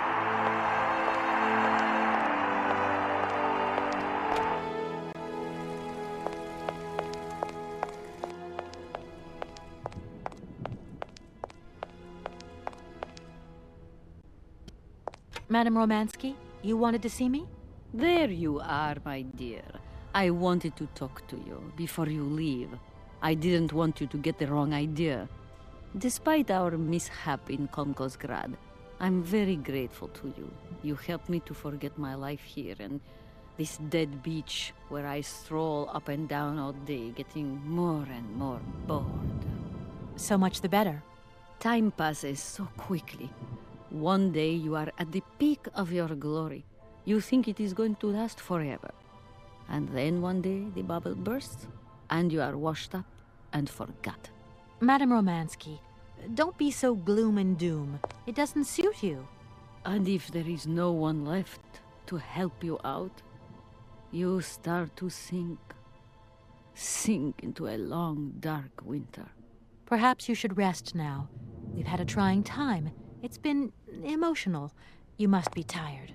When I returned here, Hans gave me such a taste for life. He too was ill. Oh, he coughed. He must have spent too long at the factories, breathing in their smoke. And then he was better. And he left. And I stayed with my memories. Hans Vorarlberg? Hans Vorarlberg was so full of joy, so carefree. He was a little simple of spirit, of course, as they say. He was a child who made fantastic toys. I think that maybe I loved him. God alone knows where he is today. The plane with the hotel supplies has arrived. Maybe you should take a walk outside. I don't understand. I am old. I am tired. I have been very pleased to meet you, Kate Walker. Goodbye, James. Do look after Madame Romansky. That is all I ever do, miss. May fortune follow your every footstep. The snow is a good sign. Really? The snow chases the wind away and covers the salt and sand on the ground. The air becomes purer and still. Ideal conditions for a constitutional. Great. Thanks for everything, James.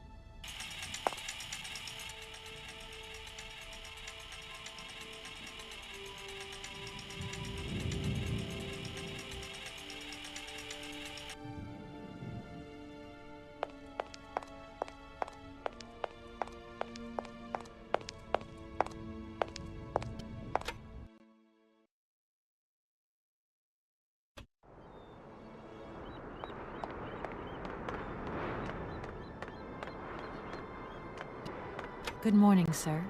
Mr. Vorarlberg? Hans Vorarlberg? You've brought the train, then. That's good.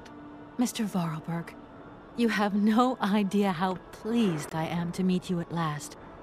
I'm Kate... Where is Anna? Your sister has passed away, Mr. Vorarlberg. I am sorry. Truly sorry. Ah, okay. Otherwise, it's Anna who would have come, right? Not you. I guess you're right, Mr. Vorarlberg. My name's Kate Walker. Kate Walker? Okay, I'm going away on the train. A long way away. Where's that? That way. Syberia. Syberia. I'm sorry. Mr. Vorarlberg, I've been ordered to tie up the buyout of your factory in Valladolid. It's, my job, you understand. Anna told me. The automatons. That's over now, isn't it? Mr. Vorarlberg, the factory belongs to you now, and I need your signature to tie up the deal. Okay. Then I'm going away on the train. Here's the sales contract. I'll give you some time to look it over. Your sister already agreed to the terms. All we need now is your signature. What? You've signed just like that? Without reading it? I can't read. I don't know how to. Oh. In that case, I'll read it for you. No, it's okay. Leave it. I've got to go away on the train, Kate Walker. As you wish, Mr. Vorarlberg. And let me wish you a very pleasant journey.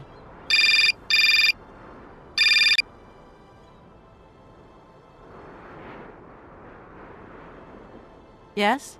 Listen, Walker, I've decided to send over some backup. No need, Mr. Marson. What do you mean? Hans Vorarlberg has just signed. Everything's hunky-dory. Are you saying that... Yep. That Vorarlberg Manufacturing is now the exclusive property of the Universal Toy Company. But... that's great news. Good work. Excellent work, Walker. A real masterstroke. I knew I could count on you, Kate. I congratulate you. Thank you, sir. Right, now get back here as quick as you can. I want those papers on my desk tomorrow. My secretary will organize the meeting with Universal Toys immediately. You'll no doubt want to hand over the contract yourself. And now that I think of it, I've got no one on the Schwann Airport case. Big trial coming up. A real opportunity. The job is yours. My little way of saying thank you, Kate Walker. You're too kind. You have a great career as a lawyer ahead of you, Kate. See you tomorrow. Well done again, and don't lose those papers, huh? That would be the dumbest thing. Sure. Real dumb. Kate Walker? Yes, Mr. Vorarlberg? Are you coming on the train too, Kate Walker? No. That really wasn't in the plan. But thanks for offering. This adventure's all over for me now, Mr. Vorarlberg. Too bad. Silly, really. You don't like adventure, do you? I don't really... I mean, maybe there's... It's not easy to say. Yes? I have to go back to New York. They're waiting for me there, you understand? I understand. The plane. It's going to New York too, maybe. Maybe. I suppose I better go find out. Yes. It's more sensible. Maybe. See you later, Kate Walker. Yes. See you later, Mr. Vorarlberg.